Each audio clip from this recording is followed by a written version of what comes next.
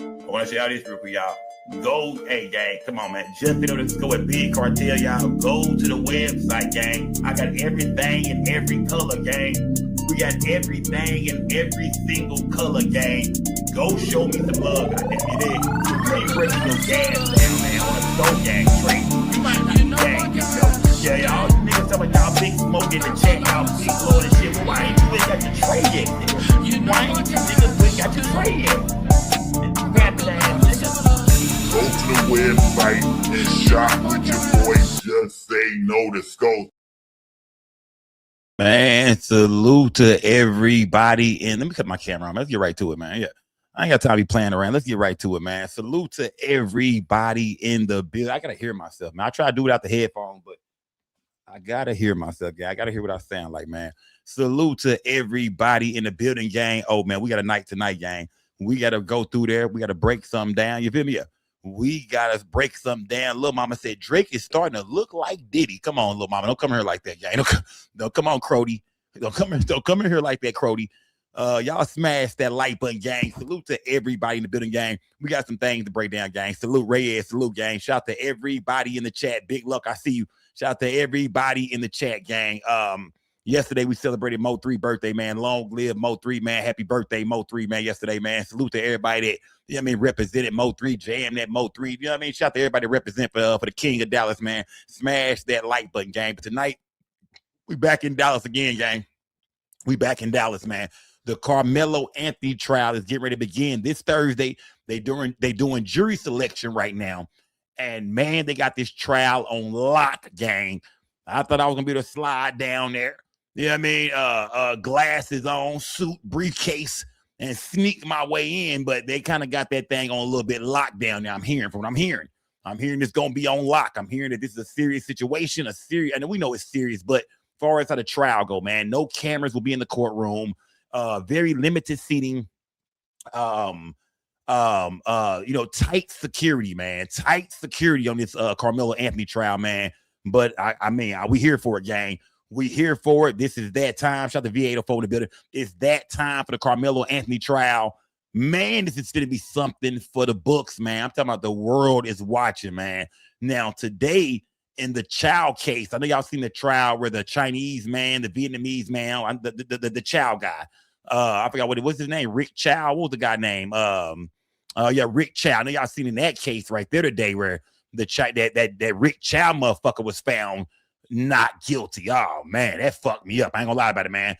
Young man, I want to say how old he was, like a teenager. When a young man went to the corner store, they say he stole a bottle of water and took off running out the store. Mr. Chow and his son chased the young kid down and shot him, and he was found not guilty today, man. So it's like 713. He was 14 at the time. Rick Chow, he was 14 at the time. And I didn't watch the whole trial, but I kept up with it like on the news and just kind of looking through it. And man, that's crazy, man. To chase a young kid out of your store over a bottle of water and take his life, and to be found not guilty. Oh, that's man. It make me want to get on my do the right thing shit, my nigga. I'm not gonna lie to y'all. Yeah, that make me want to get on my do the right thing shit, fam. I damn near went, man. Nigga, I almost showed up like Radio Raheem with the boom box, nigga. You feel me, nigga? Fight the power. I'm on my fight the power shit tonight, man. But either way, man, the Karmelo Anthony trial is coming up, and man, that's gonna be very intense, man. It's gonna be this is the trial of the year. Even though Mo 3 is coming up soon, and it's a lot of the cases coming up, but I think Karmelo Anthony is gonna be the trial of the year around the world, man. You know what I mean? Because a lot of people are saying Karmelo Anthony was basically, his life was in danger. You know what I mean? He was getting ready to be, beat up by a young man, Austin Metcalf, that was twice his size, and he had to defend himself. And some people are saying, nah, man, he was wrong, man. He brought a knife to a goddamn track meet, and he took it out and stabbed the young man, and that was wrong. But it's going to be up to a jury, man. We got to let a jury figure this thing out. But we're going to go through there later on, gang. We're going to go through there, man. We're going to go through there. But this is going to be intense, man. The Karmelo Anthony trial, man, is here June 1st. Happy birthday to my guy Stone, too. Fly Season Stone, man. Shout out to my guy, man. June 1st is here, y'all. We in June. And, the Karmelo Anthony trial, the jury selection started today. The actual trial, I believe, starts on this Thursday, June 4th. So, man, we'll go through that later on, man. We'll go through that, gang. Also, I seen I seen her 50 Cent baby mama. Let's move on to some other things before we go there. I seen her 50 Cent baby mama Daphne Joy came out and spoke, man. And man, she finally spoke on that sex tape that dropped and confirmed that's her and Diddy and another man that in that tape. Yeah, that's her. Get that train ran. That's there. It's a train being ran, and she is in there. She's in that movie. That's her. She confirmed it because a lot of people are saying, "Oh, is this real? Is that real? You know, what is this tape about? Who put it out?" She confirmed that the man in the video is the one that that sold the tape or put the tape out, gave the tape to somebody else. And yeah, even blackmailed her for the tape, tried to extort her for the tape. And now it's out, and she spoke on it. Of course, 50 Cent spoke out. 50 spoke out. We're gonna go there. And then my man Torrance Hatch, man. My man Lil Boosie, man. Shout out to Badass, man. Man, we about tired of Lil Boosie, man. And that's my nigga. I fuck with Boosie, man. Shout out to Boosie, man. I rock with Lil Boosie, Webby Legends, man. R.I.P. Pimp C, the whole Trill ENT, Bun B. Man, I rock with Lil Boosie, man. But Boosie has found himself back in trouble in the headlines once again. For they're claiming that he smashed a glass hookah over a security guard head in a club in Houston, Texas. So yeah, everything going down in Texas, man. It's like every trial, everything that's happening right now is in Texas, damn near, man. Well, Boosie is, I think they put a warrant out for his arrest, and the video also came out. Boosie saying this is a money grab. Y'all let me know what y'all think, man, because Boosie done been in a lot of shit. Boosie can't get a break, man. We still waiting to hear about that little situation with Boosie, where he said the girl came out and accused him of, we were still waiting to hear from her family and then see if this, for people to come out and really put that girl on blast to accuse Boosie of, of doing what he did to her when she was a kid. Even though when she was younger, even though I don't believe her, I don't believe it at all, not even a little bit. But Boosie's name is always in a negative ass headline, even going back to the Duke the Jeweler situation, man. And people are starting to look at Boosie and saying, bro, what's going on with you or the people around you, my nigga? Like, how do you find yourself in this type of shit all the time, badass? Like, what's going on, fam? What's going on, Boosie, man? And then we got Drake and Sauce Walka, man. Oh, man. Drake and Sauce Walka, man. Sauce Walka, man, his baby mom was messing with Drake, of course. I mean, I believe he was pimping his baby mama. You know what I mean? Sauce Walka is a self-proclaimed pimp. You know what I mean? I'm not putting that on him. That's what he said. He say he pimping. And he keep a flock of chicks. You know what I mean? I think they say Sauce Walka about 10, 15 girls at a time. It's stable. You got a nice little stable over there. Well, one of his main girls, his baby mama, a girl he had a baby with, she was messing with Drake. I mean, like getting money out of Drake. You know, I guess he was sending her to go mess with Drake. And an audio clip came out. Now that they not messing with each other, they on bad terms. She went and dropped the audio clip of him threatening not only to get her beat up by other girls again, but threatening to do something to Drake. You know what I mean? Bop, bop, bop, bop, bop, Drake whip up. So, yeah, I mean, it's a crazy day online, man. It's crazy, fam. This internet is crazy. Like I said, I'm not a chatty patty nigga. We wait for it to come out in the news and we just go break it down and talk like we in the barbershop, man. I don't want to speak on niggas' relationship with their women and what you should and shouldn't be doing. But when that shit hit the internet, it's food. Yeah. Once it hit the internet, once your bitch betray you, nigga, and put the audio out, the video out, or whatever, statements, you get arrested, nigga, it's food. And we gonna eat over here, man. Smash that like button. Salute to everybody in the building, y'all. We got some shit to break down. Light that gas up. I'm smoking something crazy tonight. I don't want to tell you the name of it, my nigga. I'm smoking something crazy. I don't know the name of it, but it's crazy. I'm here. I'm smoking some crazy shit tonight. Do y'all think I'm smoking Zah, Reggie, or K2? Put it in my chat right now. Salute to everybody in the building, y'all. It's most definitely Big Skull Gang, or No Gang, or Don't Bang. Remember, we don't break the news. We just break the news down, gang. Y'all smash the like button. Put some color in my chat, y'all. Donate to the platform. Where my Cash App gang tonight, y'all? Where am I need to see some money on my Cash App tonight, man. Y'all go crazy on the Cash App, the super chat, super stickers. If you're not green, get you a membership. Get you a membership if you're not green, gang. Salute to everybody in the building. Y'all turn this bitch up, man. Nikki 901. Anyway, gang. Yeah, you niggas ain't shit over here. Smash that like button. Salute to everybody in the building. Y'all, it's Big Skull Gang, or No Gang, or Don't Bang. Remember, we don't break the news. We just break the news down like a pound, gang. Salute, man. Put some color in this chat, gang. Salute to the whole gang, man. To the whole gang. I see y'all in the building, man. Y'all, it's your boy Justin on the stove. We don't break the news. We just break the news down. It's most definitely Skull Gang, or No Gang, or Don't Bang. Hey, we're gonna stay real over here, man. Big Skull Gang. Salute to everybody watching this video. Make sure y'all like the video, subscribe to the channel, hit the notification bell. I do live streams all the time. It's Skull Gang, or No Gang, or Don't Bang. Salute to everybody. Good. Hold on. All right, let's get to it, gang. Let's get to it, man. Salute to everybody in my chat, man. Salute, gang. No basketball on the night. You did. Happy birthday to my nigga Stone, too, gang. Shout out to Fly Season Stone, man, my guy. He out kicking it right now tonight, man. After he gambling, probably losing all his money and shit. I mean, nigga somewhere losing all his bread, man. Yeah, that nigga Stone somewhere right now losing all his money, man. But happy birthday to my nigga, man. You know what I mean? Best one of my I ain't gonna say one of my best friend, the whole goddamn world. Little kinfolk, blood cousin, my mama, sister, son. You feel me? My nigga, the only nigga I would trust with anything, man. My nigga Stone, man. That's my guy. You did. Happy birthday to my nigga. Like I said, he out there right now losing all his goddamn money, man. He ain't losing all his bread, man. Yeah, nigga losing all his money. But happy birthday to my nigga, man. Y'all say happy birthday to my nigga Stone, man. Let's get around to it, gang. Salute to everybody bidding y'all. Smash that goddamn like button. I spoke on this a while ago, gang. We spoke on the Karmelo Anthony trial, and I said this happened today, though. This happened today, man. What do y'all think Tupac would say if he was still alive about some shit like this, man? See, this is why we miss Tupac, man. This is why we miss niggas like Tupac, man. Tupac could be acting a damn fool right now over some shit like this, man. It says jury reaches verdict in Rick Chow murder trial where he gunned down a 14-year-old black boy for stealing a bottle of water, a 99-cent bottle of water out of his store, he claimed, and the boy ran. He chased him down, gunned the young man down. A sad situation. The young man mama took the stand. Even when the verdict is read, you get the families back there crying. People can't believe this shit. I think even Mr. Chow bitch ass was shocked. Even Mr. Chow racist ass was shocked. He knew he was going to go to jail for the rest of his goddamn life. And they was going to do his ass dirty in jail. Man, yeah, niggas was going to turn your ass into some chopsticks. Yeah, you was going to go to jail and be somebody's goddamn boyfriend. You was going to be some human chopsticks, nigga. Give me one motherfucking second, gang. Give me 1 second. Gay!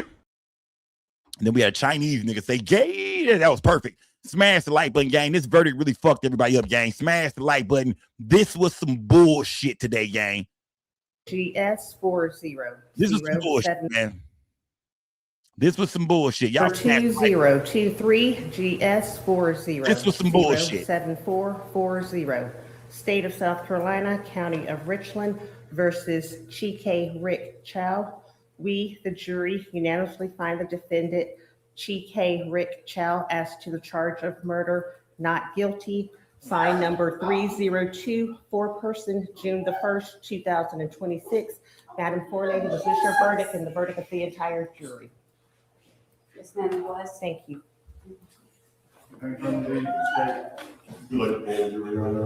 No expression at all. Madam, That's how you know he know his bitch ass is guilty. Look at him. You dig? No expression at all. You a child. You unalive a child, bro. There's no reason for that. This young man didn't have a weapon. This young man didn't have a gun. This young man was running from him. This young man never turned around and faced him, tried to fight him, threw no fist up. This young man, they say, took a bottle of water and took off running out the store and was gunned down, lost his life at 14 years old. And they read the verdict, not guilty for Rick Chow. You can hear the family back there crying, man. Look at Mr. Chow. He ain't saying shit. He know that he just better get the fuck out of town. Did y'all see his store, the gas station he used to own? Or he worked at, man, they done tore that motherfucking gas station up, man. Graffiti everywhere. Niggas done went, do the right thing style and threw trash cans through the window. That bitch is, that gas station ain't shit no more, man. But Mr. Chow will be free. He's a free man as of tonight. He's home with his family. He don't got to worry about anything. He's not going to jail. They can't, no double jeopardy. They can't recharge him. So it looks like he got a chance to unalive a child, a 14-year-old black man, and got away with it, man. You did. I'm surprised it's not a motherfucking riot going on. Am I missing some shit right now? Because back in the days, we soft these days. Back in the days, a verdict like this, we would have told some shit up. Now, I'm not saying go tear up our communities and shit like that. I'm not saying do that. But we damn sure be looking for Mr. Chow house tonight. Yeah. If I'm the family, nigga, I would have said, hey, we tried to do this thing the right way. And I'm not encouraging no violence either. I'm just telling you how I would feel as a father if that young man was my son. I'm not speaking for nobody else. I'm not telling y'all what to do. I'm not inciting violence, none of that. I'm just speaking from a father's point of view. If that was my son, I would look at God and say, okay, I tried to do it the right way, Father, I tried to do it the right way. Now I'm gonna do it my way. You know what I mean? I tried to do it the right way, God. I tried, God. We tried to let justice prevail, try to, let the system do what it do. And the system failed us. You know what I mean? The law failed. God, I tried. And while I'm saying this, I'm loading that motherfucking pistol up, nigga. You know what I mean, wiping that motherfucker. I tried shiesty on, nigga. I'm talking about, nigga, hollow points, nigga. Let me load that bitch up. Two of them bitches, one on this side. I'm talking about, nigga, goddamn me, I'm gonna get you sucker style, nigga. A gun on every waist, nigga. One in the holster, nigga. I'm talking about one over here, nigga. Nigga, I tried, God. I tried, man. I tried. You know what I mean? I tried, God. You know what I mean? I be talking to God. God, you lock me up. If I go to jail for this, then I tried. You know I tried. You know I tried. Man, rest in peace to that little boy, man. Rest in peace to him, man. Yeah, man. But, you know, that's how it go, man. You feel me? In this world, man, sometimes, you know, evil prevails, man. Sometimes evil, I'm not going to say evil wins because karma is a motherfucker and payback is a bitch, and the earth finds its way to kind of circle, you know what I mean, spin the block on your bitch ass. And Mr. Child, man, bruh, man. Yeah, can't believe that, man. Yeah, that wasn't right, man. That wasn't right, gang. Man, what do y'all say when y'all see shit like this, man? What do y'all think? You know, I mean, because people are always saying, oh, well, God got the last word and God. How do y'all feel about when y'all see things like this happen, man? How do y'all feel about God when y'all see things like this happen? Like, like far as y'all beliefs and things, you know what I mean? Because as a parent, this happened to your child, you thinking, you know what? I'm going to pray to God, and this situation, my child can't be brought back. You know what I mean? No matter what we do, you can't bring my child back. But at the end of the day, it's no way he gonna get away with this shit, man. How do y'all feel when y'all see evil motherfuckers get away with some shit? You like, what the fuck, man? What the fuck? Smash that like button, man. It is. Let me see. All the Asian stores, what? Yeah, man. All over 99 cents, Texas T. That's some bullshit, man. Let me see what Worldwide Bullies said. Nah, man, God ain't got nothing to do with this. That's how I feel, Worldwide Bullies. I want to hear from them, but that's how I feel. I most definitely feel like God don't have nothing to do with what go on this earth down here. I feel like it's a difference between right and wrong, heaven and hell, and you dig. And at the end of your time, nigga, you know what I mean? That's what heaven and hell is for. That's what right and wrong is for. You might get away with some shit down here, but nigga, in your eternal life, man, yeah, after this, your ass gonna pay. That's how I feel like when you see all this shit going on earth down here, man, God ain't doing this. This ain't got nothing. We see babies getting unalived and women getting things done to them and kids kidnapped and it racist things happening and slavery and no.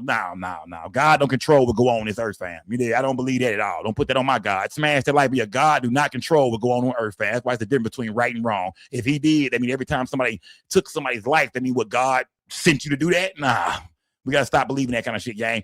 Smash that like button. Salute to everybody in the building. Y'all be a Rick Child. Beat the case, man. I can't believe it.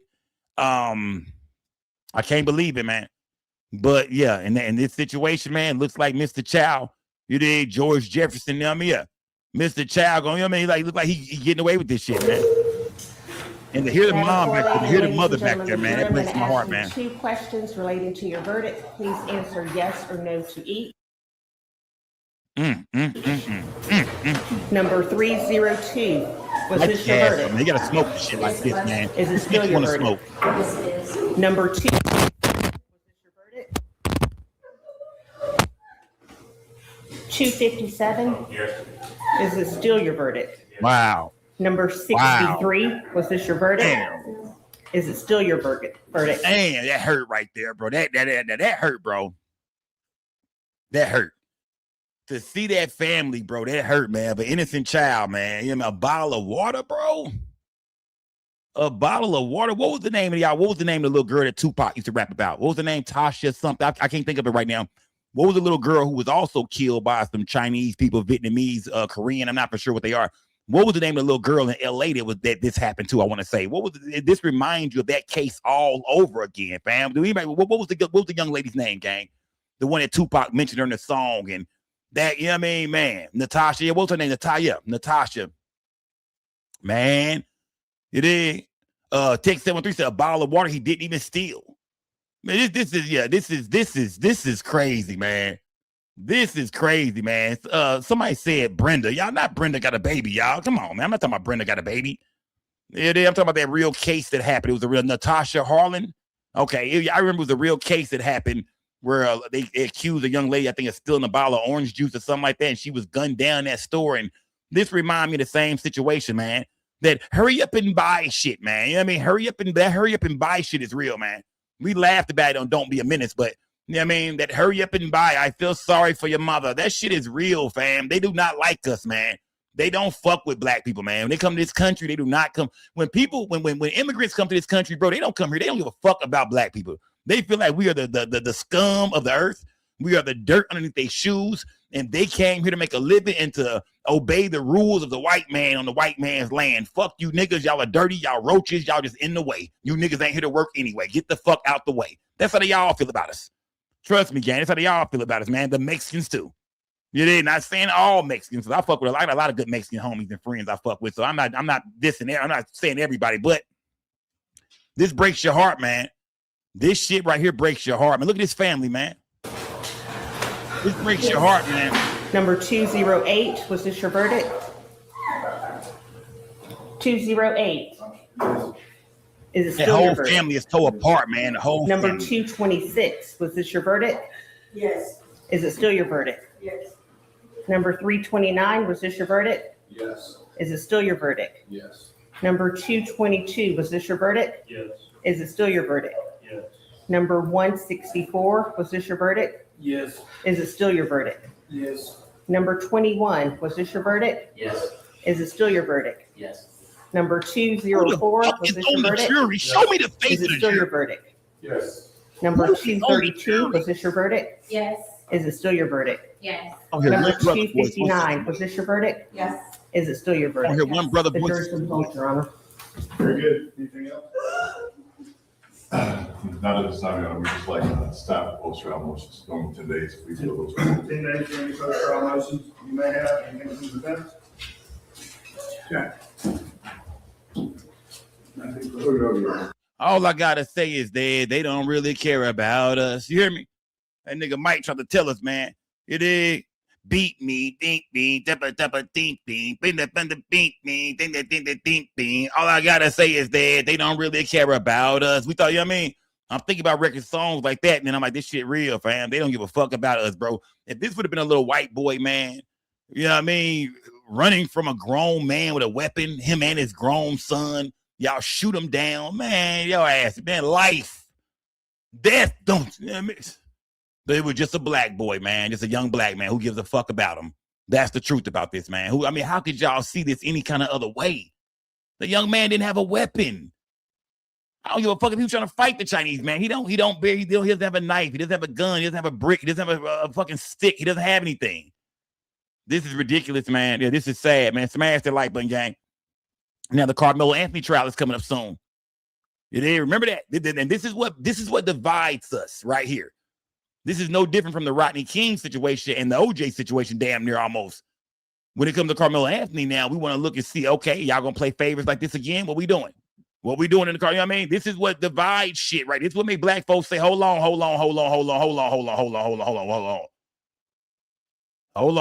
a motherfucking minute. Wait a minute, bitch.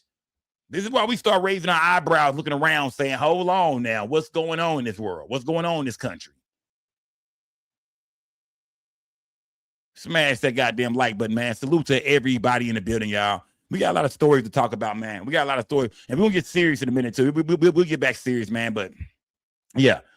They hunted him down like Zimmerman did Trayvon Martin. Yeah, Zimmerman at Cali Blue. Zimmerman out here just running around free still, man. Niggas ain't called up to Zimmerman yet. You mean tell me Mo3 is dead, but Zimmerman is still alive? I don't believe this shit, man. As black people, we gotta stop hurting each other, man, and start. You know what I mean? And I'm not, let me shut up. You dig? I'm finna say some ignorant ass shit right now. So let me shut the fuck up, man, because y'all already think I'm ignorant than a mother. Hell, YouTube already think I'm ignorant than a bitch. So, you know what I mean? I am. Even though I be speaking the truth and saying real shit, but I understand they can't take that. You know what I mean? Nobody wants to hear the truth no more. Everybody want to talk and let's be nice. Fuck all that, nigga. I get crazy on this bitch, nigga. I don't give a fuck about none of this shit, fam. Yeah. I got 50 P's to fall back on. I'm bullshitting, gang. Take that out. Take that last part back, gang. Take that last part out, gang. I'm bullshitting with y'all, man. Take that last part out. Salute to everybody. But y'all light some gas up, man. Light some gas up, man. Light some gas up, man. I'm bullshitting. Take that last part out, gang. Matter of fact, delete that last part, gang. I'm just bullshitting, man. All right, let's get to some more news, gang. Let's get to some more news, man. Yeah. Let's get to some more news, gang. Let's get to some more news. Like, this nigga skull ain't shit, fam. God damn, bro. Let's get to some more news, gang. I want to go here real quick, gang. I want to go here, man. I I wanted to go here because I asked y'all yesterday, man. I said, man, who all done seen? I said, who all done seen the Diddy sex tape? It's time to get a little freaky, man. It's time to get a little freaky. Yeah, we gotta talk about it, gang. Before we even get into this, man. I'm not gonna hit the button yet because I ain't saying shit, man. I ain't saying shit, but I want to speak on the Diddy situation. Who all seen the Diddy sex tape, gang? Let's stop bullshit. Talk to me. If you've seen it, talk to me, gang. There's no need to hide it, gang. We all grown over here, man. If you've seen the Diddy sex tape, man, it's okay to put a 1 in the chat. I haven't seen it. I'm not gonna lie. I put down everything I love. I haven't seen it. Raven said, where can she watch it? Raven, go just type it in, Raven. Just go watch it real quick, Raven. I guess jump back in the comments and give us just tell us what happened, I guess. Yeah, who all seen it? I haven't seen it. I'm not gonna lie to you. I haven't seen it. I have not seen the tape. Hood's Queen says she's seen it. Okay. What have you seen, Hood's Queen? Yeah, whatever. Yeah, look, y'all stop saying everything is gay, fam. All right, damn. Let me get my shit off, fam. Yeah, Raven, go check it out, Raven. Like I said, I ain't seen this shit at all, man. And Raven, don't put it in my inbox on no social media platform. Oh, yeah, don't send it to me, Raven. Do not text it to me, none of that kind. Raven, if he done sent you some shit, baby, I want to see this shit. Yeah, don't send it to me, Raven. But the Diddy sex tape, man, you know what I mean? It dropped. And this is what 50 Cent had to say about it. First of all, 50 Cent put a comment out yesterday saying that he wanted Diddy free because Diddy was already born without a penis. That's what 50 Cent said. I'm guessing 50 Cent done watched the tape a couple of times. 50 Cent said that he want Diddy to be free because, God, already created Diddy without a dick. That's what he's saying. That's just what this is. I'm not my words, gang. These are 50 Cent words. Gay. I get it. You know what I mean? Trust me, I get it. Yeah, I get it. Yeah, 50 Cent, I guess everybody's saying Diddy don't got like a little dick or he don't got a dick or whatever. I haven't seen the tape, man. I don't know what's going on with it, but people are commenting about his package or whatever's going on, man. Either way, he got that paper, man.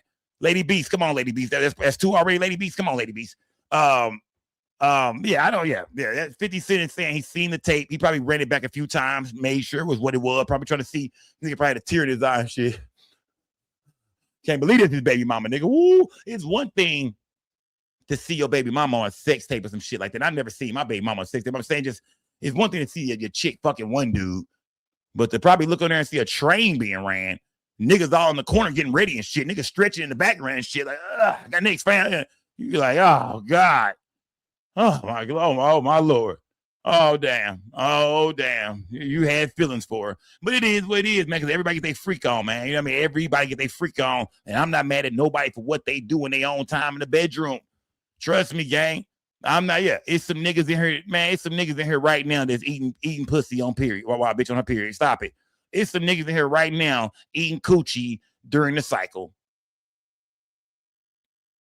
There's some niggas in here right now that ain't gonna say shit, looking around like, yeah, who we talking about? There's some niggas in here, right? It's some people in here right now down with some wild shit, man, and we not gonna ignore that. Yeah, it's some of y'all are down with some wild shit, but y'all not gonna say it, of course.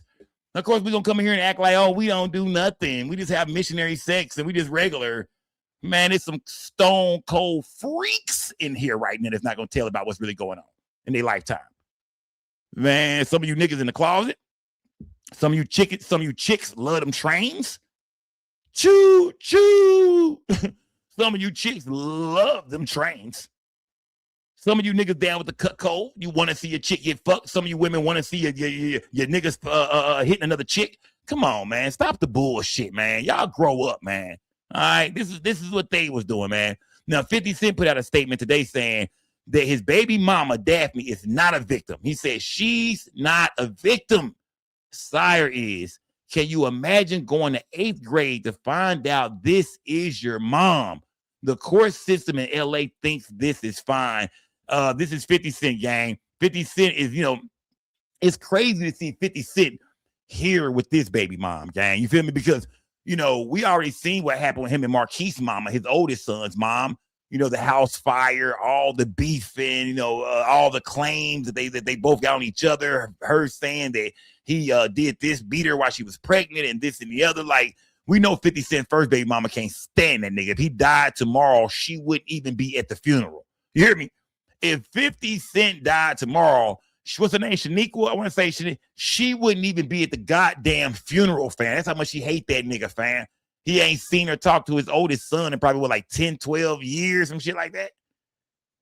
Now we see the same thing going on with him. 50 don't get notice it's a pattern with this nigga, man. He don't get along with nobody besides Eminem. It's like everybody in his life, my nigga, but Eminem and Tony Yayo, my nigga. Eminem and Tony Yayo, the only people who've been around this nigga from day one is still around from the time he came into the game. Everybody 50 is around, he fall out with, fam. Well, now 50 Cent is letting it be known that his son is ashamed. His son is old enough to look at the internet. His son understands what's going on. And he said, picture going to the 8th grade to find out that this who your mom is. So yeah, 50 Cent throwing low blows. Now 50 is upset about this shit. Now, I think any man would be upset about this if you got kids by a woman, especially if you famous and everybody know who you are. It's different if you're a nobody ass, regular, degular ass nigga. But if everybody know who you are, and you know you've always been shitting on Diddy and going in on him and talking bad about him, and you find out, and the world finds out that he been calling up male escorts and they've been tag teaming your goddamn baby, your son's mother. Oh yeah, that's a hit that nigga don't want. You don't want that. You like, damn, fam, this is embarrassing. Well, 50 said, yeah, she's not a victim. Ain't it crazy how he put that goddamn documentary out on Diddy? And now he's saying Jane Doe number 2, who took the stand in the trial, is not a victim at all. So it makes us ask him now, do you think Cassie is a victim? Because if Sire is the victim, and his baby and your baby mom is not the victim, then it makes us wonder about everything he said about Diddy. Think about that, gang. You said Diddy was this, that, he a monster, this, and now you saying, no, she is not a victim. See how 50 played y'all with that Diddy shit, but hey, that's part of the game play, just part of the play. His baby mom came out and spoke, man. You dig? The tape is out, you know what I mean? The tape is out, and his baby mom spoke on it, man. Daphne spoke on it. This is what she had to say, gang. This is what Daphne had to say, man. You know what I mean? This is 50 Cent baby mom, man. This is her right here. Let me see. This is her right here, gang. Let me see. Yeah, this is her right here. And it says Daphne Joy speaks out following the leak of the alleged sex tape. It's not an alleged sex tape because she spoke on it. She's admitting it's her indeed in the tape.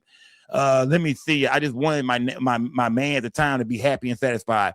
She says everybody plays the fool sometimes. I mean, I have been the biggest fool.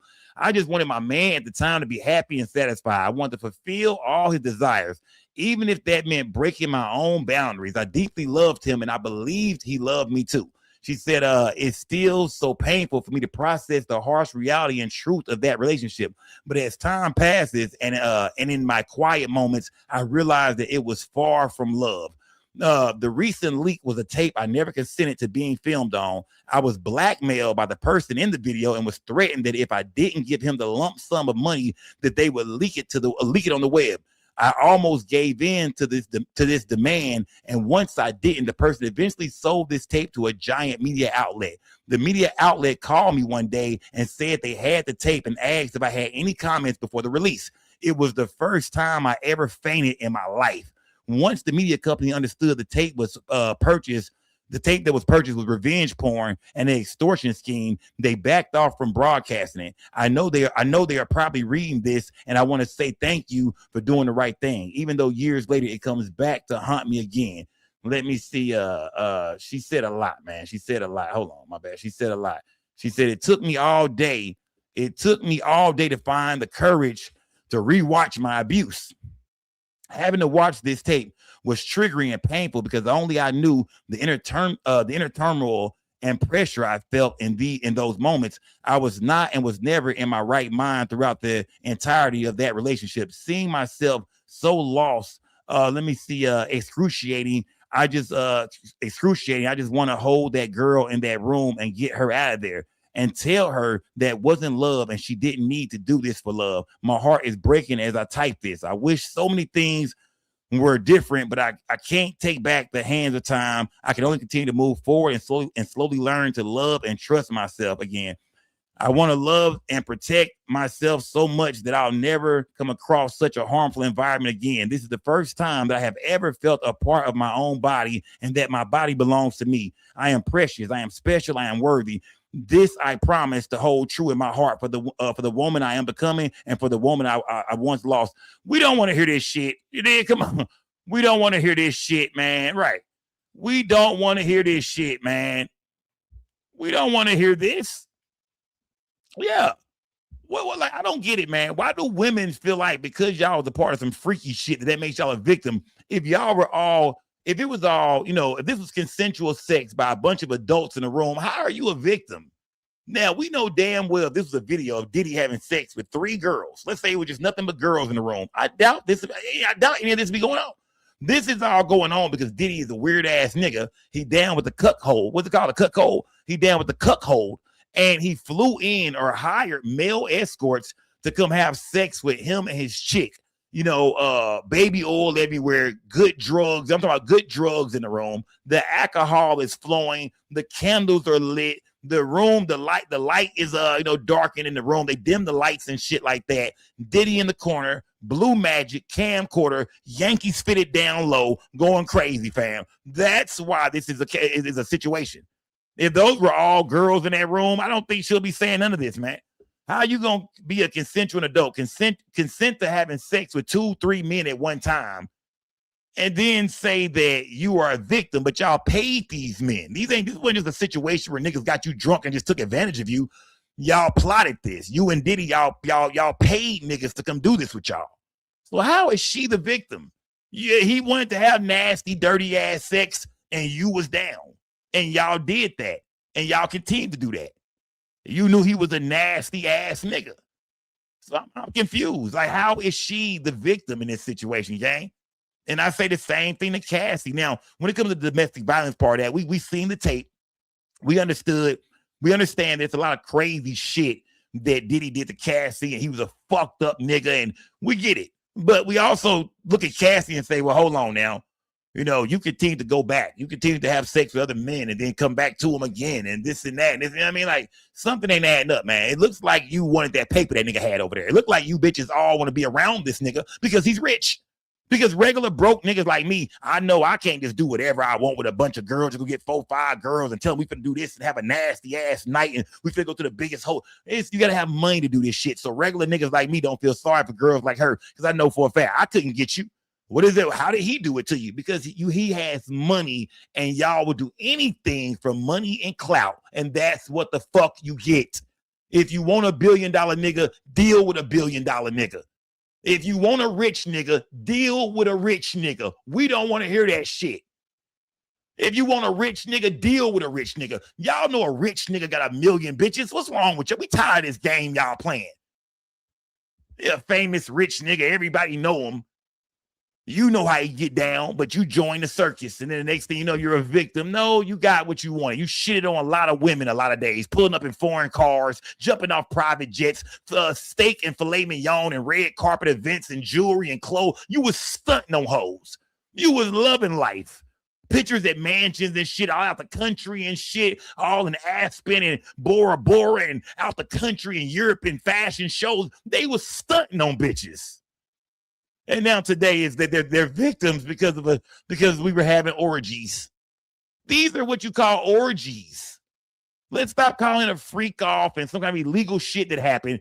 These are what you call orgies. If you go to a swingers club, you might see some shit like this going on. Right or wrong? Yeah, come on, man. I don't believe that, that nobody is a victim when it comes to the sexual part of it. Like I say, now, Diddy was beating on women or doing this to them and that to them. And, if he got them hooked on drugs, whatever, then, okay, it's some things for sure that my nigga, you for sure, you was a rich nigga. You took advantage of them and got them hooked on to some fucked up shit. But at the end of the day, man, like I said, this is what rich niggas do, man. Y'all don't think Hugh Hefner didn't live this same goddamn life? Just picture the kind of shit that went on in that nasty ass Playboy mansion, man. I'm talking about, you probably could walk in a room and it's probably 15 niggas, 50 chicks. No condoms in sight. Oh my God, probably some young people and some young chicks in there. We talking about some 15, 16-year-old chicks in there. At least these was grown ass women. At this point, when you see everything going on with the Epstein files and you see they finna drop that Michael Jackson documentary and all that, all the shit they talk about with these kids and shit.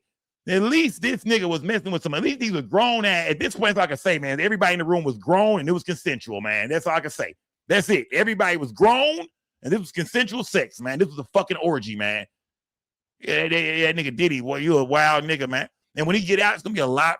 Man, look, when Diddy come home, it's gonna be a lot of chicks that's gonna be hollering at Diddy. You hear me?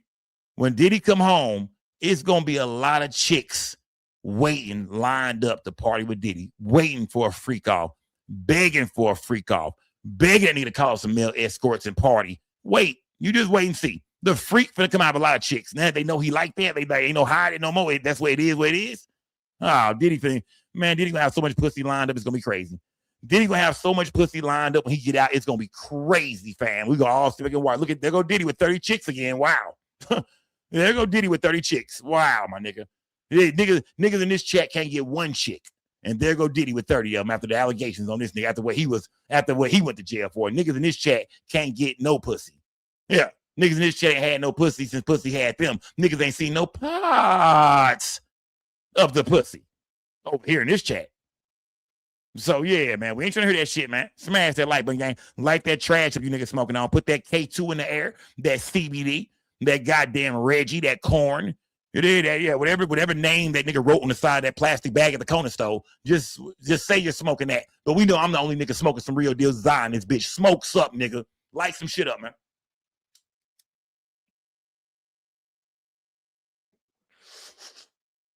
Yeah, I'm the only nigga smoking some real deal gas over here, nigga. Let's stop playing, fam. You did, yeah. Let's go. Let's go.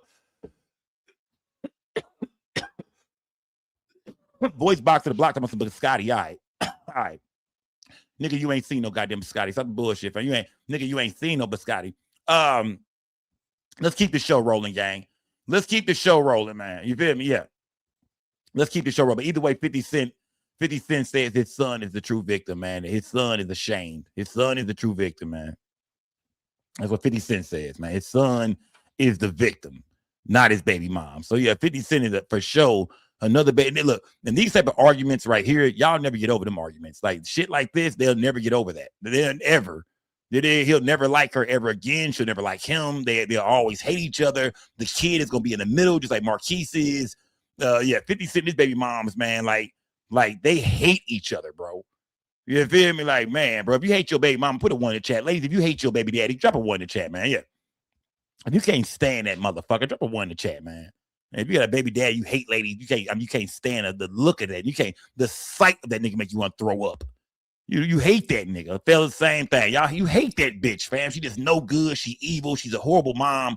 Drop a 1 in the chat right now. I'm trying to see something, man. There we go. I see a few ones in that motherfucker, man. Yeah. There we go. You like that trash y'all be smoking on. We gotta talk about Sauce Walka in a minute, gang. Smash the like, but we gonna get around to the Karmelo Anthony situation, gang. We will speak on the Karmelo Anthony trial. Jury selection, my bad, started today. The trial starts on Thursday for the Karmelo Anthony trial, man. And they got it on lock, my nigga. It's finna go down. You feel me? Yeah, they making sure they making sure it don't go down. They making sure whatever this verdict is, however this thing goes, that that nobody's gonna get hurt, man. They say them boys gonna be down there for real. Smash that like. They say they finna have this thing closed off, man. Smash that like button. Salute to everybody in the building, gang. I want to talk about Sauce Walka real quick though, man. You know, look at my chat though. I see a lot of ones in the chat. Yeah. Damn, look at that shit. Let me look at her real quick. You know, Cedric say he hate his baby mama, man. And nigga Mark say he hate his baby mama, man. Smoke to the bone. Not smoke to the bone. I was just looking for you, bro. I was just looking for you, fam. I said, has anybody seen Smoke to the Bone barbecue? I need to holler at that nigga about some shit, fam. Hit me up on Facebook and Instagram. I need to holler at you about some shit, bro. Yeah, damn, Smoke to the, I hate to hear that, fam. Oh, barbecue slanging ass nigga, man. Yeah, oh, barbecue slanging, hard-working ass barbecues. That's crazy, fam. Let me see, okay, Nakisha said she hate her baby daddy. Damn, Nakisha. 92 Dolo. I would have never thought, bro. I would have never thought, fam. I would have never thought, man. Voice box to the block. Damn. Look at everybody. Damn, bro. Damn. A lot of you blogging niggas don't fuck with y'all baby moms, I see. Damn, bro. It's mostly men, fam. This is mostly men. Mostly men don't fuck with their BMs, man. Oh, this shit is crazy, man. Wow. Oh, still fuck it. Hey, it is what it is. Smash the like button. Yeah. Well, fuck it. It is what it is, man. Visual dog. Damn, I hate that for you, bro. Damn, bro. Yeah, damn, bro. Yeah. Man, my kid's grown, so I don't gotta talk to my baby mama, man. We ain't got no beef and nothing like that. But here, I don't know what she got going on because my kids are grown and a bitch now. So if they want something, they can talk to me about it. You know what I mean? We will. You know what I mean? Them days, yeah. I don't know what she got. She don't know my business. I don't know her. That's how we leave it. She, you know what I mean? She got her life. I got mine. It is, yeah. You know what I mean? If the kids, they talk to me about something, nigga, they grown. We don't have to talk no more. And them the best days. Y'all don't gotta say when y'all ain't shit to be said. I took care of them. Yeah, I wasn't on child support. I took care of them. End of story. We're end of story. Back to BME, nigga. Let's go, gang. You did, yeah. I can't tell you nothing. I can't tell you what my BM doing. You did. All right, gang. Let me see. Let's talk about Sauce Walka though, man, because he got baby mama problems right now. That's why we're here. I was wondering how the fuck did we get here on Sauce Walka, man? Sauce Walka got baby mama problems. Let's check out his baby mom, man. This is the girl that you know, I believe he pimping on. Shout out to Sauce Walka. You know, shout out to H-Town. Yeah, shout out to all them sauce, them sauce factory niggas, all them TSF niggas down there, man. Salute to the Sauce family, man. I fuck with Sauce Walka and the Sauce family. Sauce Walka is a pimp. If y'all don't know, in Texas, pimping is big, just like in Chicago, just like hell everywhere. You know what I mean? Shit, pimping is big everywhere. What the fuck am I talking about? Yeah. Shout out to my Milwaukee niggas, Chicago. Pimping is big everywhere, man. But Sauce Walka, man, they say he got a stable of some, you know what I mean? They say he got some of everything, some Mexican women, some black women, some white girls. They say Sauce Walka be doing some real deal pimping. They say Sauce Walka send one of his girls at your favorite celebrity and she gonna come back with the bag. Well, today some audio recordings came out of Sauce Walka and this girl right here, his baby mom. And in the recordings, she's accusing him of getting some girls to jump her and beat her up. And he's telling her, yeah, bitch, I'll do it again. And I'll have somebody go, no, shoot Drake car up. Bitch, I have a nigga spin on Drake real quick too. Because it turns out he's been sending his baby mom, or his baby mom has a relationship with Drake, and she was going to get money from Drake, bringing it back to him allegedly. So he was treating it like, yeah, nigga, I got a bitch that's going to see Drake. My baby mama going to kick it with Drake. She's coming back with new cars and bags and money. So Sauce Walka, we know him and Drake got a bad history too, because Sauce Walka never liked Drake. He feel like Drake came to Houston by way of the Prince family. He feel like Drake came to Houston and kind of stole a lot of the Houston drip, including the splash and the drip and this and that. A lot of shit that people say Sauce Walka and the TSF boys started. So Sauce Walka ain't never really liked Drake like that for real. He always accused Drake of being a thief. Like everywhere you go, Atlanta, Houston, different places, he always stealing the vibe, stealing the culture, and running off with it and making it seem like it's some shit that he created. So Sauce Walka ain't never fucked with Drake, but he did send a chick at Drake. And this is the girl right here I want to say. Yeah. And guess what? This is the girl. My babies come from here. Yeah. I made babies come out this fine manufacturing goddess right here. Manufacturing Goddess. Yeah, you bring a new life to the world. That's the chick. Hang in the line. Hang in the line. Hey, y'all see where I am? Is this her? This is another chick. Okay, this is not her. This is another chick. This ain't her. Yeah, that's not her. That's not her. I don't think that's her. On this right here, it says Sauce Walka Unbothered. So this is a different chick right here. That's another chick he with. Let me see. The chick is on here though. Let me see. So that's a different chick right there. Okay, that's not the actual girl. I'm reading the caption now on it. Let me see. Hold on, gang. Hold on. Let me find the clip where he's actually talking to his girl, though. You know what I mean? And the threats that's being put out. Let me see. Here you go. Right here. Here you go. So this is the girl right here, man. This is the phone call that his baby mama leaked. This is the phone call right here that his baby mama leaked right here. The girl that he was sending to mess with Drake, or you know what I mean, whatever. She was getting money from Drake, bringing it back to Sauce Walka. This is the phone call that she leaked today. And this is some dangerous shit to do, baby. I ain't gonna lie to you. This was dangerous, man. Like, for her to leak this phone call is one thing, you know, the part where he threatened her. But for her to put out the part where he talking about unaliving Drake or having some niggas shoot at Drake, man, that shows you right there. All the love is lost. All the love is gone. Y'all smash that like button, gang. It's that simple. I don't know what the consequences is. Why? Yeah, you handle me. You already handle me. So what the matter? You already put your hands on me. You already do all that already. So what the even matter? I got you jumped by my hoes. I will put my hands on you though, but I didn't. You got jumped by my black hoes. This shit on video. Yeah, because you had me set up. Are you proud of that? Does that make you feel good? I will get you jumped again. I don't give a.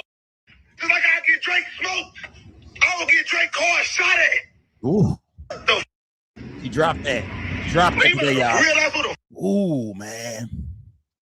Ooh, it's say, man. Yeah, Sauce Walka, man. Why you shut the fuck up, nigga? Like, right, that's a lot of motherfucking talking you do on the phone to this broad who you know for a fact y'all into it right now. You know you're a celebrity. You've been seeing everybody getting outed and exposed and shit like that. And what is she doing? Sitting there recording the phone call. You got a hold of the phone right there. You feel me? Yeah, she recording the whole phone call. She recording the whole shit. And she put a statement out today saying that, you know, she's been going through a lot behind the scenes, and the phone call she put out is just a little taste, a little example of what she's been going through, you know, physically and mentally behind the scene dealing with this man. But I wonder, like, why did you put the part about Drake in there, though? What was that shit about? Right. Why did you put that part out? I get if you on the show because we heard him say on the tape that he had his black bitches. He saw Walka got some white girls. He got some Mexican hoes. He got some black bitches. You feel me? You feel me? He got everything over there. He said, I had my black hoes to jump you, bitch. Yeah.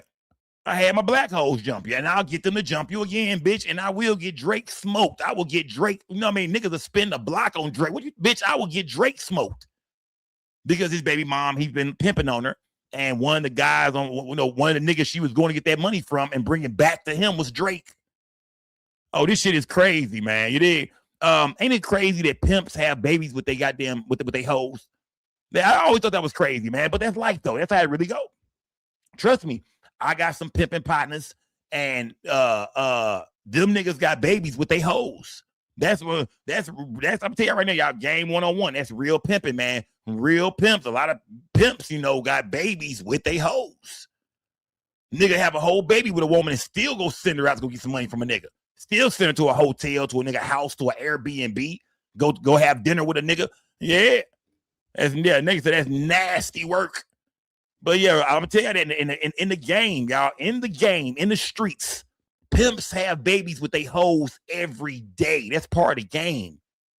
You know what I mean? That's really that's really they woman, man. That's just their line of work, man. It's just the game, pimping and hoeing. That's just how it go. You feel me? You niggas are intrigued with you. They think you bad. They'll pay for it. Well, fuck it, baby. If the money, think about how that money coming in, man. Y'all ain't drinking no jobs. I know Sauce Walka got other money, other businesses and shit like that. I'm talking about them pimps, so that's what they do 24/7, pimping. Man, that money coming in so fast and so good. One bitch bring you a $3,000, $4,000, $5,000 a day sometimes and shit like that, man. Niggas can't walk away from that. It's like the dope game. Even them girls don't want to walk away from it half the goddamn time. But now everything is starting to come out, man. And you know what I mean? Sauce Walka dropped it. I want to hear that one more time, man. Because I can't believe she put this out. Okay, you need to calm down. Can't believe she put this shit out, man. This is crazy. Yeah. It's that simple. I don't give a what the consequences is. Why? Yeah, you handle me. You already handle me. So what the matter? You already put your hands on me. You already do all that already. So what the even matter?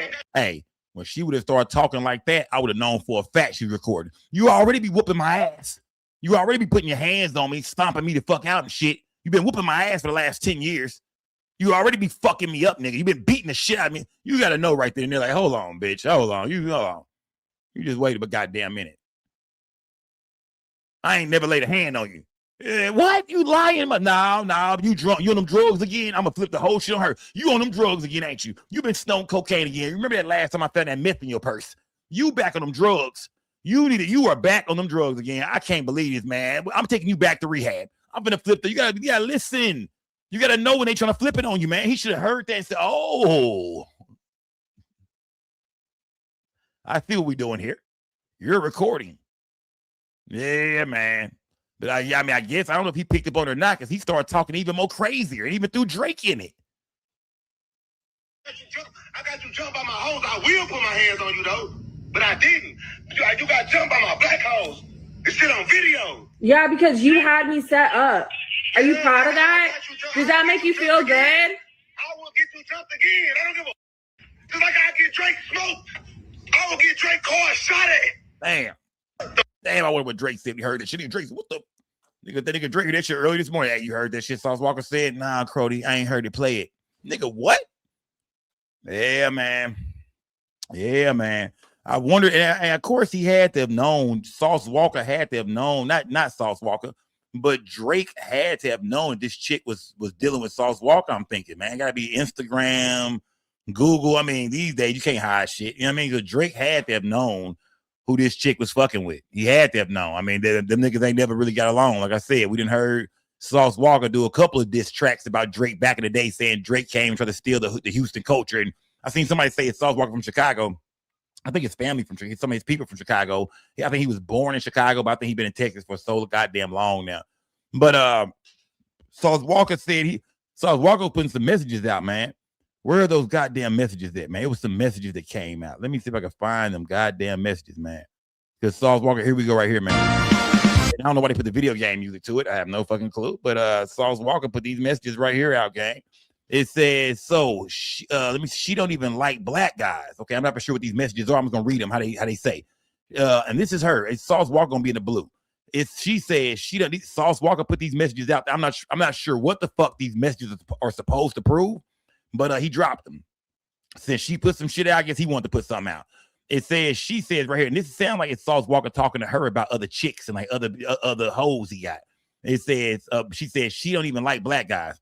Sauce said, I could have fucked that bald-headed hoe. He said, how? I'm thinking he meant hoe. I could have fucked that bald-headed hoe in South by Southwest.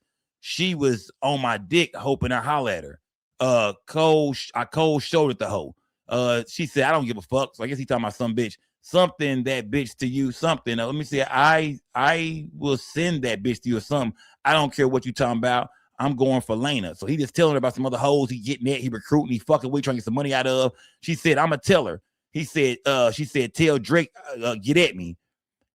He said, she already know. I hope you break him. Splash need the money. So when she brought up Drake, he said, I hope you break him because you're gonna bring me that money anyway, bitch. Splash need the money. She said, I hope you break her. So she arguing over him fucking with another bitch, like some bitch he trying to get at and trying to get some money out of and something he working on. And he arguing with her kind of about Drake. She threw Drake name in there.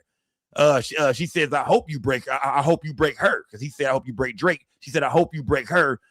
Splash need that money too. You did. He says, I have no problem using you for what you good at. Okay.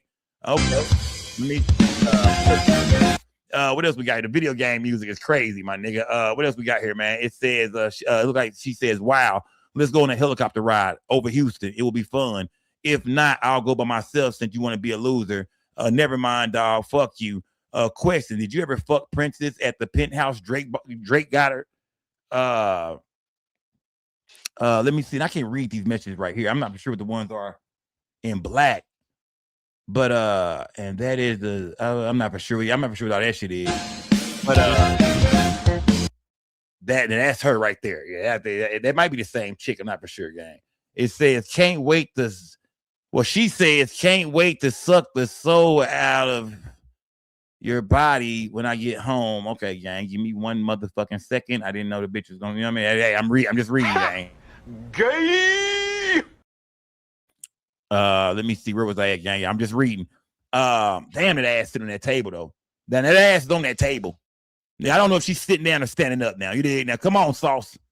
I don't know if she's sitting down or standing up. That ass is on that table. Yeah. This is what niggas be going crazy over, man. This is why these niggas be out here dying over these bras and shooting and killing and making threats and shit. That ass is on that table. Yeah, that ass is on that table. I don't know if she's sitting down or she's standing up. After me and Lena, let me see. Hold on, let me see. Okay, she said she want to do some nasty shit. And then she said, after me and Lena take you down in the Virgin Islands. So she's talking nasty. Talking nasty. Let me see. Right here is say this is her. She said, baby daddy, is you cool? You want your bag? I'm gonna need some birthday sex immediately when I land back in Houston, please. Okay, this is so he put out the message. I'm not sure this is cool. Okay, here we go. Let me see. She says, can't argue with that. Done. Just that easy. See you soon. Enjoy. So she been doing something. She been with some nigga, it sound like. She said, done. Just that easy. See you soon. Enjoy. She's sending that nigga a photo of some cars it looked like. I know for a fact that's Sauce Walka vehicle, the pink one, I think. I'm not for sure. She says, he said, I'm about to tell Drake thank you. Or I guess he's showing the cars he bought, you know what I mean? Or his whips. I'm finna tell Drake thank you. Yeah, this shit is all a mess, man. You know what I mean? Drake let me see. I'm pimping, dumbass Kylie just gave me 16,000 yesterday on God. Yep. She says I gave you 40,000 and all you did was drop me off at home after. Never ever got me roses in your life. He said I gave them both roses on the same day. What's wrong with that? She says I've given you way more than 16,000. Let me see. Oh yeah, see, she getting jealous of the other hoes. The fuck you stalking for? He says. I'm not for sure. Yeah, this is some toxic shit. You talking about? Yeah, this is some toxic shit going on, man. Yeah, this was some toxic shit going on. This was some toxic shit going on for sure, gang. Yeah. I mean, but that's how life is, man. You know what I mean? She one of his hoes. She his baby mama. They in love. He in love. At one point in time, they was in love. It's just a pimp and hoe love thing. She messing with other dudes. He's sending her to mess with other dudes. That's the lifestyle they living. She bringing the money back from other cats and shit like that. Drake probably don't give a damn. Niggas who filthy rich like Drake and Diddy and niggas, they don't give a damn about throwing a broad some money to fuck. Sometimes they want to fuck a bitch and want her to leave them the fuck alone for the next few months anyway. So I don't know. Maybe Drake knew he was, buying Sauce a new watch or a new car every now and then. He didn't give a fuck. Like, nigga, I got so many bras I'm giving money to. Think about all the bras Drake taking care of, all the rent he paying, you feel me? Shit, nigga, I'm sure Drake got about 2-3 chicks in every state in the United States. Everywhere he land, he got a chick out there. Yeah. It is. Remind me of my old self. You feel me? Yeah. Remind me of how I used to be, goddammit. A true player from the motherfucking Himalayas. Yeah, remind me of me back in the days. A real deal player. You feel me? Yeah. Yeah, I kind of see myself. Smash that like button, gang. Either way, I mean, like I said, it's all that. I can't believe she dropped this shit though, man. Do y'all think it's dirty of her to go put the voice recording out of of this nigga basically saying that that he'll get Drake smoke, man? Was that kind of messy of her, man? You know what I mean? Like, was that, because you could see the whole relationship was toxic, man. Baby, if you selling pussy for a man, you know what I mean? And all that and shit like that, man. Like, come on, man. Like, you knew what type of nigga you was dealing with, baby. If he let you go out there like that, man, and do that. I'm not saying the nigga didn't love you, but I mean, shit, it was, it wasn't a normal relationship. It wasn't a normal, wasn't that normal about that, man. But of course, like I said, she put a whole statement out, and she spoke on being abused, and now she's the victim. She's playing victim. I'm like, how you out here breaking niggas for money? You know what I mean? Bringing it to that nigga. Like, you know what I mean? Like, you out there getting that paper, living that lifestyle, and then that y'all done broke up. You are strictly just a complete victim. I hate when two grown-ass people come together to scheme for some motherfucking money. It is. Y'all done came together and got the scheming and pimping and playing the game for some money. You been out here, you know what I mean? Manipulating the shit out of men and selling pussy and getting checks off niggas, and probably got 2, 3, 4, 5 sugar daddies and shit like that. But now today she's a victim. Yeah, been out there plotting and scheming and hoeing and escorting and shit. But now she's the victim. I don't know, gang. Yeah, I don't know, gang. Yeah, I mean, yeah. It is. Kush said hoes get beat every day. It is. Some of them hoes love it. You know what I mean? Some of them hoes, they wouldn't, man, they'll run over a regular ass nigga. Let a nigga not slap the bitch around and watch how she treat him. That's the sad part about life. I know y'all thinking, oh, that's so hard to say, but let's stop fucking around tonight, gang. It's time we be real about shit sometimes. That's why men are so confused on how to treat women, because a lot of women want to be treated different. Like, not every woman want to be treated the same. Some of y'all might want doors open for y'all, want a man's respect. You talk to me good, I talk to you good. We're going to respect each other. Some of y'all want a nigga to get on your ass every now and then. Some of y'all, feel like if you could check that nigga and get on his ass and he don't say nothing back, then you'll run his ass over. You feel me? And then let me tell y'all something. When another man can see that a nigga don't run his relationship or run his household, he's like a wolf nigga in the woods. He's like nigga, sniff that out, fam. When a nigga can see that you don't run your relationship with your woman, that she called the shots, she go where the fuck she want to go, she'll do what the fuck she want to do. When another man can sniff that out, nigga, he finna fuck your bitch. He gonna put his hand around her throat. He gonna talk to her crazy. She gonna break up with you and gonna have 3 kids with that nigga for 20 years. Dumbass, goofy ass, friendly ass nigga. Smash the like button, man. Y'all, yeah. Smash the like button, man. I'm on here.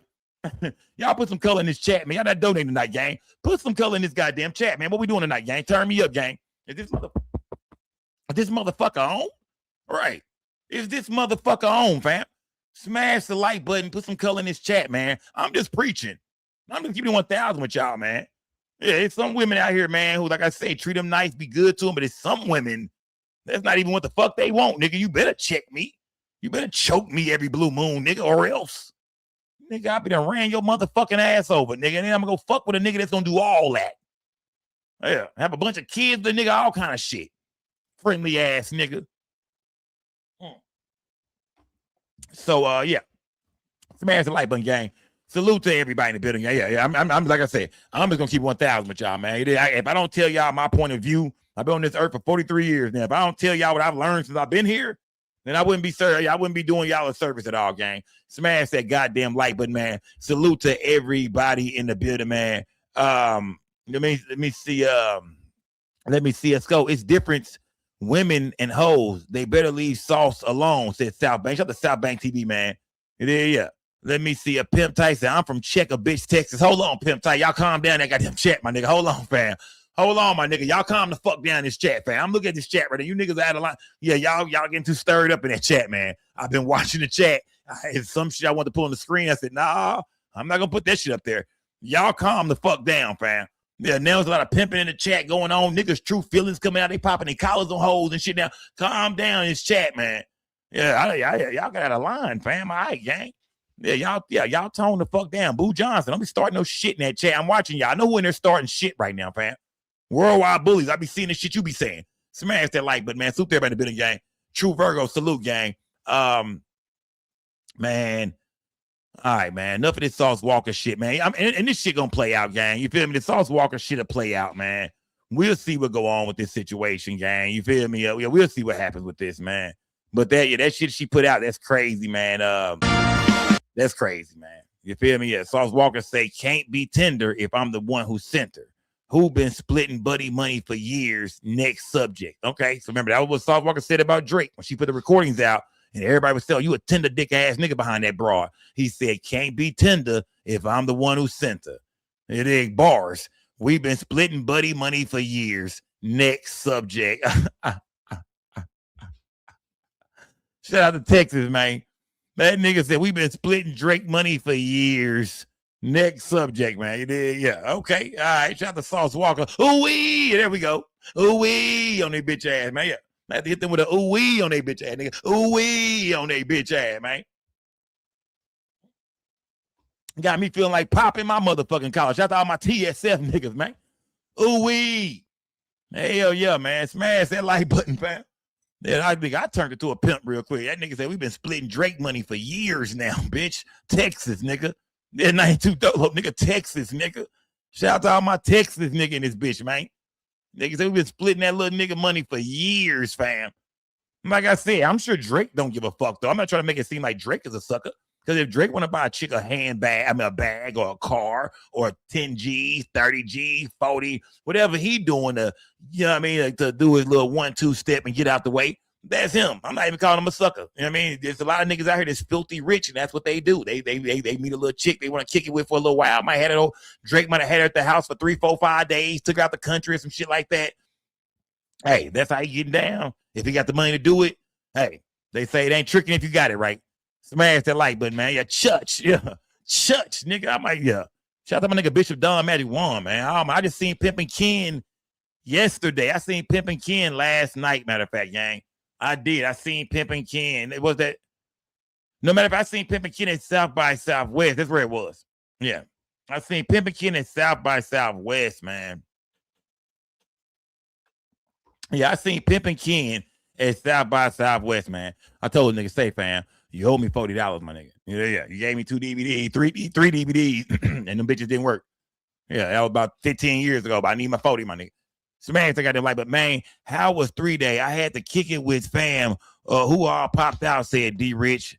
Salute to everybody, man. Shout out to everybody, man, that represented Mo 3 yesterday, man. Salute to everybody, man, that most definitely represented Mo 3, man, that played that Mo 3 music, man, that went crazy, man. Salute to everybody, gang.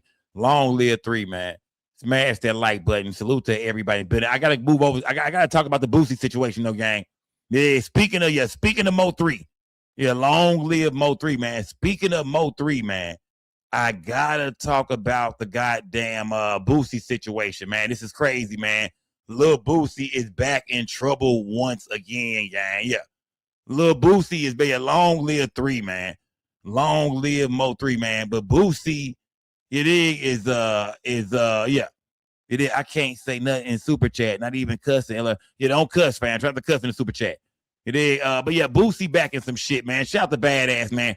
Boosie is back in some shit, man. And I want to read this real quick, man, because it is. I seen 1090 Jake pull some of the paperwork up, and I wanted to read through a little bit of it before we actually show what's going on with this situation with Lil Boosie, man. It says on May 24th, 2006. Let me see. Officer D. Meacham was working at an approved extra job when we were notified about the incident. Okay, I need that. It says on Saturday, May 24th, 2026, at approximately 0200 hours, the complainant, Mr. Edward Eigelhart, let me see, employed as a security guard at the nightclub, stated he was assisting with clearing patrons from the establishment due to closing time. Mr. Eigelhart stated that while escorting patrons out of the nightclub, an unknown female approached him and requested to use the restroom. Mr. Eigelhart advised the female that the restroom facilities were closed because the establishment was no longer open to the patrons. According to Mr. Eigelhart, the female became upset and intentionally struck him in the face with her elbow. Mr. Eigelhart stated he then began escorting the female out of the establishment. While escorting the female towards the exit, the female dropped her cell phone and keys onto the floor. Mr. Eigelhart stated that as he bent down to retrieve the female's belongings, he suddenly felt an object strike the top of his head, causing immediately pain and injury. Mr. Eigelhart stated that when he turned around, he observed blood running down his face and observed the defendant holding a broken glass hookah base in his hand. So they talking about Boosie. He's saying that a security guard is saying that a girl was trying to go to the restroom. He told her she couldn't go to the restroom. The club is closing. You gotta get the fuck out of here, y'all. Once the club is closed, gotta go.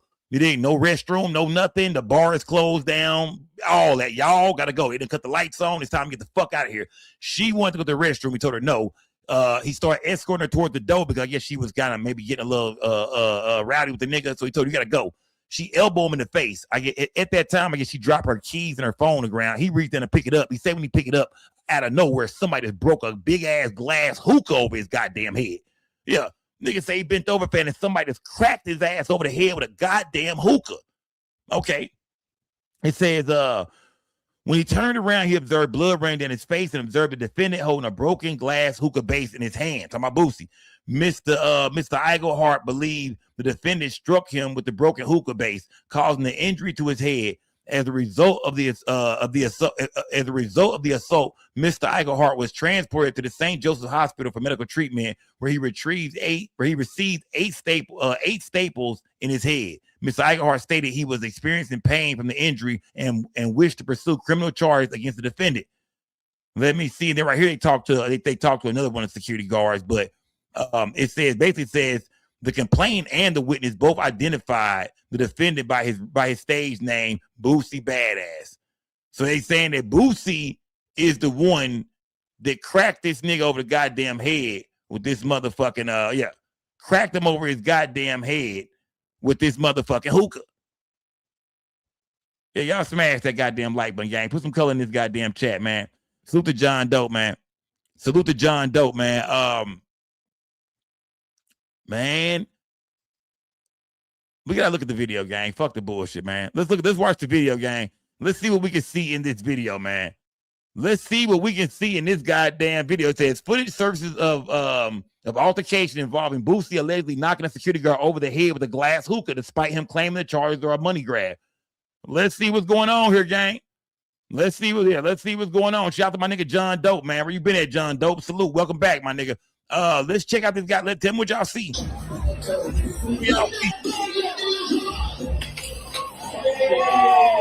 Oh wow.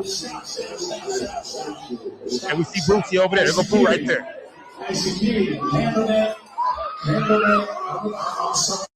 Hold on. Here we go. So this is the girl, I believe. Okay, that's the girl.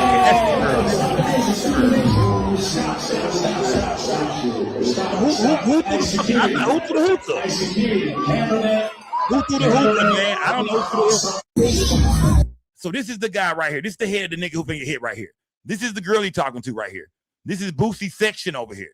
Niggas talking. This is him right here, gang. This is the security guard who telling the girl she gotta go. This is her. I mean, this is him. Damn. So somebody throw it or hit him in the head with a hookah, and we turn around, Boosie is standing there. So this big nigga is Boosie's security guard. So I mean, would Boosie still be liable and responsible for this shit if his security guard did it? I'm trying to figure out who the hell did it. I mean, I don't know. I didn't see Boosie do shit. Yeah, I didn't see Boosie do shit. I didn't see Boosie do nothing. I didn't see nothing. I didn't see Boosie. I mean, when you turn around, he do look. Look, when you turn around after the shit is thrown, when you turn around, Boosie do look suspect in the motherfucker. The way he's standing, he got standing like bitch ass nigga what? Yeah. We turn around, Boosie got the nigga what look on his face, but his partner, the big nigga with him who playing security for him or whatever. You can see he got another hookah in his hand. He throw that motherfuckers. You thinking that he throw that bitch or did somebody else with Boosie throw it? Why? I mean, would Boosie be the one in the club throwing hookahs on federal probation? Ain't he on probation still? I don't know about this. Cameras everywhere. You think Boosie just broke a goddamn hookah over a nigga head? Do y'all think Boosie was that damn dumb to break a hookah over a nigga head? Look, nigga not letting see. Look, this is another security guard. This is gonna be the other witness, I believe. This is gonna be the other witness, I believe, because this nigga trying to walk over and talk to Boosie after that happened. You can see old boy in the front. Oh, big boy ain't letting that nigga nowhere near badass.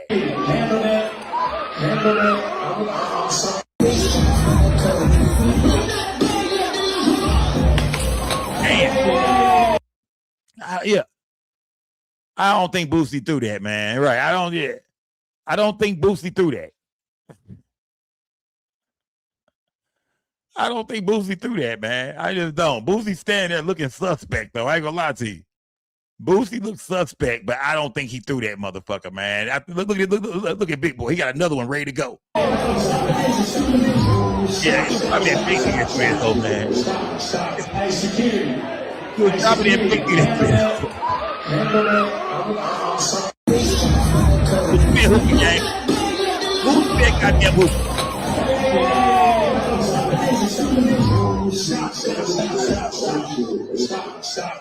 Yeah, I mean, y'all think Boosie threw the hookah. Put a 1 in the chat, Boosie threw the hookah. Drop a 1 in the chat if Boosie threw that goddamn hookah, man. Drop a 1 in the chat, man. If you think, nah, badass threw that hookah, drop a 1. If you feel like, nah, Boosie didn't do that shit, man. 9 times out of 10, it was somebody that was with him. I don't think Boosie threw the hookah.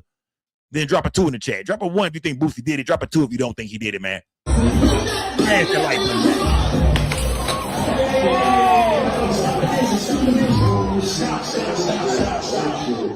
Stop. Hey, security.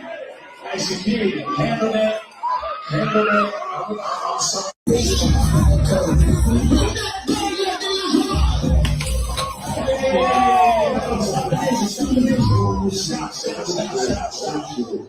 Stop. Hey, security.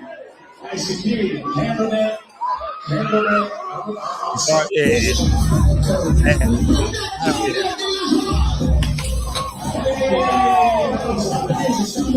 That nigga's going like a motherfucker, man.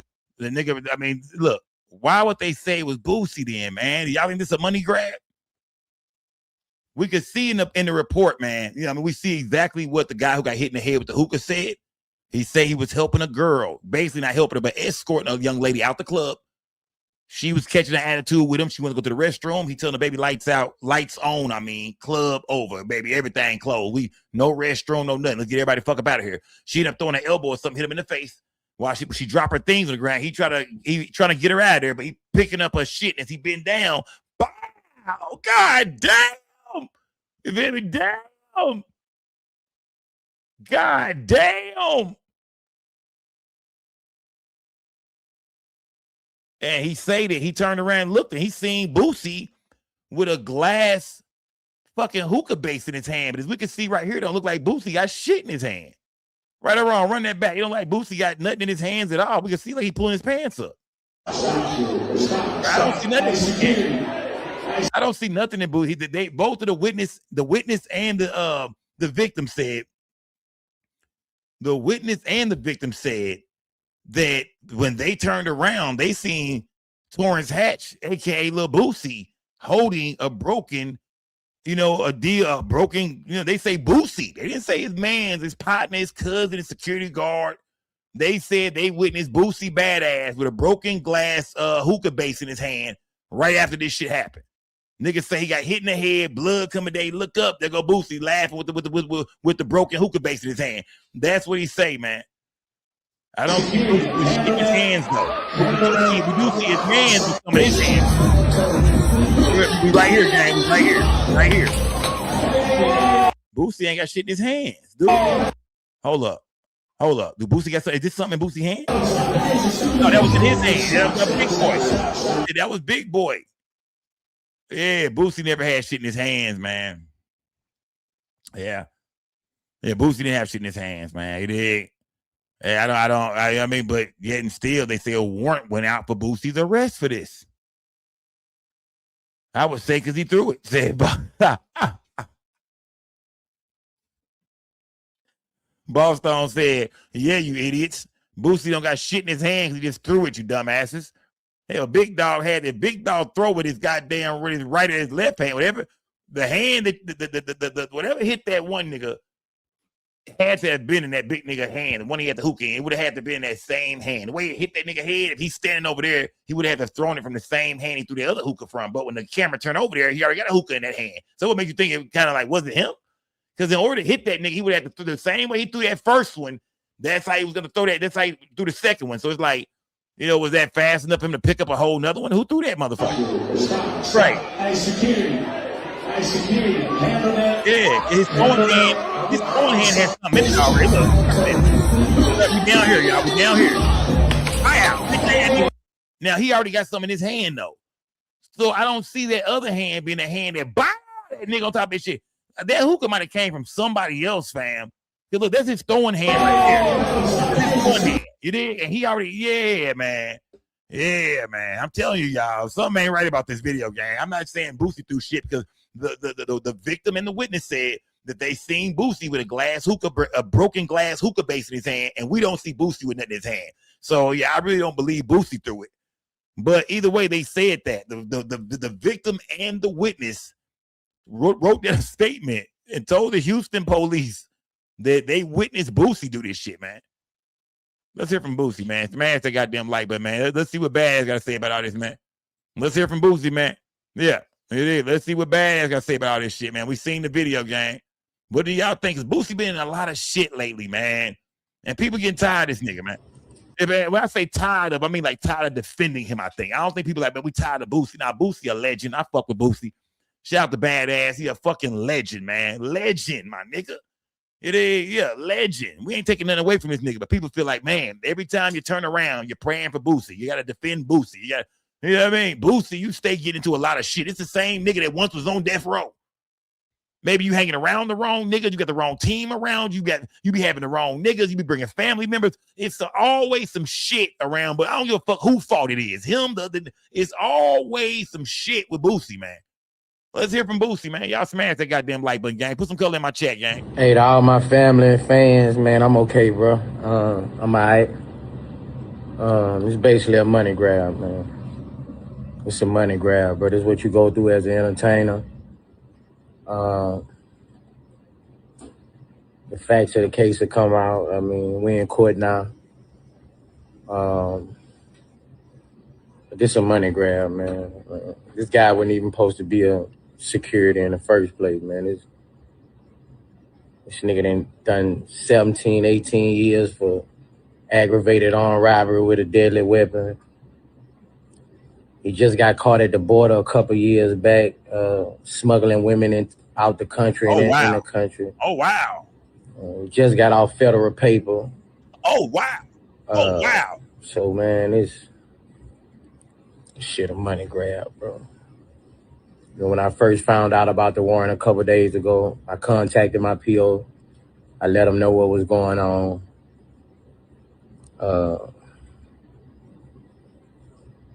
But to all my fans, all my family, you know, I ain't even tell my family about this. This was going on, you know. I'm all right though, man. It's just life. Life be lifing, bro. Life be lifing, man. Life be lifing, man. But you know, God got me, bro. So. Yeah.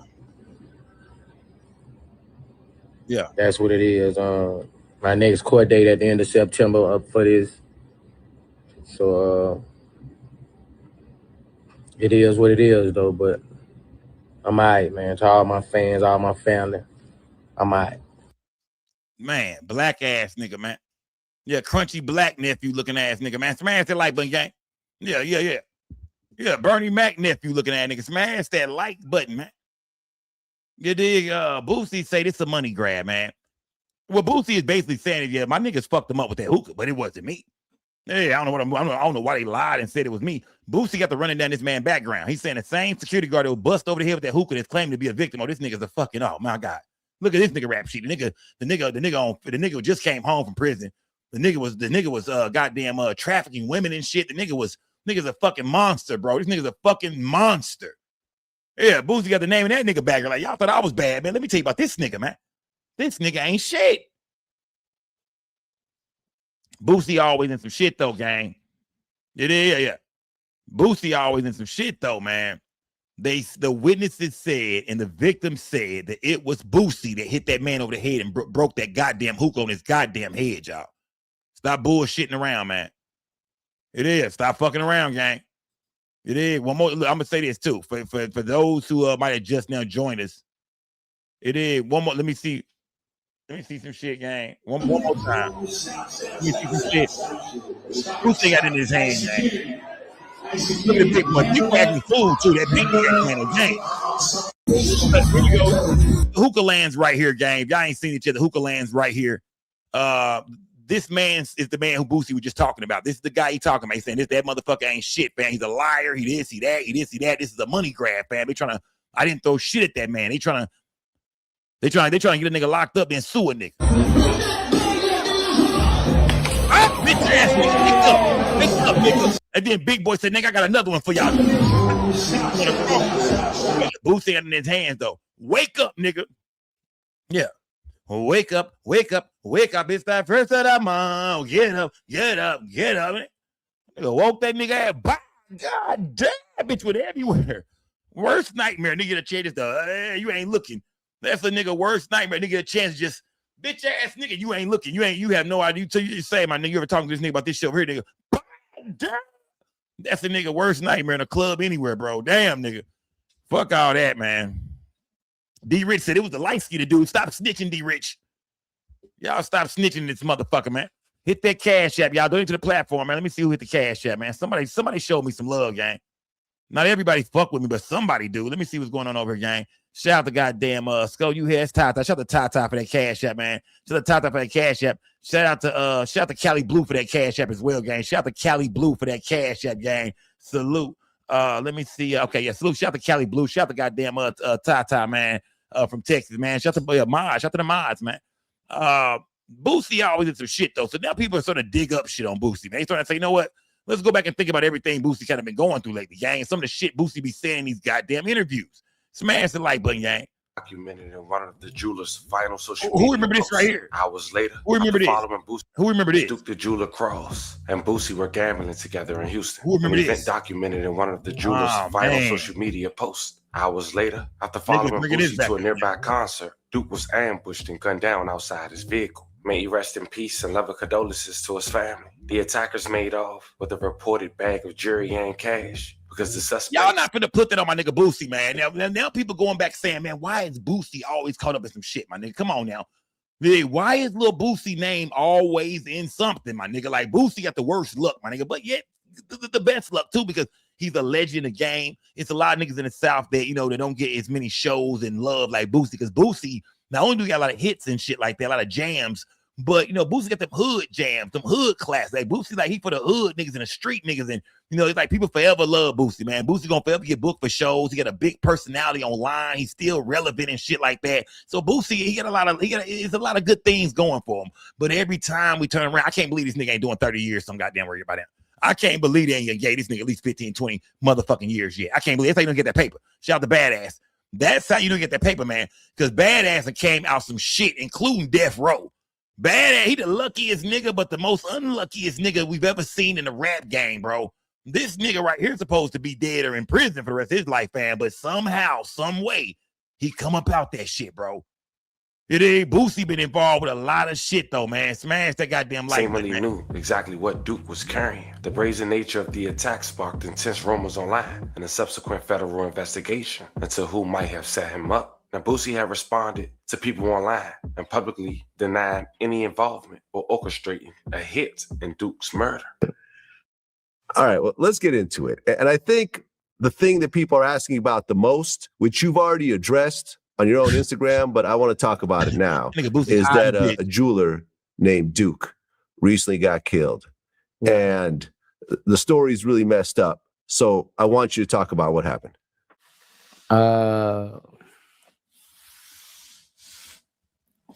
Basically, bro, we was gambling. You know, every party I throw gambling parties and shit. And dude was gambling. Talk about this kind of shit if I was him. They trying to make false reps like the dude beat somebody out some money, but the dude actually lost his money, bro. Okay, so Boosie is saying, while people bring up that Duke the Jeweler shit now, while all of a sudden people going back in time and bringing up all these old cases and situations and gun charges and this, Boosie is saying, for all y'all who don't know, Duke the Jeweler lost his motherfucking paper that night. He came with a bag and left that hoe was half empty, my nigga. Why y'all keep saying Duke the Jeweler hit me for some paper and we try to get it back later on? That nigga, man, niggas burnt them on them dice. We burnt that nigga ass up. Nigga took about 30 from that nigga. Yeah, took about 40 from that nigga that night. What y'all talking about? That's what Boosie say. And there got to be other witnesses that can confirm this shit. But I don't know. Can you really put this Duke the Jeweler shit on Boosie still, gang? Smash that like button. Ain't nobody really win. You know what I'm saying? Like, dude lost his money and yeah, I heard Duke was balling. You know, four dude left. Chicago. Dude was like, man, I won't make a piece for you. Woo de woo. I'm like, nigga, make me a gold piece. You know what I'm saying? So he like, I'm gonna make you a gold piece. Dude was cool as a motherfucker. So the next day, dude hit my partner like, man, y'all got the concert. Let us trail y'all. Woo de woo. So dude went with us to the concert. And after I come off stage, everybody leaving. You know, we parked under the parking lot, under the arena where the celebrities parking and all that shit. He was in another car. He walked to his car. His car was outside the arena under where we was. It was on side the parking lot. So he had to walk to his car. And that's where the incident took place when somebody, you know, tried to get him or whatever. But Vlad, bro, if anybody know me, bro, that ain't my stilo, bro. You know what I'm saying? That ain't how I get down, bro. Like, that ain't how none of my people get down. That's a lie. That's a lie. And then yeah, you can speak for yourself. You get money like a motherfucker. But I believe you got some hungry niggas around. I'm not saying your people had nothing to do with that shit. I'm not saying they had nothing to do with it. But don't you dare say, we know your own cousin stole $7,000 at your room. He did the tiptoe. Remember Boosie, the tiptoe shit? The tiptoe challenge? Your own cousin stole $7,000 off your motherfucking dresser. So we don't want to hear that shit about the niggas around you ain't hungry. Stop that shit, nigga. But we not saying you like that. And I'm not saying Boosie did this at all. But don't tell us that niggas around you ain't hungry. Smash it like and that's that. Just the bottom line. That's shit that we wouldn't do. And, you know, we was fucked up about it because obviously they were watching us. You know, obviously they were waiting for anybody to walk across that parking lot to them cars and getting them cars. So, you know, it could have been one of us, man. You know what I'm saying? But it's just fucked up that happened to that dude. You know, it's just internet trying to. But nah, I met dude was finna make me a piece, bro. Like, you know, and that ain't our stilo, bro. We don't rob niggas, and that's not our stilo, bro. I'm a real boss. I don't let shit go down like that in my circle. Now, months after that interview, May 6, 2023, San Diego police observed Boosie, real name Torrance House Jr., displaying a firearm in his waistband on Instagram Live while filming a music video. Police tracked his vehicle via helicopter and conducted a traffic. Yeah, I remember it was a snitch involved in this case too. One of them West Coast niggas. I want to say it was a one of them San Diego niggas or something. I don't know, but I think they was in San Diego. One of them, or it was an LA nigga down there. Somebody was down there filming and shit. You know what I mean? A nigga that was a confidential informant who the police stay watching his lives on Instagram and shit like that. You know what I mean? It was a confidential informant in this case right here. So that's why I say Boosie got the best luck sometimes, but the worst luck other time. But like I say, Boosie Badass is back in trouble again. A man is alleging Boosie bust a goddamn glass hookah over his goddamn head in the club. And a warrant was put out for Boosie arrest, and Boosie is saying this is all bullshit. This is all fake. I didn't do it. In the video, we don't see Boosie holding shit or throwing shit. I don't know if they got another angle, but we don't see shit in that video. Stop. But they found the loaded so who remember this right here, though? And a Springfield Hellcat. June 14, 2023, after initial state charges were resolved, federal prosecutors took Boosie into custody outside the courtroom. They charged him as a convicted felon in possession of a firearm.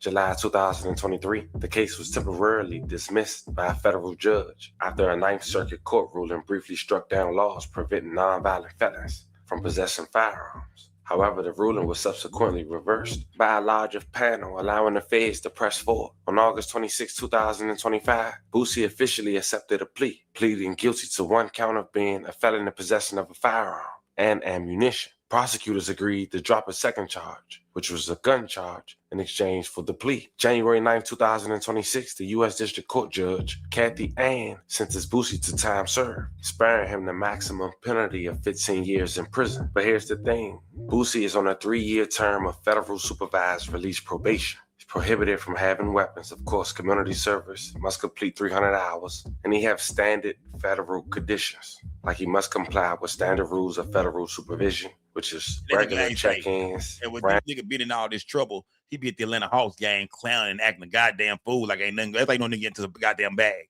That's how you know they get to some money, man. This nigga be at the goddamn games and shit, feet on the wood, not giving a damn, fam, having a great time. Boosie, he did building his own community on his land and shit like that. Boosie, a nigga living his motherfucking life, man. I give it to him. He take care of his family, his kids, the people around him. You gotta most definitely, say that Boosie a nigga that go through a lot of shit, but he moves like it don't bother him. Because this nigga be in more shit than anybody. He be in more shit than them young niggas be in. Them drug testing and things in that nature. And if he don't comply, Boosie risks going back to jail, serving a possible sentence of 15 years in prison. Now, I want you guys to remember all this because it's key. Having that in mind, Boosie spoke on accepting a plea deal on Vlad TV. Check out what he had to say. All right, here we go. Doesn't matter for nothing. That doesn't matter. The fact that I was sentenced to third offense marijuana, let me see. Believe him. He needs to stop rapping. He needs to stop rapping. This is shit he just came out. This was last week. Like what he did, bro, is just the YN's pissed. I woke up to my DM. Nigga, they are pissed. Some Gucci man right there. Gucci shouldn't have told shit. He should not identify them for shit. Hide them in that paperwork.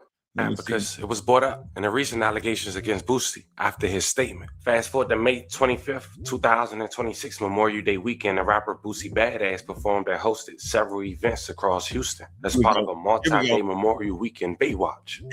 His primary headlining and hosting locations including the Festival Grounds, 4603 W Orm Drive, The Dome, 1720 Main Street. He hosted a heavily attended event at this downtown venue on the weekend in Camp Houston, 6025 Richmond Ave. He also made Sunday Funday, a holiday weekend appearances at this popular outdoor venue. But apparently, it was during the first day but Boosie got into an altercation. On Saturday, May 24th, 2026, at around 2 p.m., the complainant, Mr. Edward Igulot, employed as a security guard. That's the victim right there, gang.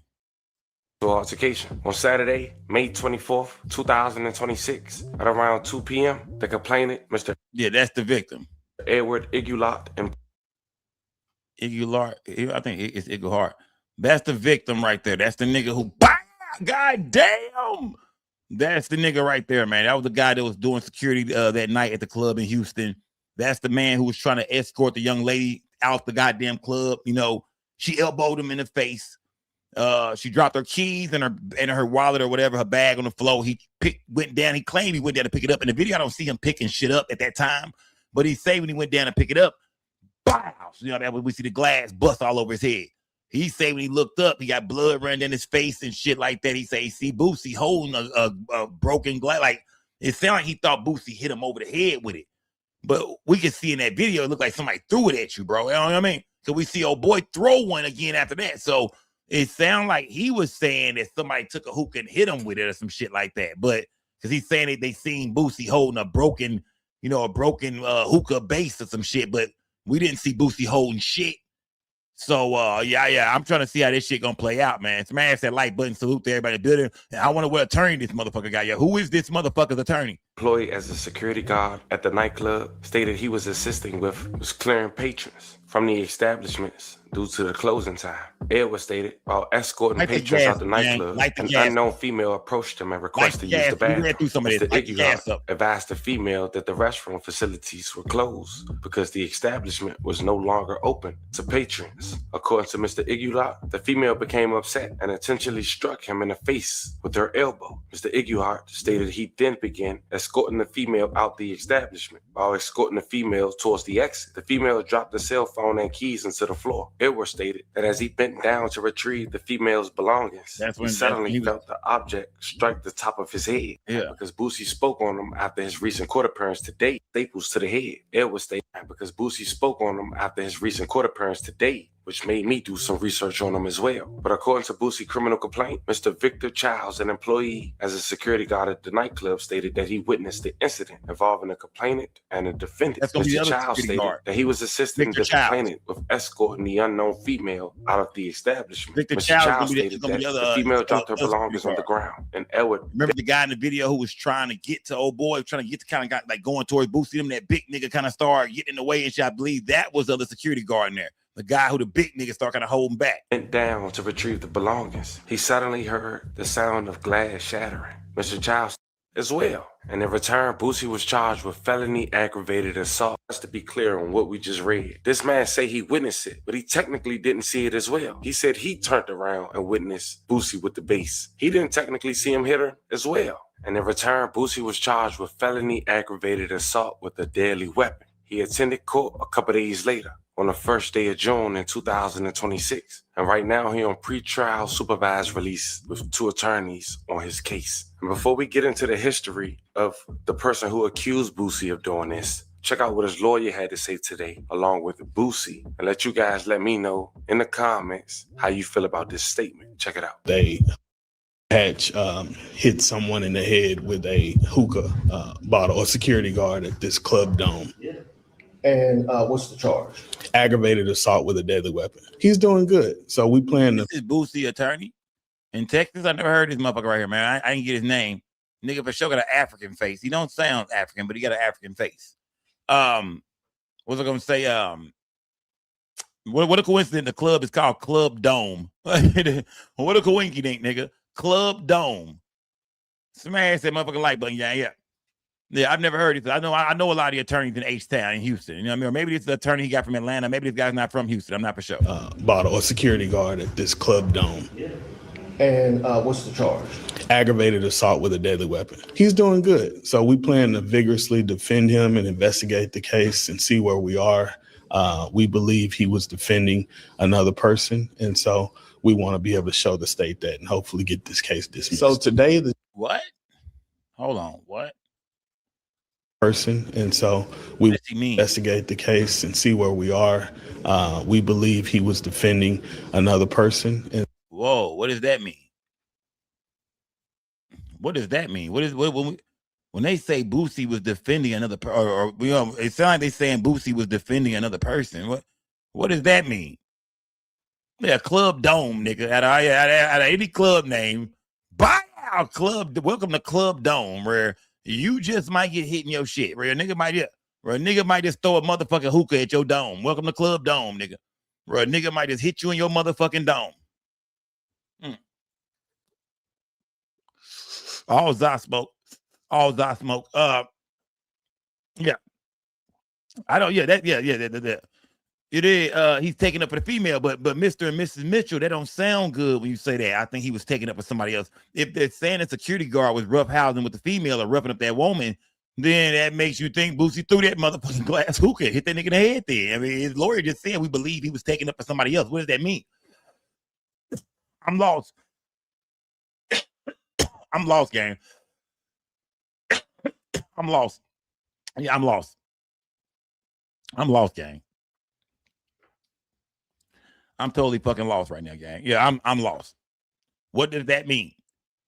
Y'all smash that goddamn like button, man. Did I just hear that correctly? Did Boosie attorney just admit that Boosie hit that man in the head with that motherfucking hookah? This club dome. Yeah. And what's the charge? Aggravated assault with a deadly weapon. He's doing good. So we plan to vigorously defend him and investigate the case and see where we are. We believe he was defending another person. And so we want to be able to show the state that and hopefully get this case dismissed. So today the judge set an $85,000 bond and allowed Mr. Hatch to do a walkthrough bond, which allows for him to go with a bail bonding company and make the bond. The bond. It sounds like Boosie attorney just admitted that Boosie hit that motherfucker. Y'all, we can't act like we ain't heard. We just the fucking heard, man. So I guess in that video we seen Boosie talking, he never said he didn't hit the nigga with the shit. He just kept saying it was a money grab. Then if we think about it, have we ever seen Boosie deny that he hit that nigga in the head with that hookah? Maybe we just bullshitting this whole time. Maybe Boosie is like, hell yeah, I did that, nigga. I mean, he knew what he was doing. That was one of my, she was there with me. Or she was there with my chick, whatever. If you think about it, we ain't heard Boosie not one time say that he did not hit that man with that hookah. We just keep hearing Boosie say it's some kind of money grab. The attorney just said that he believes that Boosie was defending someone else. He just admitted that Boosie hit the man with the fucking hookah, y'all. So we go back and look at the video now. That's Boosie. Boosie hit that nigga with that motherfucking hookah, man. Hold on, gang. Hold on, real quick, gang. Boosie hit that nigga with that motherfucking hookah, man. That was Boosie, man. That's why he looking like that. Look at his hand. Like, why he looking like what, bitch ass nigga? That's why the guy started trying to go towards Boosie and Big Dog trying to hold him back. It looked like. That shit look. Look. See that? Why is the dude trying to talk to Boosie? Notice this. Notice this is the guy finna get hit in the head with the hookah. Bow right here. The other nigga throw a hookah, but then the big dude starts trying to get to Boosie, it look like. Welcome to Club Dome. Man, Boosie, I think badass threw that hookah, man. That nigga badass threw that hookah, man. I don't think this was, but look, Boosie threw the hookah, gang. Boosie hit that nigga with that bite. I told y'all, I said, because if you look at the throwing hand of the guy who throws the hookah, when we see the big boy throw the next hookah, you can see that that's his throwing hand. And when that hookah splashed, the camera go over there, he already got something in his main throwing hand. So he didn't throw that hoe. Boosie standing there kind of pulling his short looking like, shit, what they do, my nigga? What we doing? Boosie got a look on his face like, shit, what we doing, my nigga? Yeah. It is, what we doing? Now we hear Boosie attorney saying that Boosie did this because he was defending somebody else. So Boosie is not saying he didn't throw this motherfucking hookah. It gotta be another. It must be another goddamn angle too, fam. It gotta be another angle that you never seen in your life. Oh yeah, look at Boo. Look at Boosie's in that stance of a nigga that just threw. Look, what's throwing me off is okay because y'all probably said, "Well, Skull, a while ago you just said it wasn't him." But remember, what's throwing me off is that the dude, the defendant, not the defendant, but the victim and the witness is saying that when they turned around, Boosie had a broken glass base to a hookah in his hand. I don't see that shit. So according to the victim's statement and the witness statement, I just don't see what they saying in the statement. That's all I'm basically saying. We read through the statement. I don't see what they describe. I don't see these motherfuckers bending over to help a girl pick up a purse and a goddamn phone. I don't, you know what I mean? I don't see a glass broken base in Boosie's hand. The statement is all fucked up. So that's why we was confused about what the fuck was being said here. Oh yeah, look at Booyah. And then look, notice this dude right here is trying to get to, it's like he's trying to talk to Boosie, but Big Boy ain't letting it happen. Hey, security. Yeah, Boosie bust the shit with that. Boosie, you on probation, bro. You on probation, Boosie. Damn, bro, you on. Damn. Yep, damn, boo. You on probation, man. Whoever throw that had red long sleeves. Nigga, you don't see no sleeves in that shit, do you, fam? Smash that like, but you don't see no long red sleeves in the shirt. What do long red sleeves have to do with the tie with? Come on, gang. What you talking about? What are you talking about, gang? Hold on. Hey, security. Handle that. This nigga here got long. This is the nigga you gotta be talking about right here. You gotta be talking. This nigga's right there, fam. He's right here in the video, so it could have been him.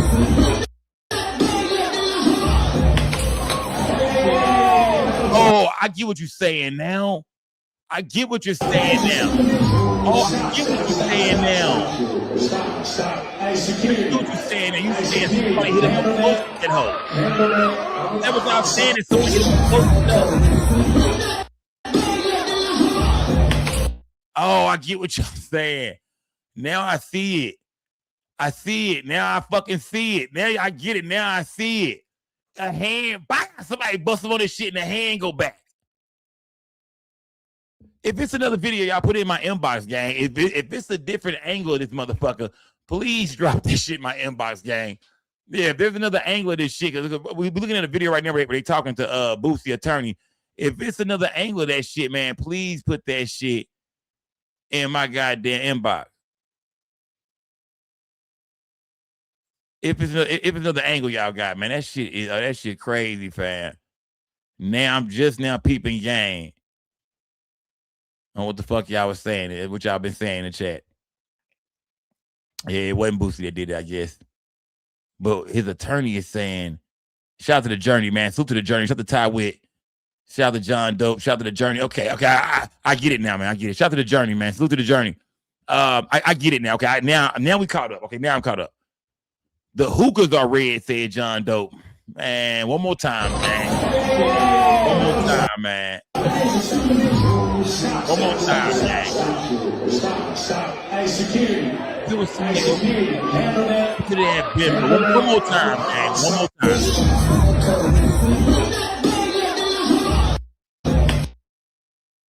What is this right here we looking at? Because I don't see a hand. Right, I don't see a hand. I see some red over here too. This is part. This might be part of the hookah or some shit. I don't. Yeah, gotta be. What's the nice skinny nigga over here did it? Was somebody over here? Is somebody out here?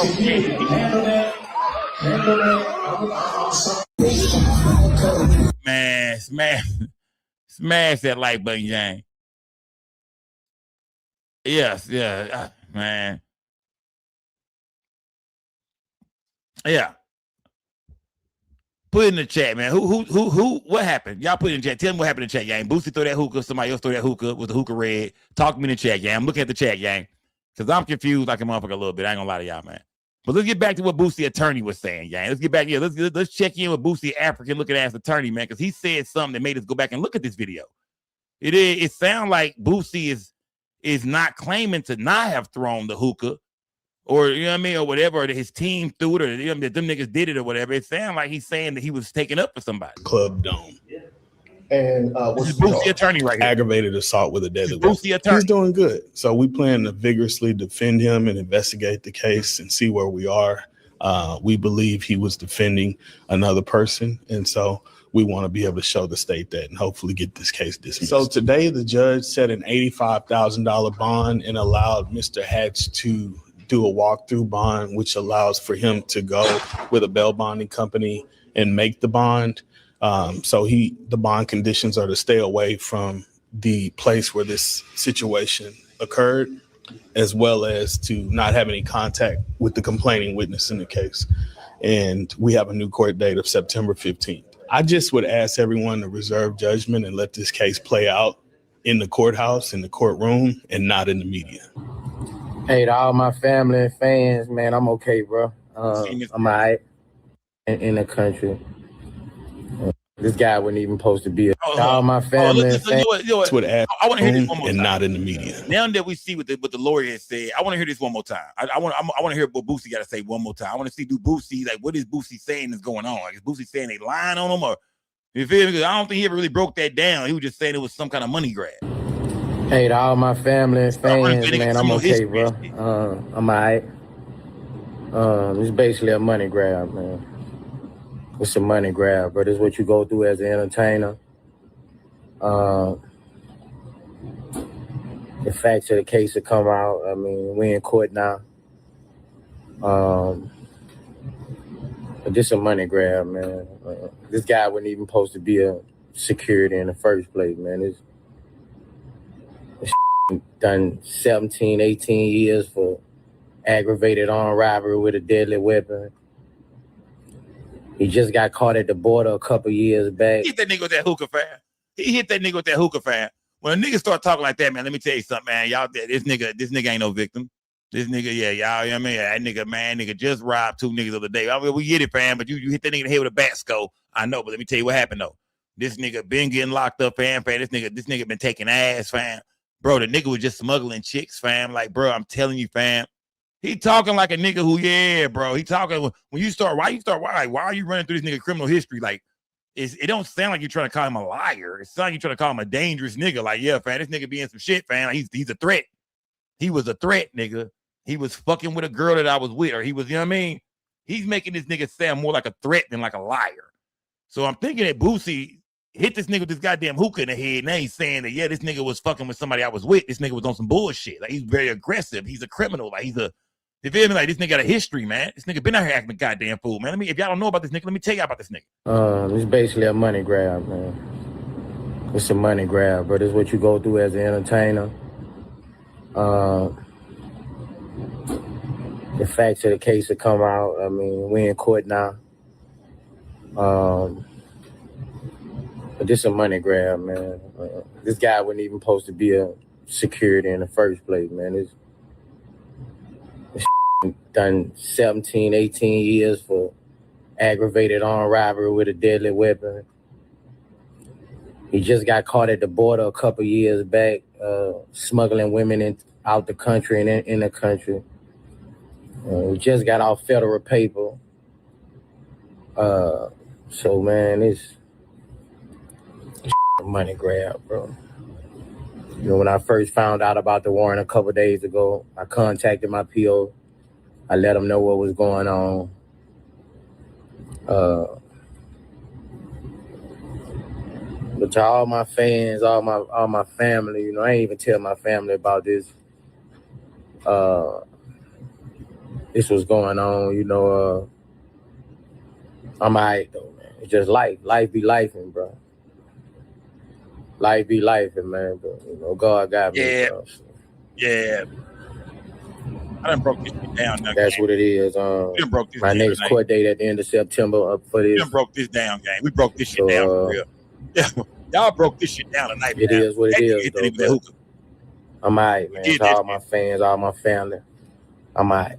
Now, fam, y'all let me know how y'all feel about what y'all just heard. It's not for me. I'm just here to present the news. But after Boosie said what he said, you know, here at the Family TV, we're going to do what we do. We had to do our research and find out what he was talking about. And let's just say Boosie might be right about this money grab. Allegedly. Let's you check see it on the out. night of June 22nd, 2007, the complainant, Miss Hayes, left work, picked up her children, and headed home. She said Edwards and 2 other men followed her home. While Miss Hayes was in her driveway, Edwards approached her, forced her to the ground at gunpoint, and demanded money. One of the men pulled at Hayes' clothing and G'd her under her clothing. Hayes' children watched from the car, screaming and crying. Hayes told the men that she did not have any money, and the men ran back to their car and drove away. He ended up going to trial and was sentenced to 18 years of confinement. He came home early and became a personal chef. And in 2022, he was arrested again. Border Patrol agents arrested Edward at the Fairfax checkpoint after authorities found a woman in the country illegally hidden in the trunk of his vehicle. And fam, you know how they give it up in Houston in some parts. A criminal complaint say he arrived at the checkpoint at 6:30 p.m. It was a Sunday in a black 2018 Lincoln MKZ and told agents he was headed back to Houston. Oh, yeah. Edward stated he's a personal chef and down in the valley cooking for some people. The complaint Oh, states yeah. Edwards It's then getting- showed it's the getting deeper. agents a cooking pot, which appeared to have not been used in quite some time. The pot was filled with papers and other items. The agents told Edward that it didn't look like the pot had been used in a while, prompting the man to tell the agents he was cooking a lot for famous people. During the interview, agents noticed that Edward kept interrupting and questioning and was moving around in his seats while his hands were shaking, according to the complaint. Edward attempted to give the agents his driver license, but his hands were shaking too badly and was unable to remove it from his wallet. In a document, the Border Patrol said he kept looking at the back seat and rear of his vehicle. The agent asked Edward if he had any luggage or belongings in the trunk of his vehicle. The complaint states that Edward stated he just had his cooking ware and spices in the back seat, but nothing to look at it in the trunk. However, Border Patrol said he gave consent to search the trunk, but agents found the person in plain sight. Edward stated he did not know he was driving with the person in the trunk and wanted to know if they were alive. Edward stated he was in Houston for a day and could not believe someone was in the trunk. That nigga said, I can't believe it's the bitch in my. What do you mean? Hands up, motherfucker. Hands up, motherfucker. There's somebody in your fucking trunk. What? You gotta be fucking joking me, fam. You mean to tell me a bitch done snuck in my trunk? Oh, no. I mean, you gotta be fucking joking me, fam. Is she alive? Yeah, is she breathing? You gotta be fucking a bitch that snuck in the trunk. Oh no, I had no idea nobody was back there. Oh, this nigga, wow. So this is what Boosie talking about when he said this nigga was smuggling women and shit like that, or trafficking women. My bad, trafficking women. I mean, I mean, I don't know if he was trying to smuggle a bitch or trafficking. I'm not sure. I guess it's kind of the same. But this is what they're gonna try to use. That's why you hear Boosie just running. Think about it. The first video Boosie make, the first thing he does is run all the way through this nigga criminal history. That's starting to show you that, yeah, Boosie cracked this nigga over the head with that goddamn hookah, and now they finna use this man criminal background to try to justify what happened that night in that club. But I don't think that's gonna work with the video footage that we see. You feel me? Like, yeah, I mean, like, you can say whatever you want about this nigga. He finna sue Boosie all kind of shit, my nigga. In the video, we don't see him roughing up no goddamn body every time his shit get cracked. Bah! It's like he talking to the chick. We just see them talking and shit like that. And it's just regular conversation. They talking. It don't like he roughing in, like he won't see him shoving nobody. We don't see him getting in nobody's face, cussing nobody the fuck out. And we don't see the whole video. The video just kind of start like that. But nah, fam. Yeah. I think, I don't think they're gonna give a fuck about this nigga background when it comes to the video, fam. That way you understand it's a video to go with this shit, bro. In the video, he don't look like he into no altercation with nobody at the time he busted in the head with a goddamn hookah. So that's gonna be what you niggas gotta explain. Was anybody in danger? Was he? Because remember, Boosie attorney said that Boosie was taken up for somebody else. So I guess it's gonna be the excuses that he was talking to the girl. They're gonna say he was roughing the girl up. You know, he already been known for trafficking women. He says, yeah, he's already been known for trafficking women and shit like that. You feel me? He had already robbed some women, trafficked some women. So yeah, I seen him over there putting his hands on that woman. And man, hell no, man. Man, this nigga's a danger to women, man. That's gonna be the argument right there. He's a danger to women. Did we call him trafficking? And go read his reports, man. Go read the goddamn story. This nigga had a whole woman in his damn trunk, man. This man is an animal, man. That's why we bust him over his head with that goddamn hookah. That's why we got I see what's going on. So that's why Boosie got to running through that nigga criminal background. I was wondering, like, why was that? What the fuck is going on? Did you hit him with it or not? I guess Boosie is saying yes, he hit it with him because we heard Boosie attorney say Boosie was trying to take up for somebody else, and that's gonna be the female. So I guarantee that female, that bitch finna get down that nigga. That's where you gonna have a hard time in court right there, man. This is where Boosie gonna beat that case, man. Let me tell you how Boosie can beat that case, kind of. You know what I mean? Whoever this girl is, she might know Boosie. She might have been with Boosie them niggas that night. You know what I mean? Something like that. You know what I mean? A little chick he might have been kicking it with. She for sure finna say whatever them niggas want her to say. Say that nigga was choking me. That nigga was cussing me out. He was roughhousing me, grabbing my goddamn wrist. I was terrified for my goddamn life. He said somebody was taking me home with him. That nigga grabbed me. I was terrified. Oh, they for sure got her on their side. Whoever the girl is, she for sure will come to court and say that nigga was on some fuck shit with her. Man, she was terrified. She was afraid for her goddamn life. So I don't know. Boo might got who there? Boo might got First Lady Mimi said it's his niece.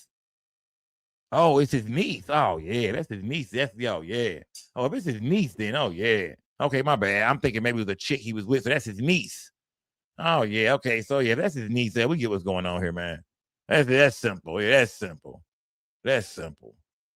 Man, that's crazy. Nigga hit that nigga hit they got that hookah like that, because that shit had to hit his niece kind of too. Yeah, that's his niece then. Okay, well, I get what's going on here, man. Yeah. This is all simple then. Boosie and them finna try to use this man background, you know what I mean? And, I mean, shit, the nigga, I mean, hey, I don't know. He gonna at least get some money out this nigga, man. You know, Boosie might not go to jail or shit like that, man. I don't know. I'm not, you know what I mean? But he for sure gonna get some money out this nigga. The videos don't show him being roughhousing. Was stated he turned his life around, and he's currently on parole for aggravated assault. So I guess Boosie was right. This man definitely got a criminal past. And the niggas I probably wouldn't have known about unless he brought it up. And of course, I had to do my research, looking into the criminal complaint of Lil Boosie. That nigga is on goddamn what, parole for aggravated assault. Man, bro, yeah. But yeah, at the end of the day, Boosie might beat this shit, man. Boosie might be able to just pay this nigga out, man. Just pay this. They have him drop a charge. Just go, man. Bro, get that nigga about 50 bands, bro. Yeah, that's what it's gonna come down to, gang. This shit'll go away. And Boosie know what he gotta do, fam.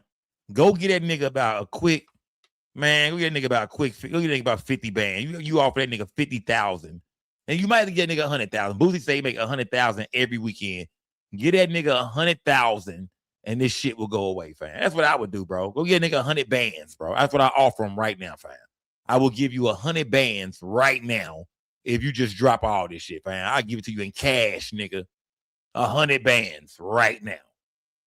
Yeah. Yeah, that'd be my offer, bro. I give you 100 bands right now. I mean, or I pay your medical bills. Okay, there we go. I pay your medical bills, and I pay your medical bills, and I give you 50 bands. All right, take this shit. Going on, fam. That nigga take that shit. It is. Let me see. Ray said Boosie just ratted. It is. How you feel like Boosie ratted, man? Talk to me about Boosie ratting, man. Yeah. Some people say ratted on his brother a while back. Hey, I don't know, man. I don't keep up with who ratting no more for real, and shit like that, man. I feel like in life, and yeah. I think y'all hold niggas to a standard that I don't. I don't expect for no nigga to look out for me before he look out for him. What motherfucking kind of world do y'all come from? So everybody talk bad about snitches, man, y'all better stop that shit, nigga. Snitches are everywhere. It's simply a motherfucker who will look out for himself. And you know what I mean? Before you, people gonna do that no matter what it comes to in life, nigga. I don't hold nobody to no standards in life. I think everybody telling. I don't give a fuck how hard you is, where the fuck you grew up at, your hood.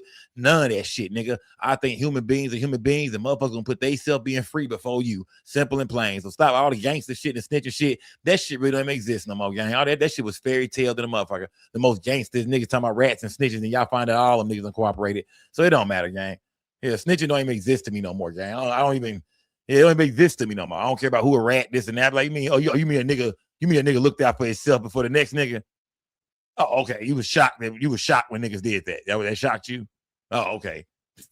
Oh, you mean to tell me he wanted to make sure he didn't get 50 years. He snitched and got 5, and all the rest of the niggas got life. You shocked by that? Because I'm not. I think any of them niggas would have did that. They had the opportunity to do it to each other. Any of them niggas. Yeah. I don't hold them niggas. Those I have the street niggas or the dirtiest niggas. Yeah. I don't know why y'all hold dirty street niggas to a standard. Them niggas are the dirtiest niggas. The man has that goddamn like button, gang. Salute to everybody in the building, man. Yeah. You know what I mean? Yeah. Hey, that shit kind of just over with. All that street shit, that shit over with, man. All that, we just gotta start keeping it 100 with life, gang. Let's just start keeping it 1,000, man. If niggas will kill each other out here, man, what makes you think a nigga won't point at the next nigga and say, hey, them niggas did it, not me. Or them niggas, yeah, we all did it, but I'm gonna tell you how it really went down. Well, you mean to tell me think a nigga kill a nigga over some bullshit, step on a nigga's shoe, kill it, but these niggas won't tell on each other? When did these niggas start having values and morals and shit? Like, what the fuck? I'm like, who? What? I never understood it, gang. So yeah, the streets is over, man. The streets is dead, man. But let's get out. Let's get to some shit that wasn't no street shit, man. Yeah. Let's get out the streets, man. Let's get out the street. Let's get into real life now, gang. Let's get to real life, man, because June 1st today, I woke up this morning, I was like, man, you know what I mean? It's my nigga Stone birthday, of course. You know what I mean? It's my nigga Stone birthday. You did. I'm like, it's something else going on today, though. You know what I mean? I was like, oh shit, the Karmelo Anthony jury selection starts today. I said, oh shit, I got butterflies in my stomach, man.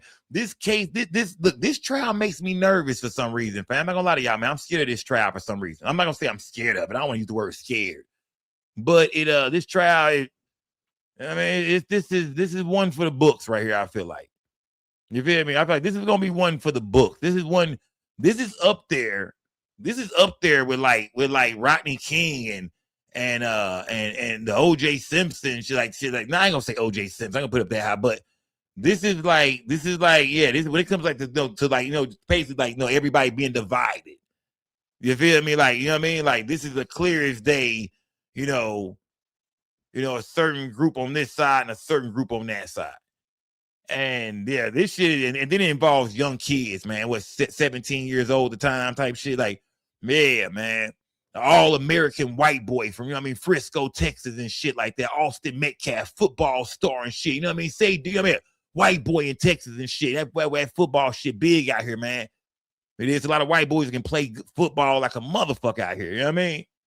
Big linebacker ass white. Texas breeds them big swole ass linebacker ass white boys. You know what I mean?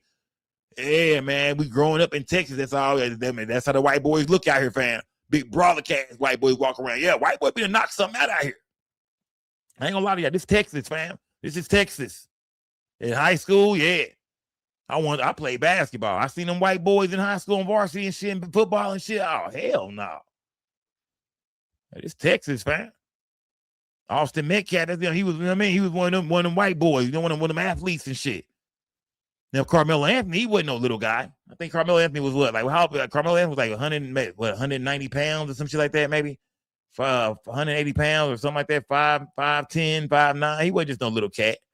But I think Austin Metcalf was like 240 or some shit like that, 6'1", 6'2". But this situation between them, man, yeah, this is a situation where, you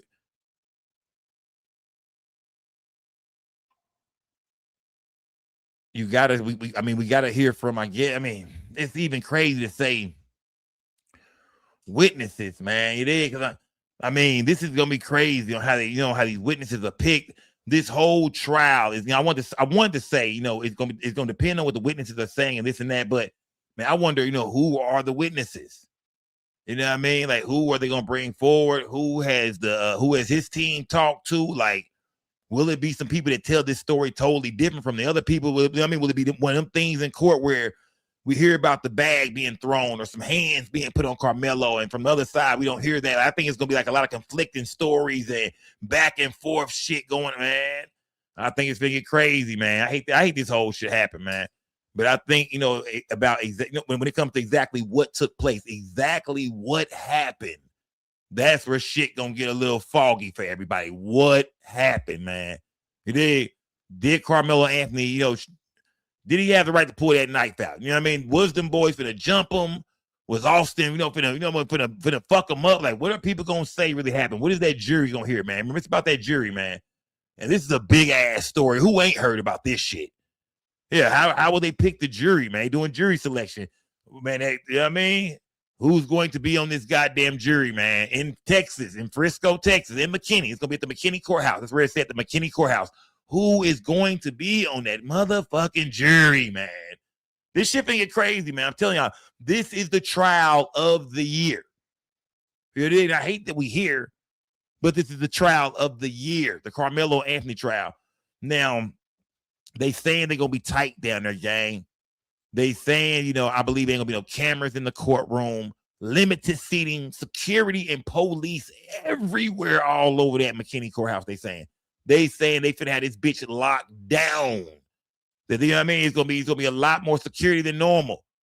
They understand this is a big one. Remember, you got families coming and going. Shit finna get crazy, man. I'm telling you, I'm not saying it's gonna get crazy, but I think, just the emotions of the people, a lot of shit being said online, the outcome of this whole trial, it's finna get, yeah, man, shit finna get real. I mean, it's finna be up there, y'all, on some do the right thing type shit. So y'all finna be feeling, smash that goddamn like button. Salute to everybody in the building, man. How do y'all feel about this, gang? What do y'all think is gonna happen to Karmelo Anthony? Remember, the death penalty is off the table. Karmelo Anthony cannot get the death penalty. What do y'all think is gonna happen to Karmelo Anthony, gang? Talk to me. What do y'all think is going to happen to Karmelo Anthony? Do y'all think he's going to walk away? Do y'all think Karmelo Anthony will beat this case? Or do y'all think Karmelo Anthony will get manslaughter? Do you think he'll end up getting 15, 20 years in prison, 30 years in prison, 40 years in prison? Or do you think he'll get a little tap on the wrist, maybe a little 5-piece, a little program, something? What do y'all think is gonna happen to Karmelo Anthony if he is found guilty of this shit, man? Or do you think now Karmelo Anthony finna beat this shit? He finna walk away from this shit, man. The jury gonna hear what the evidence, gonna hear from the witnesses, gonna hear from both sides, and they will side with Karmelo Anthony. Supposed to be an ordinary spring morning at a high school track meet in Frisco. But in a matter of seconds, a confrontation between two teenagers turned deadly. 17-year-old Austin Metcalf was stabbed at Kirkendall Stadium. Police say the suspect, 17-year-old Karmelo Anthony, admitted to it. He was charged with murder. Anthony's attorneys argue he acted in self-defense. This case has become far more than a courtroom battle. It has divided public opinion, fueled online outrage, triggered protests, and transformed two North Texas families forever. What exactly happened under that tent at that track meet? What do witnesses say they saw? What evidence will jurors hear? And how will a Collin County jury weigh claims of self-defense against a charge of murder? Tonight, we examine the timeline, the evidence, the legal strategy, and the emotional fallout from a tragedy that continues to reverberate across Frisco and beyond. Our Jobin Puninger has a look at how we got here. Trial of the year. This is it right here. It was a deadly confrontation under a track team tent that lasted only moments and would set off a chain of events that would dominate headlines for more than a year. I got the alleged suspect in handcuffs right now, detained. April 2nd, 2025, at Kirkendall Stadium in Frisco, Austin Metcalf, a junior at Memorial High School, was stabbed and within hours pronounced dead. Karmelo Anthony, class of 2025. Another student from Centennial, Karmelo Anthony, was arrested the same day for murder. I got a phone call from Hunter. A day later, the Metcalf family, including Austin's twin brother, spoke with us. Just because the kid was mad, my son is not here anymore, and I don't understand it. His brother's lost his best friend. It's just really heartbreaking to see someone that cares for you that much and does everything even by your side. Like a lot of y'all, by reading my chat right now, a lot of y'all ain't got no faith in this young nigga Karmelo. A lot of y'all saying, man, you know, a lot of y'all, from what it sounds like, a lot of y'all don't believe in the system. Y'all feel like, man, I seen somebody saying it's a Frisco, it's a sundown town. This is America with 3 Ks and shit. Like, nigga, you know what time it is. You know how they finna do it. We just seen what happened with Rick Chow, with the Chinese man who killed a young black boy, and you know what I mean, end up going home. You got Chow at the house right now. Yeah, Chow at the house right now. Yeah, Chow at the house eating some rice right now. So, you know, the world is watching. America is watching.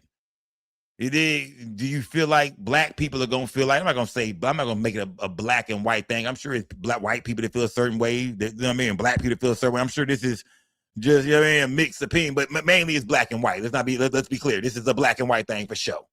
Let's call it what it is. It's a black and white thing for sure, man. Like I said, it might be, but it's hard to say that because I know a lot of black people that said, nah, man, I felt like Karmelo Anthony was wrong. And I know some white people that said, nah, man, I feel like Austin Metcalf should have kept his hands to himself. It's hard to really call it, but overall, it's a black and white thing, I feel like, for sure. Oh, this shit is crazy, man. This is the biggest trial of the year, man. Like I said, I hate this shit ever happen, man. But a lot of y'all think y'all feel like, nah, Sco, this is Texas, man. It is. Shout out to Texas. This is Texas, man.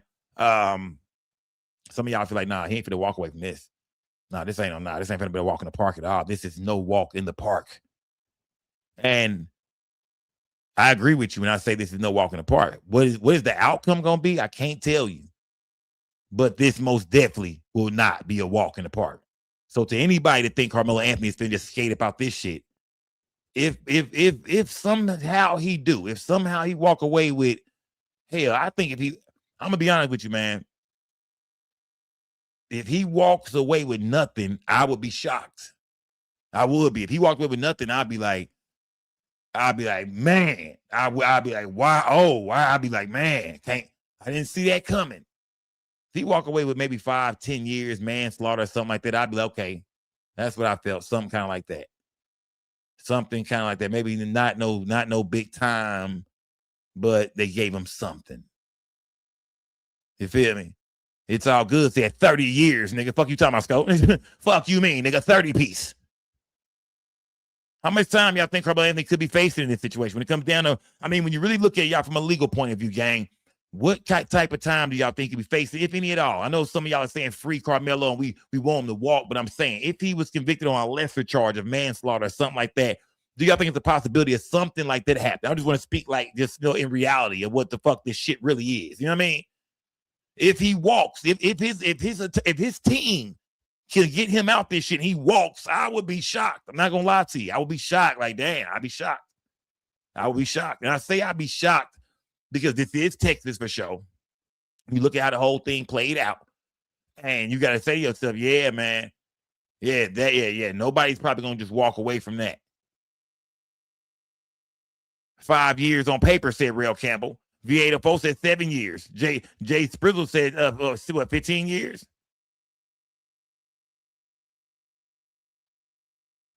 Huh. Smash that goddamn like, but man, salute to everybody in the building, y'all. This is the trial of the year, y'all. This is the trial of the year. What, just pass away like that? April 14th, Karmelo Anthony's bond is reduced from $1 million to $250,000. He was escorted from jail and released under house arrest with an ankle monitor. Explain your self-defense. A case already combustible in the front right there. Just went nuclear. There's two sides to every story, and we've only heard one side. We have endured death threats. April 17th, the Anthony family speaks for the first time at a press conference. Austin's father, Jeff Metcalf, also shows up. Is a disrespect to the dignity. Oh, remember that shit? This shit, yeah, remember that shit? The press conference was finna start up, and man, Pops was, who remember that? The press conference was finna start up, and Pops was over there. I mean, they say Pops came on peace shit. They say it. You know what I mean? Pops didn't look like he was on no peaceful time to me, but then again, if I'm a dad and my son got murdered, I'm not coming on no goddamn peaceful time either with no goddamn body. If I'm off there, if I'm Pops, nigga, I'm not on no friendly shit either. It is. Yeah, I'm not on no friendly shit, nigga. Yeah. Shit, I mean, my son, you know, I mean, my son killed a motherfucking hearing or shit. But they say he came to pray with the family and all kind of goofy ass shit like that. That ain't true. He came to the see, I mean, he wanted to come through and let it be known. But I ain't mad at him. But at the same time, they lied and he told everybody, oh, I was up there just wanted to talk to the family and we were gonna pray together and shit. And that was some bullshit.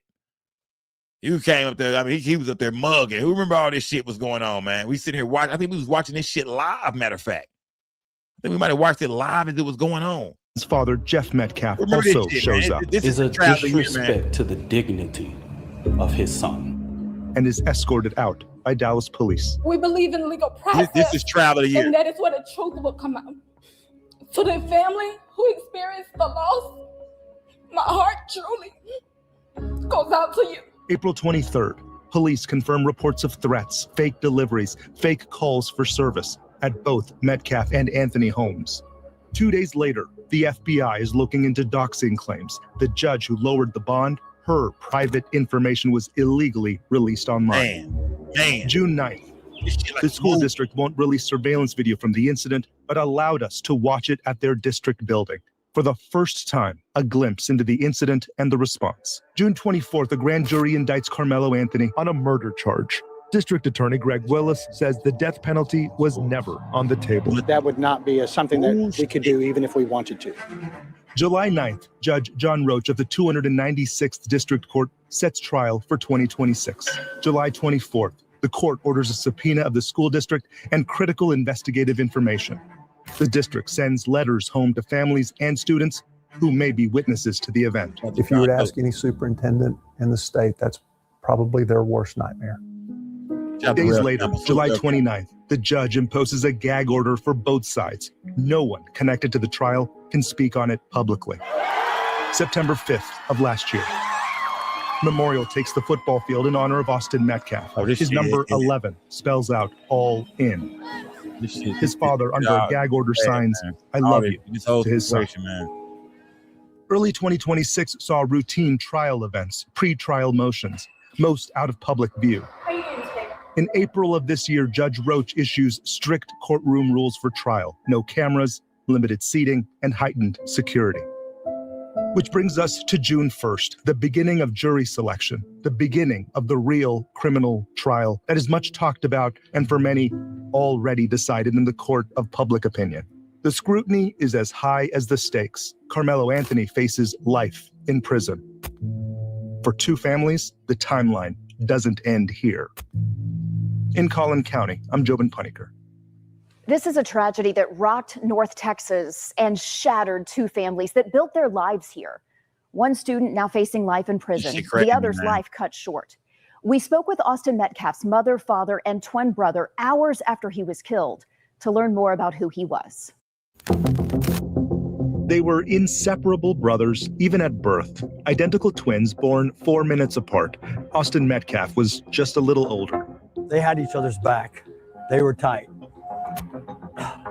Those boys were my everything. And everything changed on April 2nd, 2025, the day Austin Metcalf was stabbed and killed at a track meet in Frisco. An honor student in the classroom. On the field is where Austin really shined. Played every sport you could imagine.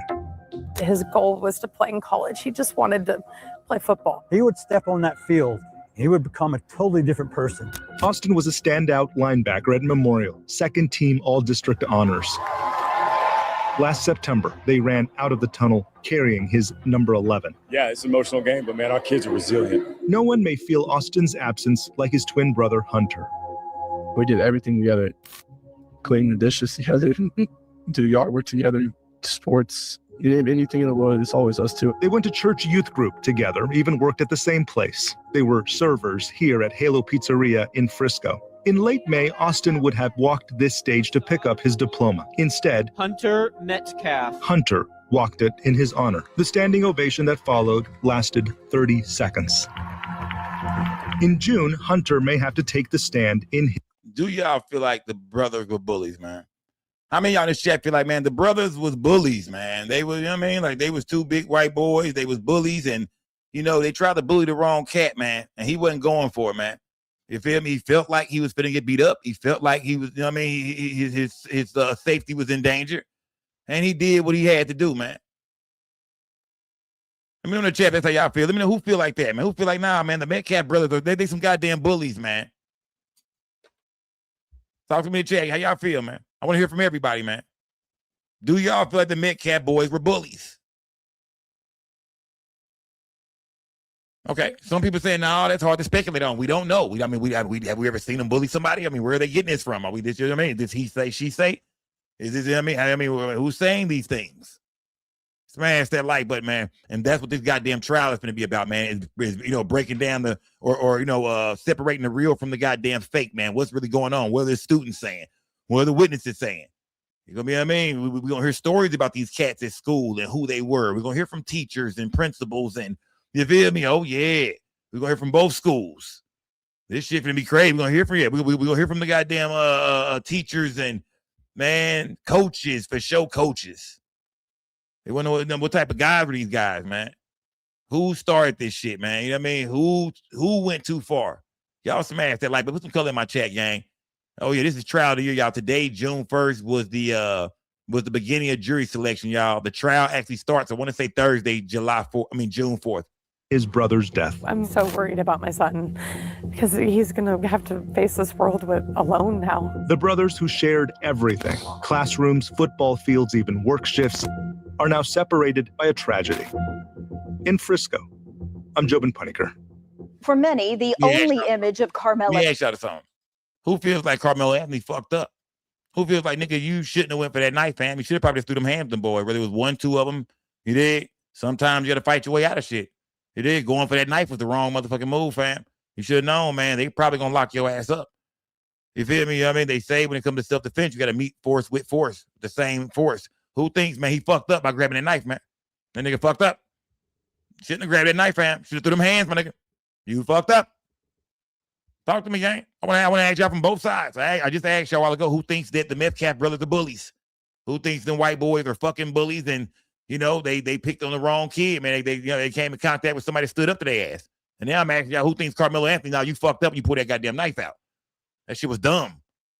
You should either ran the fuck up out of there when you got some of your partners or threw them hands, bro. What the fuck did you pull a goddamn knife out for, fam? You had a school event. What are you doing, bro?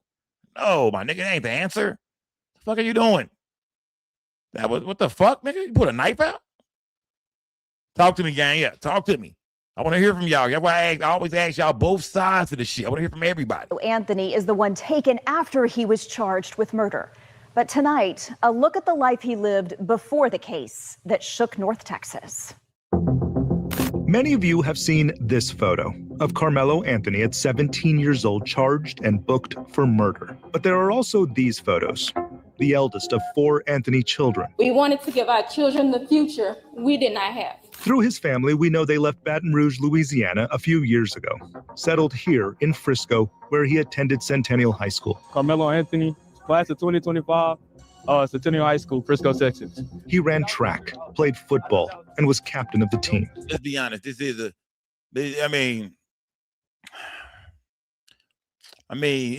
crazy because they sound like both two good kids, man. You know what I mean? Especially Karmelo Anthony. He come off like a good dude. You know, I was a fucked up nigga growing up, man. I knew niggas like this, man. Good kid, man. Type of nigga did his homework and shit, man. Went to school every day. You know what I mean? Respected the coaches and shit, man. You know, tried hard and shit. You know what I mean? It worked his way up from freshman to varsity and shit. I knew niggas like this, man. I was the opposite of this nigga. Good kid, man. So when you think about this whole shit, you're like, damn, bro, he did that shit? This nigga right here pulled a knife out. And then you also think, well, maybe somebody was fucking with it. Like, it had to be some shit going on. He had to have been in fear, you know what I mean? Thought that it was this shit was, you know what I mean? This shit had to be more serious than what we know. Because that's not his character. So it's a lot to think about in this shit, gang. Everybody say this is a trial of the year. It's a lot to think about, man. What the fuck went wrong that day, man? What's the number one scene? His highlights showcasing that talent are still up online. We've learned Karmelo Anthony worked 2 jobs, was an AB student before the April 2025 stabbing incident at a track meet. It would take him out of school and turn 2 families' lives upside down. He's been raised in a 2-parent home with structure, stability, love, and we put God first in everything that we do. Sources close to the family say Karmelo was able to graduate and receive his diploma, but he did not walk the stage or participate in any senior activities. Explain your self-defense. There hasn't been another public photo or video of Karmelo since he disappeared into this SUV and into... We haven't seen Melo at all, gang. Smash the light, but we haven't seen Karmelo Anthony nowhere. Yeah, I ain't bumping to the nigga at the mall and shit. I be in Frisco like a motherfucker at the mall. I'm gonna come get you, Sco, so we can run up there. Run up where? Where we going? To the goddamn Frisco, to the McKinney goddamn courthouse? You can just lock the fuck up, Nate said it. You can just lock the fuck up. Sco, you know if he brought the knife or if it was a part of a track equipment. John Dope. From what I heard, it was a little putty knife. It was like a little blade, like a little fold out knife. From what I heard, from what I mean, from what I think was in the reports, it was like a little fold out knife. Y'all smash that goddamn light, but put some goddamn color in my chat, y'all. If you want to tell me some important shit, man, light that shit up for me, gang. Shout out to goddamn Nate said it. Shout out to goddamn John Doe. Salute to everybody in the motherfucking building, gang. We haven't seen Karmelo Anthony. I ain't bumping that nigga at the mall or nothing like that. I'll be all over. I'll be up at Stonebriar. I'll be over in the Colony and Frisco and shit like that. You know what I mean? He didn't go to prom. He didn't graduate with his class. He didn't walk the stage. At least he got his diploma, but he didn't walk the stage. But think about how crazy the media would have been out there if Karmelo Anthony would have, you know what I mean? If he would have been going to prom and shit, we got a little bitch with him, and man, it would have been, you know what I mean? Probably would have been some protests and shit. Some goddamn white boys jump out. It's just Texas. White boys jump out here spitting loogies and shit. What's going on, boy? Oh, man, it would have been some shit. And the KKK would have showed up to that nigga prom. Oh, yeah, this Texas, y'all. Don't get fucked up now. that nigga would have showed his face, man. Yeah. It's that type of time, man. These good old boys, they out here. The good old boys are out here. Yeah. Nigga, him and his family better lay low. The good old boys are out here in Texas, fam. I think the best thing for Karmelo Anthony to do is lay low than a motherfucker, fam. Because we ain't seen him since he ducked his head into this SUV right here. House arrest. His bond conditions prevent it. Karmelo is now 18 years old, and the next time we see him is when he gets his day in court. In McKinney, I'm Jobin Puniker. Man, this shit crazy. Legal experts say the final outcome in this case could ultimately come down not to guilt or innocence, but also to how a jury interprets the moments leading up to Austin Metcalf's death. Right. Kevin right Reese breaks down the possible paths this case could take and the wide range of punishment allowed under Texas law. and I asked the grand jury to return a first-degree murder That was indictment Frisco against I went. Karmelo Anthony, which they did. That was Frisco I went to, and they said it, but I didn't go to McKinney. They have the courthouse in McKinney now. You know what I mean? But I did go to Frisco, and they was real tight-lip about shit and all. You know what I mean? All of a sudden, this video that was supposed to be viewed by people was only viewed by a certain select the PR. All that kind of shit was going on. You know what I mean? Nobody knew nothing about nothing, and then they send you here, send you there. Yeah, that type of shit was going on. But now they're actually in the McKinney courtroom. You know what I mean? And they selecting the jury right now, and by Thursday the trial should start. But they not letting no cameras in the courtroom. You feel me? We ain't got a shot. We still ain't seen Karmelo. They are not letting any cameras in the courtroom at all. You feel me? So yeah, so we won't know exactly they're gonna keep us updated because they saying that the security is real tight. They say it's very limited seating. They basically got this bitch on lock, man. This is not for the public. You know what I mean? The family's gonna be coming and going. Security on them gonna be tight as hell. That's on Karmelo and the Metcalf family. So, oh yeah, shit finna get crazy, man. Trust me, gang. It's gonna be. I gotta go there. I just want to see them coming and going. To be honest with you, gang. I just want to get some of that action. If they won't let me in that damn courtroom, at least they can let me see them coming and going. In charging the then 17-year-old with murder, the Collin County District Attorney alleges he did intentionally and knowingly cause the death of an individual, namely Austin Metcalf, by stabbing him with a knife, a deadly weapon. If convicted, the sentence range, according to Texas law, is anywhere from 5 to 99 years in prison. And according to Texas law, someone under the age of 18 cannot receive the death penalty or be sentenced to life without parole. Finally, let's remember that a defendant is presumed innocent unless and until... Remember that. No death penalty and no life without parole. You know what I mean? So if they do give him life or whatever, he could do about 25, 30 year type shit, probably come home one day. You feel me? So Karmelo Anthony will not spend the rest of his life in prison no matter what, if you look at it like that. Even if they gave him 40 years. Hell, he's 18 years old. He might do 30 of that shit. You know what I mean? He might do 30 of that shit and come home, man. Nigga, you still about 48. You ain't 50 yet, nigga. Yeah, Karmelo should be home no matter what before he probably 50 years old. I'm saying if they gave him you know what I mean? Yeah, if they give him the max probably, gang. You know what I mean? Yeah, that nigga come home one day, man. Yeah. No matter what they give him, he coming home one day. But I think, like I said, man, I'm not thinking them type years. I'm not. If he's found guilty, because remember, this young brother could get in. They say that the jury is gonna look at things leading up to the murder. You know what I mean? Leading up to the stabbing, so that could all play a role in it. So it's still a chance that Karmelo Anthony could beat this case. I'm not saying he can't beat it. I'm saying, man, I would be shocked if he do. But if somehow they say not guilty of just murder, period, then that's gonna be crazy. It's gonna be like, God, I'm gonna say, dang, I didn't see that coming at all, man. I'm gonna say, yeah. I think he's gonna be shocked. Yeah, I think Karmelo Anthony gonna be shocked. He gonna jump up crying and shit. Smash that goddamn like button, man. Some of y'all in the chat talking about nigga 40, 50, 60 goddamn years. God damn, I don't see all that, man. I don't see all that. But it's still a chance that he could beat this case. Like I said, when it comes down to what happened leading up to the stabbing, it might be some serious wiggle room there. That's why I gotta hear about what's going on in this goddamn trial, man. It's all about what's going on leading up to the stabbing, man. Right in that last 30 seconds, a minute, that's where a lot of this shit is gonna be based on. Proven guilty in a court of law. Well, I think that there's a lot of things in this that we don't know yet. Keith Harris is an attorney not connected to this case, and he explains that a murder charge could be reduced to a second-degree felony if the defense successfully proves the defendant acted under the immediate influence of sudden passion. That could mean a sentence range, if convicted, of 2 to 20 years. Is used, usually not in the guilt innocence, it's more in the punishment phase of everything. But there is first the argument over whether Anthony will be convicted or acquitted. The truth will come out. One family convinced. There were too many people that were there that saw what happened. The other. We believe in legal process, Should be all kind of. Truth will come out. It gotta be a lot of Anthony's bullshit. family and legal team alleging it was self-defense. He's in an almost impossible situation. I mean, it's going to be very difficult.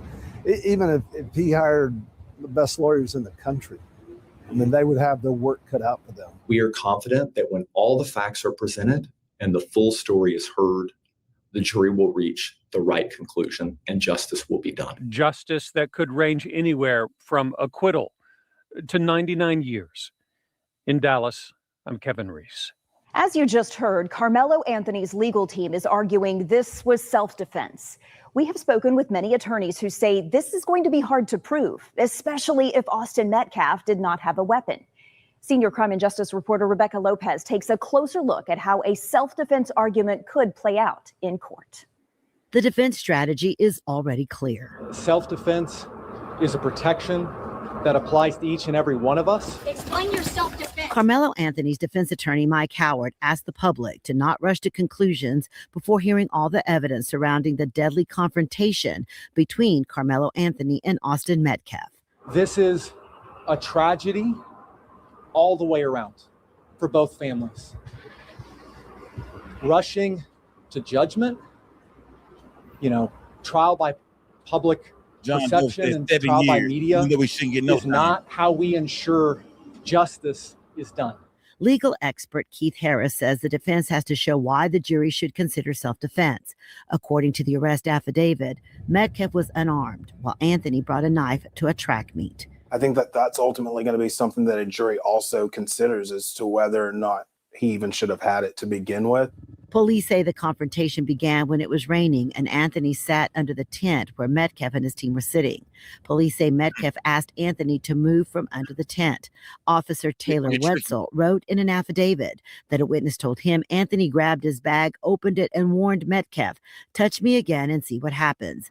Witnesses told police Metcalf then touched or grabbed Anthony while trying to move him, and Anthony allegedly pulled out a knife, stabbed Metcalf once in the chest. Metcalf's twin brother, Hunter, was standing next to him. We asked him to move. He started getting aggressive and talking reckless.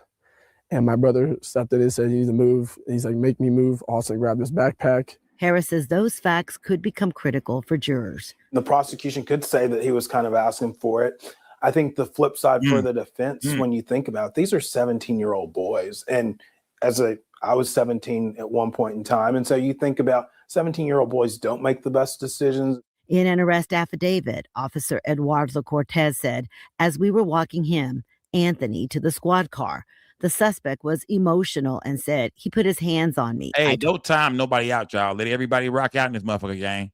It is, y'all. You know what I mean? Everybody go to war down there, goddammit. Don't put nobody in timeout. Don't block nobody. Let everybody rock out, gang. You feel me? Let everybody rock out. Go to war down there, goddammit. Shit, I want to hear from y'all, gang. Just keep it 100, man. How do y'all feel about this case, gang? How do y'all feel? Do you feel like Karmelo Anthony was wrong for reaching for that knife?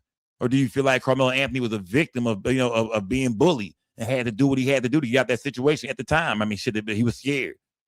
How do y'all feel, gang? Told him not to. Another officer later wrote, Anthony made another spontaneous statement and asked if what happened could be considered self-defense. Harris says those statements are important because they may help Anthony's attorneys get self-defense in front of a jury. If the officers testify to what he told them as soon as they got there, that's going to be the scintilla of evidence that defense would need to get self-defense in the charge. As a defense attorney, they're going to try every avenue. That's their job. The truth will come out. Under Texas law, once self-defense is raised, prosecutors must disprove it beyond a reasonable doubt. Harris says the defense may argue Anthony reacted emotionally and impulsively in the heat of the moment. We believe in the Constitution. We believe in the laws of this state, but those laws must apply to all of us, not just some of us. Ultimately, jurors will have to decide whether Karmelo Anthony was defending himself from danger or whether a verbal confrontation with an unarmed teenager should never have ended in deadly force. In Collin County, I'm Rebecca Lopez. In July, months after the stabbing, Judge John Roach put in place a gag order trying to maintain fairness ahead of this trial. The gag order blocks attorneys, law enforcement officers, witnesses, and even students who may have seen what happened from speaking publicly or posting online without court approval. Once the trial begins, we are expecting witness testimony from students, coaches, and first responders. That gag order has prevented us from speaking with people who were close to the incident. Jobin Puniker had the opportunity to watch surveillance footage from the track meet, and here's what he saw. Our public information request with Frisco ISD was met on Monday. We could only watch the before and after of an April 2nd alleged stabbing at a school track meet that led to the death of one student and the arrest of another. The district didn't give it to us, but allowed us to watch it. The video is available for limited viewing only, citing student privacy and school security. There is no audio. Try to picture this. We're on the 4th floor. We walk into a room and there's a TV with a shot showing half of Kirkendall Stadium. It's a wide shot from the opposite side. And everything that happens in one very small fraction of the screen in the upper left-hand corner. We couldn't zoom in. It's blurry, pixelated. You cannot identify or see victim Austin Metcalf or suspect Karmelo Anthony.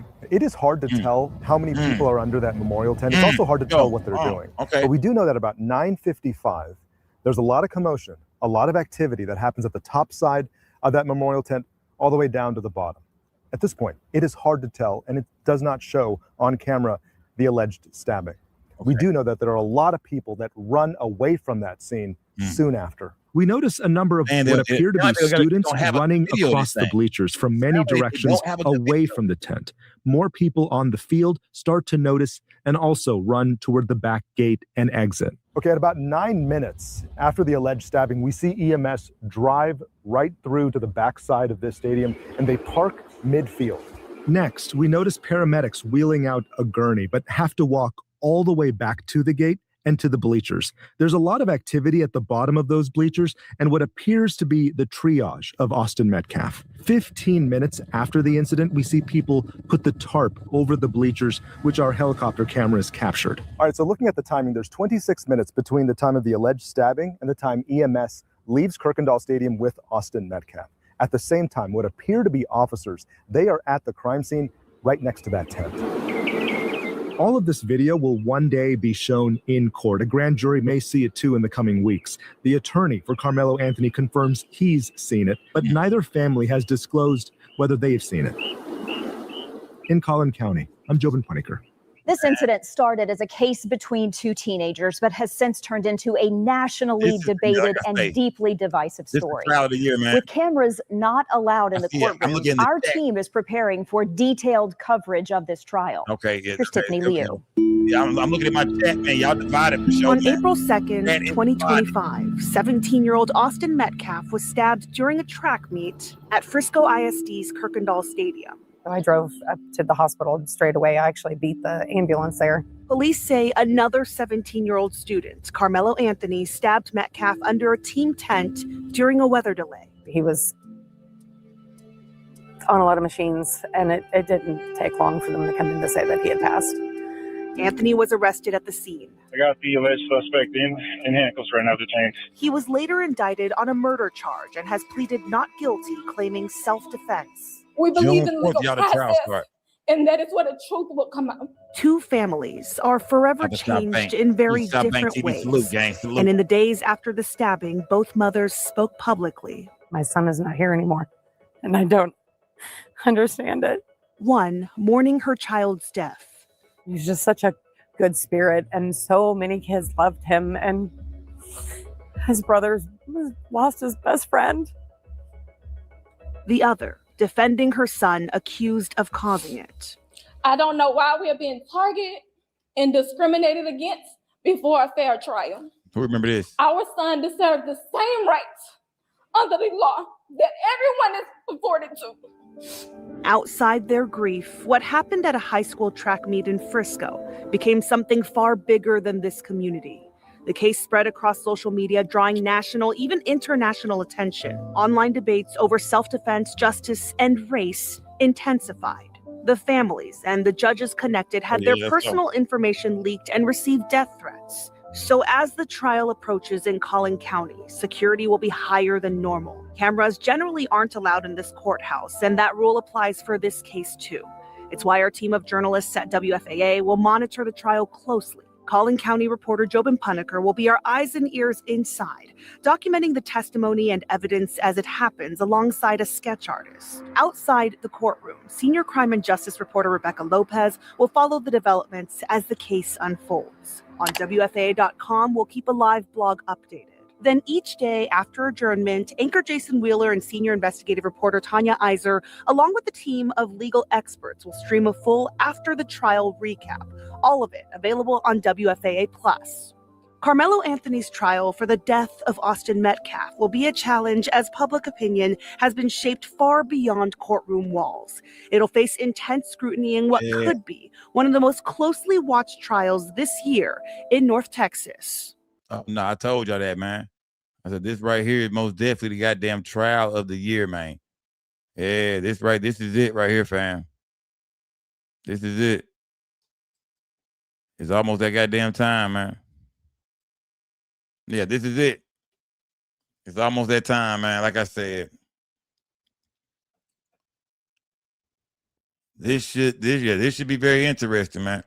I hope they give us a good update, man. I hate that they won't let no cameras in the courtroom, man, but it's one of them. They feel like having them cameras in the courtroom, man, you know what I mean? They won't be able to put a lot of them students on camera, though, you know what I mean? Probably. And I don't know. Most of them probably might be 18 by then. I don't know. But, yeah, it's a lot of shit they don't want us to see, I feel like, man. It's just a lot of shit they don't want us to even see, man. A lot of, you know what I mean? I bet, boy, that's going to make you niggas stand up. You're hearing these testimonies and these statements. And that, boy, that trial there, I hate we can't see it, man. Damn. All right, damn, man. Because I know that shit going to get crazy in there, man. Yeah, you know what I mean? Both sides, they finna go in. You know, the state, they feel like they got this shit in the bag. They saying he could have the best attorneys ever, and it's going to be hard to beat this shit. Yeah, the state feel like they got this shit in the bag, fam. They feel like, yeah, man, we got it. Not saying he's going to get the max or whatever, but they feel like they will get a guilty verdict for sure. The state is very confident. We got to see what Miller attorney's going to do, man. You know what I mean? Man, I hate that we can't hear the opening arguments and shit like that, man. That's what I really want to hear, man. I want to hear them opening arguments, man. I want to hear, you know what I mean, why this is this and why that is that and what the fuck is going on here, man. What really happened that day, man. I want to hear the opening goddamn arguments from both sides, man. Fuck, man. God damn it. I was hoping we could see this shit, man. Shit, man. I blame y'all for this shit, man. Shout out to South Bank TV, man. It is, yeah. South Bank TV. You said do what now, nigga? Yeah, send me that. Yeah, send me that, man. Yeah, send me that. Yeah, put that in my inbox. It is, yeah. Salute to everybody in the goddamn building. Let me see. Hold on, man. Smash that like button. Hold on. Yeah, I mean, let me see. Okay, HA still talking about the shit over there. Let me see. I'll drop that link for y'all for a little bit, man. Yeah. I'll holler at y'all about this shit. I'll fuck with y'all for a little bit on this shit, man. Hold on. I ain't grabbed the damn link. Ain't my bad. I'm bugging. I didn't even grab the motherfucking link. All right, there we go. Let me see. I always go to a whole nother page and drop it in there. I don't know why that's the only way to fucking do it. Let me see. Yeah. I pinned the link in the chat, man. I pinned that link in the chat. Y'all want to pop out, man? How y'all feel about the Karmelo Anthony trial, man? It's here. June 4th, y'all got 3-4 days. It's going down, man. It cranks up, and we just got to look forward to getting the best breakdowns of this shit that we really can, man. Smash that like button. Salute to everybody in the building, man. Yeah, if y'all want to hit the link, come here and talk to me, gang. Hey, look, hey, I want to hear from everybody, gang. Today, I want to hear from everybody, man. If you want to hit that link and pull up and talk to me, what do you think the outcome of this trial is going to be, man? What do you think the jury is going to see in this trial? What are they going to hear? Because we won't be in there. So what do you think they're going to, what are they going to pay attention to? What are they going to focus in on? You know what I mean? What is it going to be, what can they hear that can make Karmelo Anthony innocent? What can they hear that will make his ass guilty? Smash that like button, gang. I dropped that link in the chat, man. I dropped that link in the chat, man. I put the link in the chat, man. If y'all want to pull up and chop it up, man, pop out, gang. Pop out. Let me see. Gang. Who is this? Boy, you know what the fuck this is. Man, you can't come on here like that, bro. Come on, man. You talking too loud, fam. All right, talk to me now, fam. Go ahead. What's up? What's going on over here? What we talking about over here? Who is this, man? It's him. It's who? Oh, hold on. Let me change my. Hold on.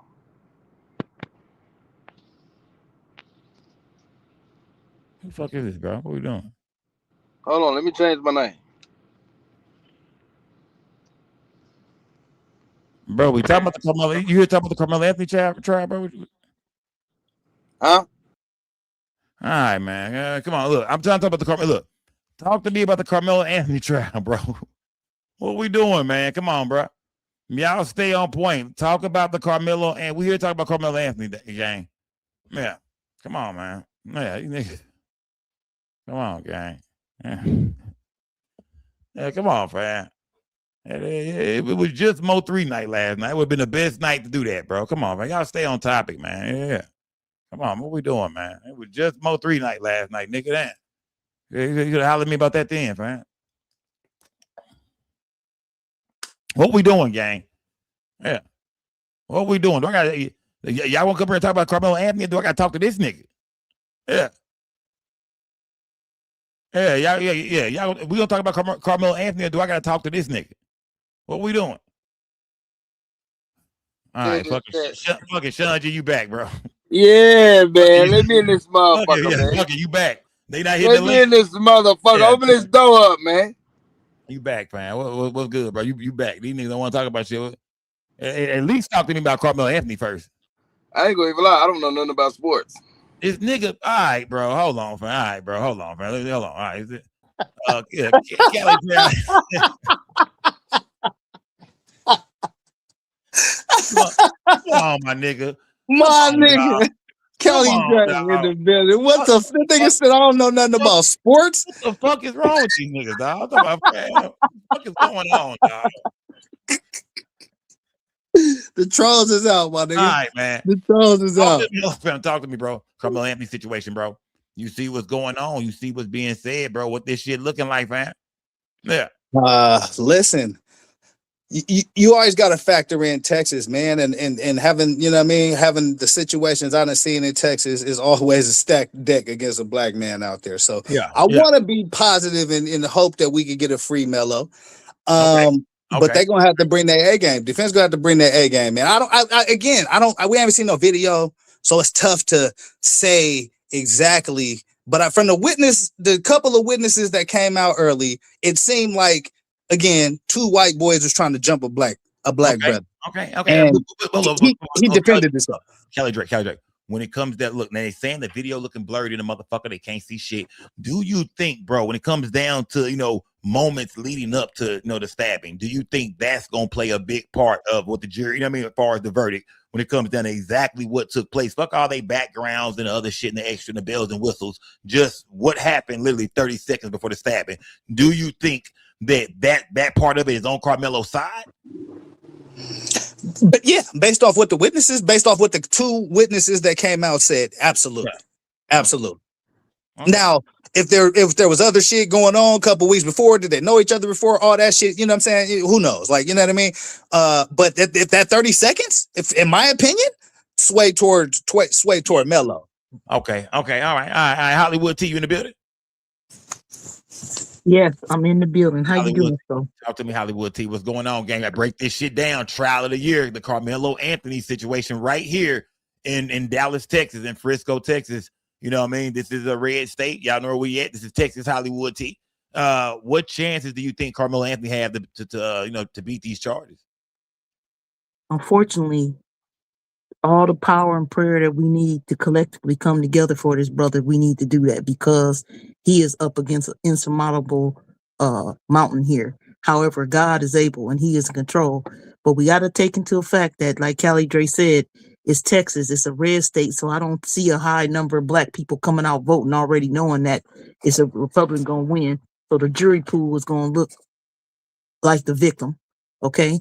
The best shot that the defense has is to prove that this boy had prior issues with people, that he's a bully.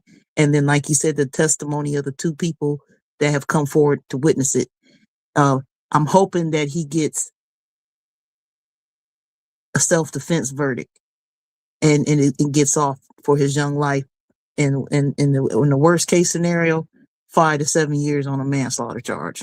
Okay, Hollywood. Because of the public uproar, I feel a conviction has to happen, or it's going to be, us rioting and white people trying to kill one of us. You know what I'm saying? Oh yeah. The good old boys is coming out that night. Yeah, the jury got to balance the public opinion. Oh yeah, my life is in danger. Yeah, the court's going to definitely have to consider those things. Yep. Yeah, I'm most definitely. My life is in danger. Hollywood, ain't gonna lie to you. But you can come live out here. I got a condo for rent. Okay, you know what? I might be going to the goddamn West Coast. I might be going to the West Coast. Hey, she said for rent, nigga. She charging still. It ain't no free ride. Long as I sell the 08 Camry, my nigga, I'm not. You need to sell that motherfucker. It's hot in a bitch. You need to sell that motherfucker, man. Hey, but listen. Hold on. The 37s, you in the building? Yes, sir. Can you hear me? I hear you, fam. Talk to me, bro. The Karmelo Anthony situation, bro. What do you think the outcome is going to be, bro? What will this verdict be, fam? I know we days away from the trial starting, but what do you see so far, fam? Okay, first let me ask you this to clarify something, because from my memory, I remember Austin's dad being on some cool shit. I remember him more like being on some like, don't make this a racial thing. Don't try to make Karmelo out to be the bad guy type, right? So if he's still on that page, I think the young man got a chance. I think he has a chance. I think the details of the facts don't matter. Whatever happened in that 30 seconds, it really don't matter. Like, was he supposed to have the knife? Was there a reason to have the knife? I heard somebody say before that, they ran track and field, and that's pretty common for somebody to have a knife in the equipment bag or to bring it with them on the road or whatever to do something. I can't remember what it was. But all the details don't matter, because we know, plain and simple, if it was the other way around, if it was a black, you know what I'm saying, if Austin was black and Karmelo was white, we know what the outcome would be. So to me, when I look at all these, these crime stories and these true crime documentaries about these different, cases, it seemed like what I could see happening is like, it depends on the family. If the family is on the prosecutor, like, you better get this boy, you better send him away for life and blah, blah, blah, then they may be on that type of time. But if they're not really applying that pressure. Tell me 30. So what do you think what would this be like if it was a young black man that stabbed another young black man at school? You think it'd be the same outcome? Like not as far as the public outroar and all that shit, black and white, but do you think that the young man is to be facing time and facing charges if a black man stabbed another young black man at school? See, then it all just depends on reputation, like who you got to speak up for you. You know what I'm saying? But you know what I'm saying? I'm talking about as far as a murder going down at an event. Do you think if a young black man stabbed another young black man at school, you think he'll go? You think he'll be going to jail for it? And they think he'll still have to go do some time? You think he'll be looking at some like serious? For sure, they would just apply the books to him. It wouldn't be no, like you said, it wouldn't be no racial component to it. It would just be, whatever the police found, that's what they found. Like I said, it depends on that situation. Then the details kind of do matter, because if there's eyewitnesses that say that the black man that got stabbed was on some bullshit, then maybe he may get off with a self-defense, But nah, I mean, I think anything other than how it normally goes, Nah, for sure. For sure. I think the details are gonna matter extremely a lot in this case, bro. I hate to disagree with you on that, because if what y'all saying is the video is grainy and you can't really they cannot make the video out. They saying this video is kind of from a little distance. They really can't see who all underneath the tent. Like they really can't see the stabbing of Austin Metcalf at all. So they saying this video is going to be, it will be shown, but they don't think it's going to really persuade the jury, you know what I mean, far as what really took place. Okay, but so in that instance, I think the details is going to matter a lot. You know what I mean? The only way the details going to matter, you're right. And this is the part that we don't know because of the gag order and all that shit, is that obviously there was witnesses. There's people there that saw the whole thing. So it's, like I said, again, it's kind of all going to depend on each Karmelo and Austin's reputation.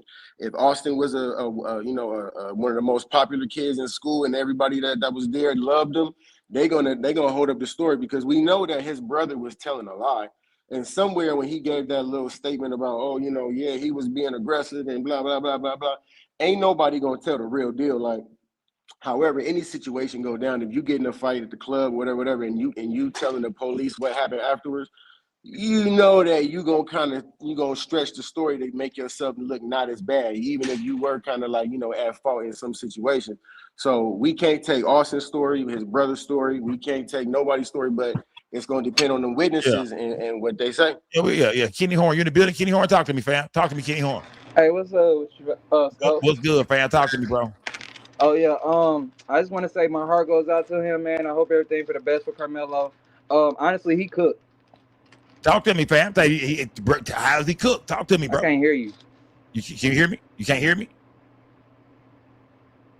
Oh, come back in, bro. I'm gonna throw you out. Come back in, bro.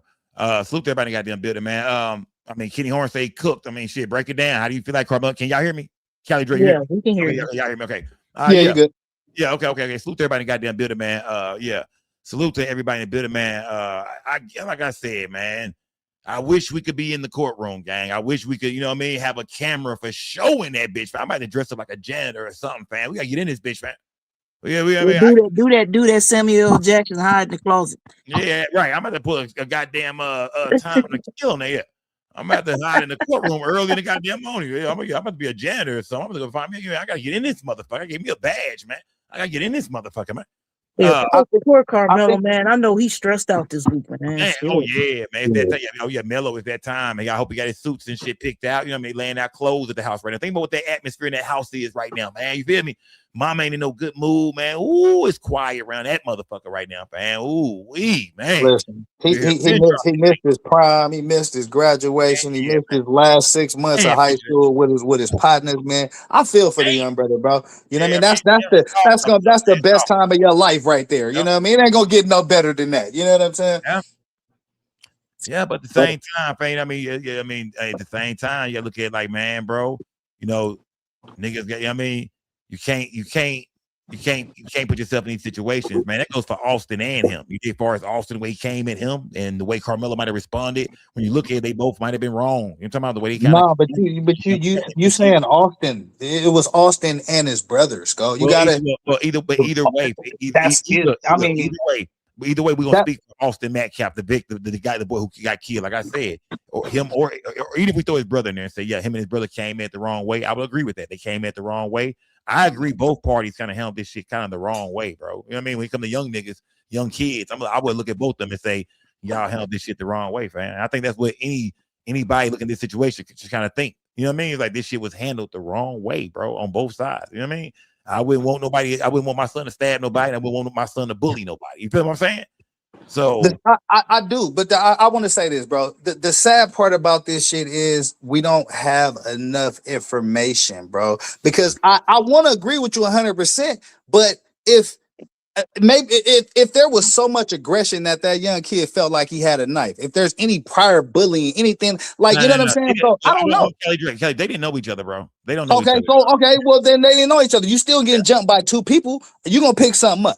If that was the closest shit that was right there, that was the closest shit that was. And again, I always go back to the fact that he only stabbed the dude once. It wasn't like he went full, you know what I'm saying, American me on his ass. You know what I mean? He stabbed him once. So, and after he stabs him, he goes and says that he did it. So I just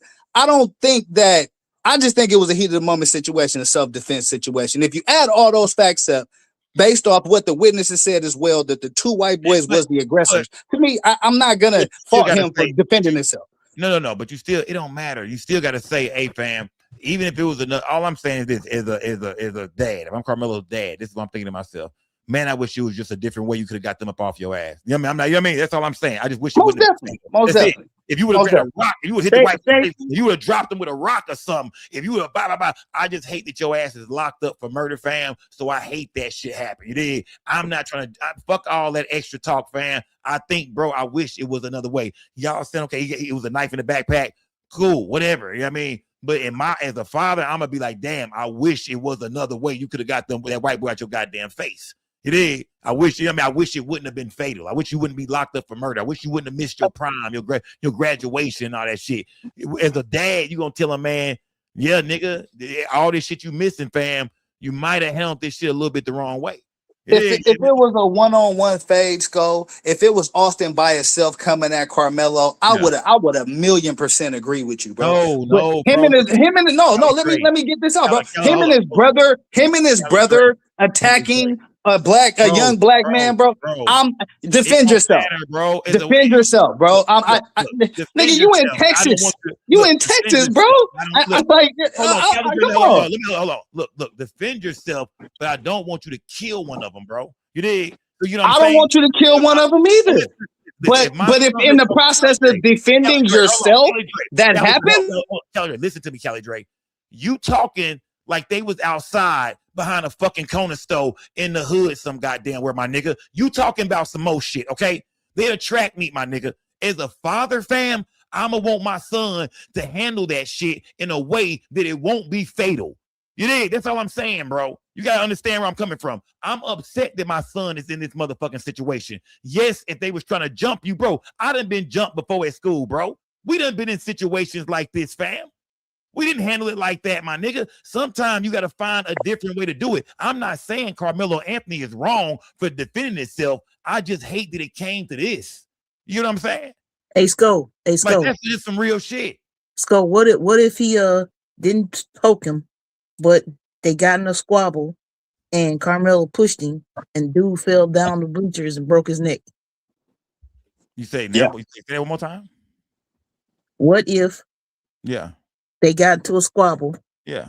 And Karmelo pushed him. Oh yeah. And dude fell down the bleachers and broke his neck. Oh, that's something. That's something that to me, that's something different. Now, if I'm a dad and you tell me y'all got into a physical fight with y'all hands and that's what happened, then I'm looking like, you know what I mean? Yeah, I'm looking like shit. I'm more on the man. Now I have all the right to be on that side for real because my son didn't have no weapon, no nothing like that. They got to throwing them hands, pushing, whatever, shoving, what boys do every day at school, home, backyard, which is nothing to us. And shit, that was the result. But he wanted to fight, and damn, that's how I'm looking at it then. But you know what I'm concerned about? I'm concerned about the premeditated portion because on the first degree count. Premeditated though. I don't think it's but they charge him with first degree. Yeah, man, I don't think a premeditated only takes a second thought, second thought.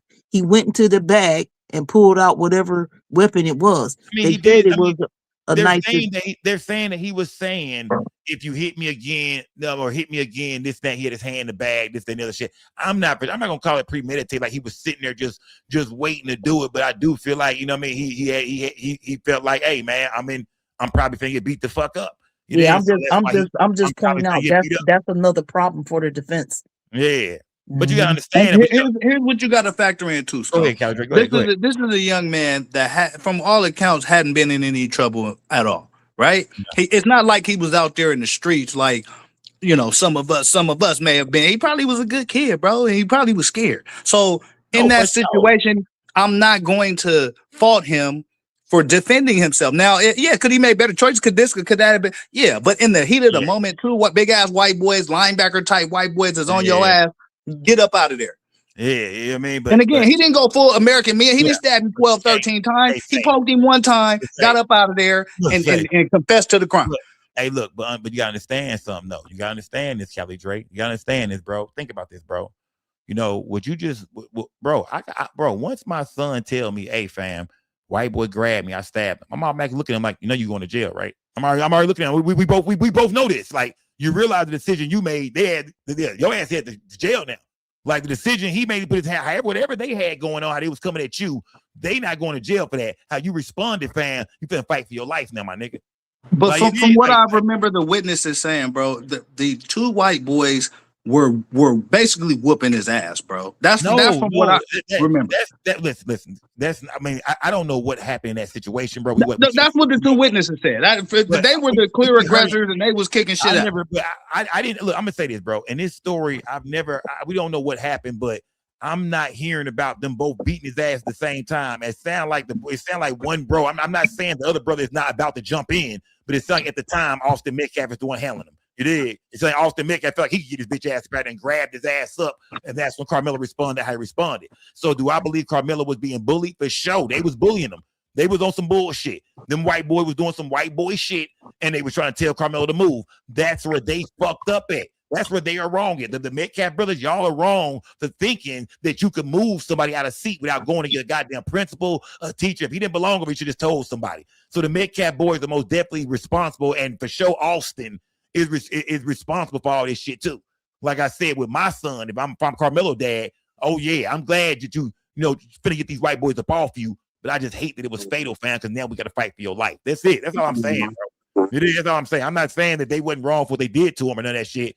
I'm just hating that, damn, it comes to this. We don't want it to be fatal. You feel me? Yeah, I'm trying not to say anything inflammatory tonight because two people's lives, one is the deceased and one is facing the rest of his life in a prison cell. But if that young man, Austin, hadn't come up and said nothing, he wouldn't be in the upper room right now. And again, I put a lot of weight on he only poked him one time. That doesn't show intent to kill. So the fact that Austin died is just the after effect of that incident, bro. So, but there was no intent to kill him. You see what I'm saying? He poked him one time and ran. So again, there's a lot of evidence that you can prove. There's a lot of shit you could point to, state of mind to say, bro, he wasn't trying to kill him. Like, you know what I'm saying? He wasn't trying to kill him.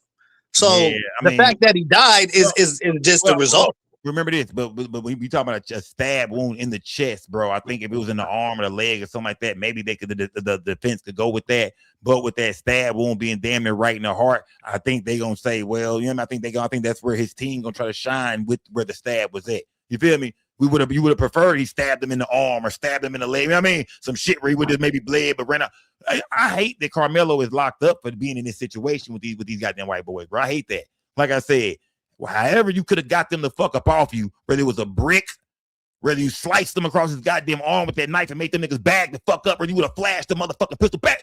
However, he could have got them white boys the fuck up off him. I just hate that it turned fatal, and then the young brother is fighting for his goddamn life. You get what I'm saying, bro? I think everybody would feel that way about their son. You would feel like, yeah, you did what you had to do, but now we got to do this. You know what I'm saying? Didn't somebody say that the dude ran into the knife? That's where that they were squabbling and Austin ran. I heard that too. I did hear that too. That's what I thought I heard. I don't know. We know it's gonna be witnesses that will take the stand, and like I said, I'm sure we're gonna hear this story from both different sides. I'm sure we're gonna hear some of this, we're gonna hear some of that, but we know for a fact there's witnesses. You know what I mean? So this trial is gonna be based. Like I said, witnesses are gonna play a big part in this shit, man. The witnesses are going to play a big part in this shit, man. But who are going to be the witnesses? Hey, Callie Drake, they say they was sitting over there near they motherfucking tent. They was under they shit. Sound like most of the witnesses. That's the part right there. Yep. Sound like most of the witnesses are going to be people on they team. You know what I mean? Listen, I don't. These are high school kids, bro. They're not hardened criminals. So they gonna crack. Like, you know what I'm saying? They're gonna tell what they know. They may try to play a little favoritism, but these are seasoned detectives, bro. I'm gonna take them over the goddamn kids any day of the week. So for me, no. It's not about. See, this ain't a situation you can say we can crack no kids. This ain't about that. This is about what them kids. Well, no, I'm saying if the kids tell a version of the truth, if the kids tell a version of the story that's different from the truth, I think the detectives will be able to figure that out pretty quickly. But y'all, this what y'all gonna. You know what I mean? So that's why I don't think it'll be. There could be some attempts, but I don't think because there's other witnesses too. There's parents, bro. There's parents that are giving a totally different story. You see what I'm saying? So remember this. Look, that's right. But what I'm saying is this, bro. It's not going to be about them kids telling a lie or this and that. It's going to be about how they felt like shit happened, what they saw, how they took shit, how they did. I mean, so it's going to be if it's most people. I'm not saying that he don't have any witnesses that's going to say his version or make him look good. But if they was underneath their tent, I'm guessing a lot of these witnesses are probably going to be some of their friends. We in Frisco, a lot of white kids out there, not saying they racist or shit like that, but for all the kids out there. But at the end of the day, I think it's going to be to a point where, when that jury get to listen to what's going on, it's going to be about who got the most witnesses damn near, bro. You know what I mean? But Melo was under that tent too, so he might have had a couple partners over.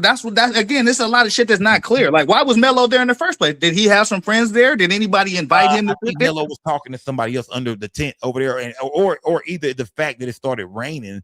Maybe Melo went under the tent because it was raining, or he went under the tent because he was talking to maybe another friend or somebody. I mean, I'm sure they all know each other. That's what I'm saying. There's a lot of key details, bro, that we don't got. You know what I mean? I don't think it's a bad reason why he was under the tent. I don't think he was just over there looking for trouble. No, I'm saying, but he may have known people over there. If he knew people over there, then that's going to help his, you know what I mean, his witness list. Yeah, you see what I'm saying? It just depends on how many people he know over there, because they said at that goddamn school they was there, under tent they was under. They say Metcalf was the man. You feel me? That's something else you got to deal with. You feel me? Remember, Metcalf is the man at the school. Football player, star. Yeah, man, that plays a big role in it too, with what people around and the kids. I mean, yeah, it can. Yeah, it plays a big role in it. I'm telling you, the biggest thing that's insurmountable is them 12 jurors, and they all gonna be white. Watch, man. I mean, come on now. I mean, I'm not saying that's gonna happen. Might be a few brothers on there, maybe a few sisters on there. We don't know. We can't decide, but it is in Collin County. I mean, Collin County jury selection. It is. What is Collin County's makeup? Let's go. Racist as fuck. White. I'm gonna say, yeah, a lot of black people, but a lot of white people. I mean, that's how Dallas is made up. Dallas got size, versus a lot of black folks and shit like that. But majority to the most part, a lot of areas you go to, man. Yeah, I mean, it's a lot of land around here with them. Yeah, white folks, man. You know what I mean? Yeah, a lot of white folks, man. A lot of white folks. But niggas are everywhere. They say the Indians are taking over down here right now. To be honest with y'all, if y'all didn't know that, the Indians are taking Frisco. They say it's full of goddamn Indians right now. Good. Yeah, they say the Indians are taking over goddamn North Texas, man. But either way, gang, like I said, I just think it's all fucked up, fam. I ain't gonna lie to y'all, gang. I think it's all fucked up, man. I hate that Karmelo Anthony is fighting for his life. I hate that he in this goddamn situation, man. It's by the time machine I go back and make sure none of this kind of shit happen, but I don't. So at the end of the day, we got to deal with what the fuck is on the table here, man. And Karmelo Anthony, stabbed Austin in the chest in self-defense, he say. And we now got to see what a jury say about this, man, and what the witnesses say, man, and what the vibe is in that courtroom, and, what the judge is saying. I mean, now it comes down to a bunch of shit we won't see, Callie Dre. You hear me? God damn, fam. Maybe aliens will make an appearance before Thursday and the trial be put on hold. Man, because I want Callie Drake, you supposed to argue over this shit, dog. We supposed to be sitting here watching the trial. I mean, it's not arguing, but just kind of debating. You know what I mean? About how this shit playing out, what's going on, what we think is next, how this shit looking. That's what I don't like all the secrecy in this shit, bro. This is America, and it's just been way too much secrecy. It's a video out there, but it's too grainy. But there's a gag order going on. We ain't got no, you know what I mean? It's just too much shit. Remember, this is during a school event, and we talking about with juveniles out here, bro. So we're not gonna get all that shit that you would get sometimes. I know in certain cases we've seen things, you know what I mean? But in this situation right here, bro, they not letting nothing out the bag, man. They saying the security on that goddamn courthouse ain't gonna be no joke. Bring your puss ass up there playing if you want to. Yeah. Hey, Scott, did they say that the judge was getting death threats too? Yeah, all that shit. Yep, damn, all that shit, man. All that. They gonna have police on horses out here, y'all, walking around. I mean, it's gonna be police. It's about to be crucial. So you going over there to check it out now? I gotta go take a peek. You know what I mean? I gotta go take a peek over there. So especially when the verdict come out. Oh my God, I gotta duck my head in that motherfucker, man. If I'm going to jail, I'm trying to get locked up or something. No, don't do that, baby. I think the secrecy is gonna hurt Melo, bro. The fact that the people can't get behind this, the fact that there's drips of evidence, it works against Melo, bro. I ain't never heard you say that. So you said you feel like the secrecy is gonna hurt Melo. What you mean by that, fam?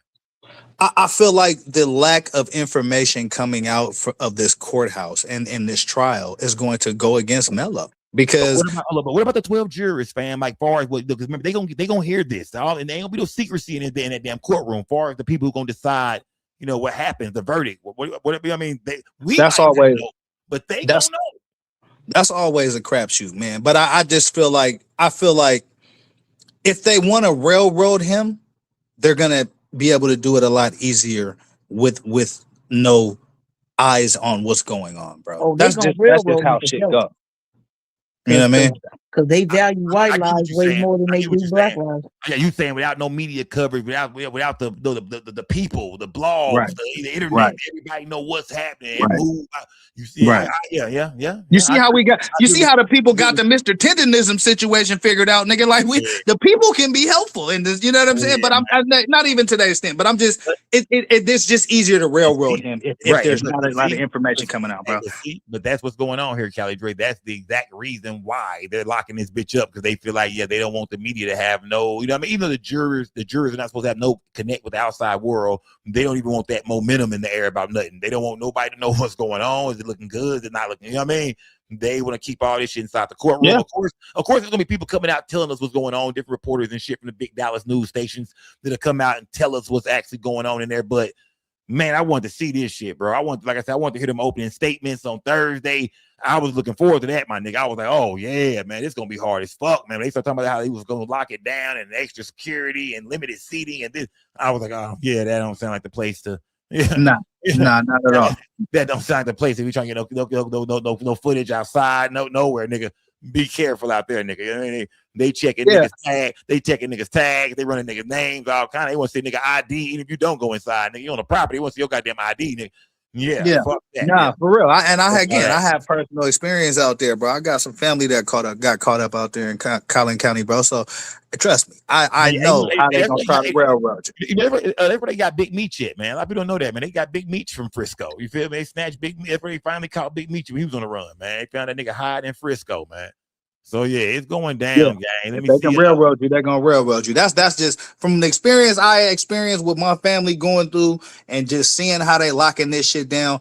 That's the shit I'm most afraid of for Melo. Is if the people can't get away with what's going on, then they can railroad his ass very, very easily in this shit, bro. Very easily. I mean, hey, man, we gotta see how this shit play out for the young man, bro. That's how I'm looking at him, man. I know he's a good kid. You feel me? I understand he has no criminal background, no nothing like that. I'm looking at this nigga, man. I don't think the nigga ever got no pussy. I'm starting to look at nigga there. I don't think he better been fucking on something all the time. He been free. That's what I'm saying. He's a 40-year-old virgin, man. He's a 40-year-old. I mean, he's an 18-year-old virgin, man. He got a look in his eye and say he ain't clapped nothing. So yeah. There you go, 18-year-old virgin. That's what I'm saying. 17, 16 ain't hit nothing. You're like, knowing his mama, she ain't letting nothing come over there and she ain't letting him lead out. Man, but I mean, either way, I'm saying, he's a young man, fam. Was this a mistake on Carmelo Anthony's part? I'm sure when he looked back at it, I'm sure he even wishes this shit didn't happen. Of course, I'm sure he wished, man, I wish this whole thing didn't play out. But it did. The Metcalf, Austin Metcalf put his hands on him. That's one thing we do know for a fact is that Austin put his hands on Carmelo. What will this trial bring out? I'm wondering. Like when it comes to him touching him and grabbing him, throwing his shit, will they call it what they call a crime of passion? What they call that? Yeah, not a crime of passion. What they say earlier that was 2 to 20. I forgot what they called it, man. It was like a spare of the moment type shit, like some passion of crime type shit. I forgot they said, but those last seconds leading up to this stabbing could play a big part in whether Carmelo goes free or not. D Rich, you in the motherfucking building? What we doing, D Rich? Unmute your mic, nigga. What we doing? D Rich. Oh yeah. Here I go. Can you hear me? What's up, nigga? Talk to me, nigga. You been in this bitch. Talk to me. Yeah. Nah, man. I really believe that it is depending on who's going to be a witness, really. The kids that were in this tent, I mean, whether Carmelo was there for however many, the ones who weren't even with him, I would say as long as their story matches what he states, that it was just he was there speaking to whomever, and they came and approached him, that helps his case tremendously. In the sense of pulling a knife, I mean, that is going to be something that's going to hurt, because there's just no way you can have. I mean, if y'all are saying it's a putty knife or to sharpen their spikes or what have you, it just cool. Sounds like a but little, to use it, like a little putty knife, yeah, like a little. yeah, but then to turn around and use that as a weapon, again with Collin County, this is in McKinney that they're having the courthouse. They're gonna make that a speaking point as well, So I don't know. I mean, that just again, if all the kids say that this is what they saw, them approaching him, it became physical on their part prior to him responding. I mean, in any way you see it, yes, that would be self-defense in theory. But then again, they may push that to, okay, it was self-defense, but you weren't supposed to use this particular item as a weapon. So again, like I say, I hope they give the little man, 5 years suspended and then followed by the 5 years probation. But hopefully it would then turn into they ran that 5 years concurrent. So once he finishes the 5 years of the suspended, they drop the probation. So that's my hope. So that's your hope? Yeah. Okay. I mean, because if he gets 5 years suspended, he doesn't go to jail, right? So, he doesn't go to jail on it. Okay, so you feel like Austin Metcalf deserved to die. When you speak it like that, I mean, I won't say it as such. I would just speak that when you're out of bounds and them approaching him, because again, like you mentioned, they're not, they're not teachers, they're not faculty, so they can't tell another kid what to do. So yes, they were wrong in that instance. Okay. So if you want to say, I mean, just how you said it sounded so harsh. Look, D-Rich, I want to ask my whole chat that. How many people in my chat feel like, I put a 1 in the chat, you feel like Austin Metcalf deserved to die? Because every time people say, well, he shouldn't get nothing at all, or he should free him, or free Melo. That's basically saying that, hey, you know what I mean? Hey, Austin Metcalf, you know what I mean? Hey, he did what he did, he died for it. It is what it is. You know what I'm talking about? Can't blame Melo for it. He started it. You caused your own death. It is like, yeah. So how many people feel like, hey, you're talking about like shit, he deserved to die? Right. How The many deserved people portion is just a little tough, man. I ain't gonna lie. But people are saying he earned this. People are saying, yeah, Melo stabbed him because the white boy was bullying him. They were finna jump him. Like this shit, he did, like he was, you know what I mean? They saying he earned this stabbing. So I'm saying, how many people feel like that Austin Metcalf deserved to die? Yes or no in the chat? Because I mean, y'all want me to say it like that, but I feel like that's what everybody's saying. Like when people say, free Melo, I'm like, so people are saying that, you know what I mean, that, hey, he stabbed that boy, but, hey, that boy, he created, you know what I mean? And you can say what you want to say. I don't, you know what I mean? Everybody got their own opinion about this shit. But so y'all saying, yeah, he stabbed him, but, hey, he shouldn't get nothing for it. It was, they came, or Austin came at him. Talk to me in the chat, gang. Yeah. I just want to hear what y'all think, gang. I'm just listening to y'all, gang. I just want to hear what y'all got to say, gang. I'm just listening to y'all, man. It is, yeah. I'm just listening to y'all, man. Y'all talk to me, gang. How y'all feel about this, man? Because the trial is here, goddammit. You did. Salute to my nigga D-Rich, man. Salute to Hollywood T too, gang. Salute to Hollywood T. Salute, gang. Salute. Hey, Sco, regardless of how I personally feel, no, he did not deserve to die. And in Karmelo's case, I'm certain in his head, he did not intend to kill him. Right, there we go. Okay. Every action gets a reaction, right? And it's an unfortunate turn of events, and a young man is not here anymore. I just feel that in Texas, he ain't going to get a fair shake. He's not going to get any type of consideration. I'm fearing the worst, but I'm believing in God and hoping that he can get, some type of consideration. Yeah. So can you kick me out of here before I say something inflammatory? No. Yeah, go and get your ass out of here, Hollywood T. Because I like what you said, Hollywood T. I agree with you on that. That's how I feel about this whole situation, gang. Austin Metcalf did not deserve to die, but I don't believe Karmelo Anthony was trying to kill him. You feel me? That's the best way to break it down, to be honest with you, gang. Austin Metcalf, he didn't deserve to die, man. He was a kid just like Karmelo. These are young kids, gang. Like, yeah, let's be humans for once. Like, fuck all the black and white shit. These are 2 young kids, man, who could have been productive members of society. I mean, one still can be if he, go to, you know what I mean, if he beat this, or if, you know what I mean, things work out on his side later in life. But yeah, I don't think Austin deserved to die, but I don't think Karmelo meant to kill him either, man. I don't think Karmelo Anthony is a killer at all. I don't look at Karmelo Anthony like a killer. I don't look at him like somebody's gonna kill again and shit like that. I don't think he meant to kill this kid at all. I know it was a stab wound to the chest, but like we say, we don't know if they was wrestling, how it went, when the knife came out. Maybe he was trying to stab him in the shoulder or the other arm, or maybe he was just trying to skip. We don't know. I don't know. You know what I mean? When the knife came out, we don't know exactly how it went, but I don't think he was trying to kill him. But I don't think Austin deserved to die. You feel me? So I look at it like that, man. 2 young cats, man. 2 young kids, you did, who they both, you know what I mean? If they could take this shit back, they probably would. Cali Dre, you back. What's good, fam? Yeah, man, I'm back, bro. My bad. My phone died. Check it out. I'm not gonna ever say anybody deserved to die, right? But you can't control how somebody else gonna react, and that's what we have. Just as human beings, we think we know how shit gonna go. We think we know how shit gonna play out. And as any motherfucker sitting in jail right now, it probably didn't play out the way that you expected the shit to play out. You know what I'm saying? And so we just gotta. You know what I mean? I that's the best way I could say it, bro. Is just like you said, yeah, bro, he didn't deserve to die, but bro didn't intend to kill him either, though. I don't think. You know what I mean? But like you said, you gotta ask a nigga in jail, and this time the nigga in jail we're going to ask is gonna be Karmelo Anthony.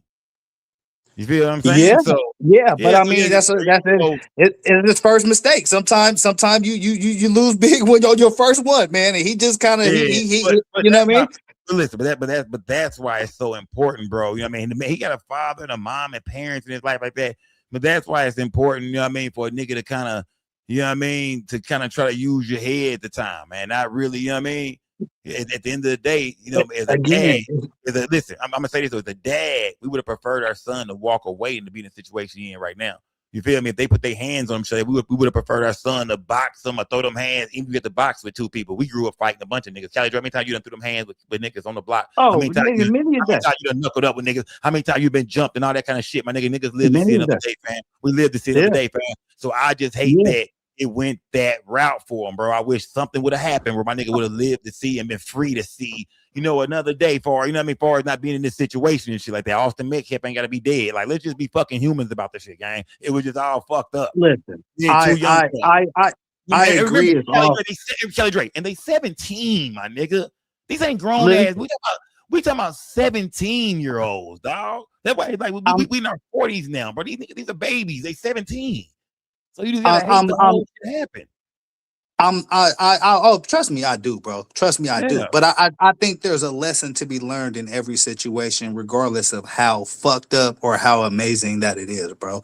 And I just think that the lesson in this situation is, again, you can't control how somebody else is gonna react, bro. And for me, just me of who I am as a person, as an individual, as a black man in this country, bro, I and as a father. You know what I'm saying? If my son feels that he is being threatened, if he feels in fear of his safety, bro, I, as a father, no matter how mad I might be at his decision, I'm not going to fault him for doing what he feels like he has to do to get out of that situation. Because again, if I look at the facts, he didn't stab him 12, 13 times. He poked him once and ran. So for me, it's like, okay, that shows me he didn't intend to kill him. He tried to get him off. You know what I mean?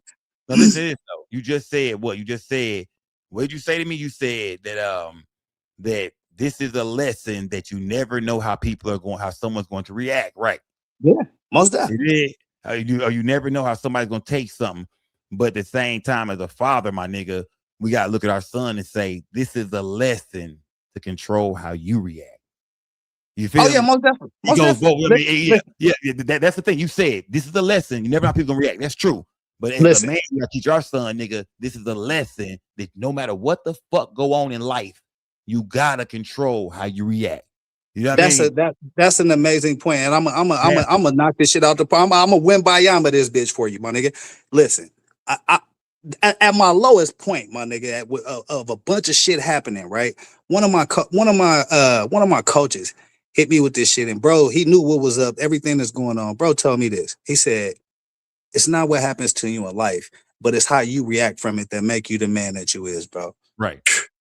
Coldest shit ever, bro. Me at 19 years old hearing some shit like that, right? So it makes you take accountability. Prior to that, I didn't have that. You see what I'm saying? I wasn't thinking about like that. So it's about perspective, bro. It's in the situation at hand. We can all say, "Oh, we would have did this, we would have did that." But when you in fear for your life and you think some shit gonna happen, you gonna do what you gotta do, bro. And that's just the part of human nature that I understand, bro. But let me ask you this though. In life, bro, have you ever seen? Because I'm gonna keep it 100 with you, my nigga. In life, have you ever seen some niggas and said, "Oh no, not today. They for sure got it. Oh yeah, we out this bitch." You ever did that before? What you mean? Like what you mean? You ever bumped into some niggas and said, "Oh yeah, not today." You by yourself, 3, 4, 5 of them niggas. You say, "Oh, not today." I'll holler at you niggas and cut another way. You ever did that in life? I ain't never intentionally ducked no smoke, but I also ain't never just ran into no stupid ass fires either. You know what I'm saying? I'm strategic about my shit. You know, in my life, fam, I done been places in this rap shit, nigga. We done been some places, nigga, where we said, "Nigga, shit, nigga, not today." Oh nah, it's 35 of them niggas. It's 6 of us. It is. Oh, I mean, listen, late night one day, way, my nigga. Listen, yeah, bro. Listen, hey, hold on. Look, I'm gonna say this, my nigga. Nigga, one time, nigga, it was some shit going on, right? Nigga, we bumping I go to the mall, nigga, we bumping the motherfucking Slim Thug and them niggas. Oh, man. The boys in the middle was deep. At this time, it's an issue. Yeah. Oh, man, a couple of niggas say, you know what? Yeah, my nigga, we're gonna go ahead and go the other way, my nigga. We're gonna go this way, my nigga. Yeah. Them niggas deep in the bitch over there, fam. We gonna cut the other way, my nigga. Yeah. Listen, Yeah. I can relate. I've had a situation like that before. Several situations like that, man. Bro, I've been escorted. I'm gonna keep 100 with y'all tonight. I've been escorted away by the police before. You know, like the laws have to get me and some niggas and make sure we got up out of there. You know what I'm talking about? Like it was that bad. You know what I'm talking about? Like, you know what I mean? Like, oh, them niggas finna get them niggas dead in here. You feel me? They had to put me on a goddamn golf cart like a lost kid and get me and some niggas to fuck up out of a situation, bro. Yeah, that's I'm being dead ass serious, bro. That's how, So sometime in life, man, you gotta do the decisions you make. You gotta say, man, nigga, live the fight another day, live to get on these niggas' ass another day. I wish Melo would have got up and mobbed off and got, you know what I mean? But absolutely. Hands on him. So I understand it was too late. White boy put their hands on him. So you know what I mean? By that time it was too late. So I'm not gonna blame Melo for that at all. White boys put their hand on them, so something happened. You did, but yeah, I hate it that way, man. But I most definitely done retreated before, gang. I ain't gonna lie to you. I done retreated. I done had to retreat before, my nigga. You did, no lie. Yeah, I be lying. Listen, I didn't have to strategically remove myself, but I don't think I ever retreated. Nigga, I had to strategically get up. Nigga, I done retreated, man. Nigga, I done retreated. I done said, oh yeah, fam, that ain't it right there, bro. You did. I'm talking about, man, bro. I'm talking about, oh man, I didn't want to tell you the San Antonio story. Oh my god, bro. Nigga, I'm out on that note. Shout out to my niggas go, man. I'm out. Man, I'm retreated, bro. Yeah, y'all niggas bullshit. I got the fuck up out of there. Yeah. Y'all niggas playing games, fam. I done got the fuck up out of there before, man. So with Karmelo Anthony, man, shout out to D Rich, man. You dig? Shout out to D Rich, man. Salute to D Rich, man. Like I was saying, gang. Shout out to Cali Dre, man. Shout out to Hollywood team, man. Shout out to everybody that popped out tonight, gang. Salute to everybody in the building, gang. Hey, man, like I said, I'm just being 100, man. I hate that Karmelo Anthony is in this situation, gang. I wish this shit would have played out another way. Yeah, at the same time, you know, Austin Metcalf put his hands on him. I think that most definitely was the wrong thing. That's where Austin Metcalf fucked up at. But do I think Karmelo should have pulled out a goddamn knife? Most definitely not. I don't think that was the answer to the shit. People are saying, well, Sko, you know, they was going to jump him, this, that, and the other shit. I get it. But if I'm talking to my son, I'm going to tell him, look, fam, when you at school and shit like that, the track meet and shit like that, now you might have to throw some hands or something, fam. Yeah. We win some and we lose some. Remember what Pops told Q when he seen him with the pistol? Sometimes we win some and we lose some, son. But we live and stay free to fight another day. And y'all might be saying, well, Sko, he did live to fight another day. I mean, he's still with us. But, man, the boy's facing some time right now, man. Yeah, but the boy's facing some time. I mean, if shit don't go his way, man, that boy can end up in prison 15, 20 goddamn years, man. So, at the end of it, like I said, I hate this whole shit happen, man. Will Karmelo Anthony beat this case, man? We gotta just wait and see, gang. You know what I mean? Will he be sentenced to maybe 10 years, 15, 20 years? Will he be dropped down to a manslaughter? All that is up. You know what I mean? I think I'm not gonna lie though. I'm leaning. If he beat this motherfucker, that's gonna be crazy, man. I just don't see. I'm leaning towards him getting some kind of time, man. Even if it ain't that much time, I don't think this year they ain't letting him. They ain't gonna let him walk on this, man. Yeah, man. I don't think they're gonna walk on this, man. That's just that's just what I'm predicting right now, man. I don't see them just letting them skate on this at all, fam. You know what I mean? It was a stabbing. It is, and fam, you are responsible for it. And I don't see them white folks letting them walk like that at all. I don't think you niggas are dreaming, to be honest with you. Just I mean, then I get real with you niggas for a second. Yeah, and then I'm getting serious with you niggas. I think some of you niggas are dreaming. This is motherfucking Collin County. This is Texas.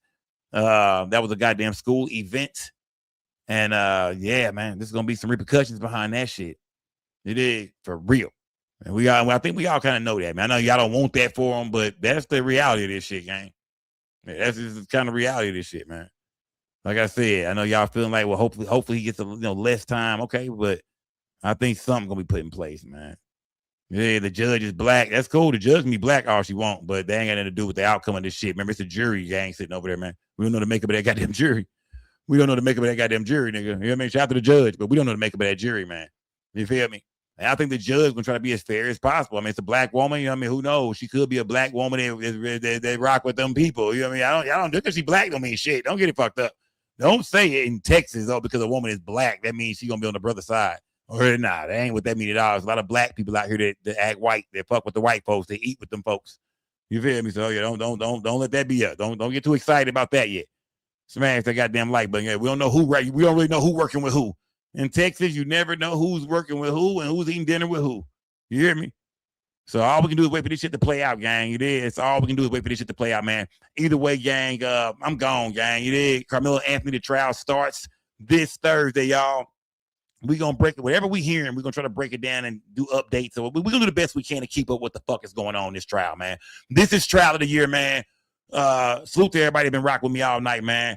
We broke down Sauce Walka and Drake. Who cares? Boosie, that nigga might be going to jail, man. He broke that motherfucking hook over that nigga head, man. Boosie might be going to jail, man. Yeah, Boo, your ass might be going to prison, my nigga. I'm bullshit, man. Who knows? Just give a nigga some money, Boosie. That's all he want, fam. Yeah, man. You broke a hook over a nigga head. Give his ass 100 bands, Boosie. Fuck it. Smash that like button. Salute to everybody been man. Shout out to everybody been blowing that good gas all night too, man. Salute to everybody put some color in my chat. Everybody hit the cash app. Shout out to everybody that donated, man. Shout out to everybody hit the pound tonight too, man. Salute to the whole goddamn gang, man. Y'all know what time it is, man. It's almost, let me see. Oh, it's almost 4 hours, nigga. We've been in this bitch, yeah. It's almost been 4 hours. We've been in this bitch, man. Either way, salute to everybody in the building, man. Light that trash back up. What time is it, man? 12:37, man. What time you niggas go to bed around? You niggas got jobs? Like, what time do you niggas go to sleep? You niggas like, man, niggas go, we don't go. We smoking Reggie all night, nigga. We ain't, most of us is on meth and crack and Reggie, and we ain't going to sleep, nigga. We finna go to the next show. Y'all niggas ain't shit.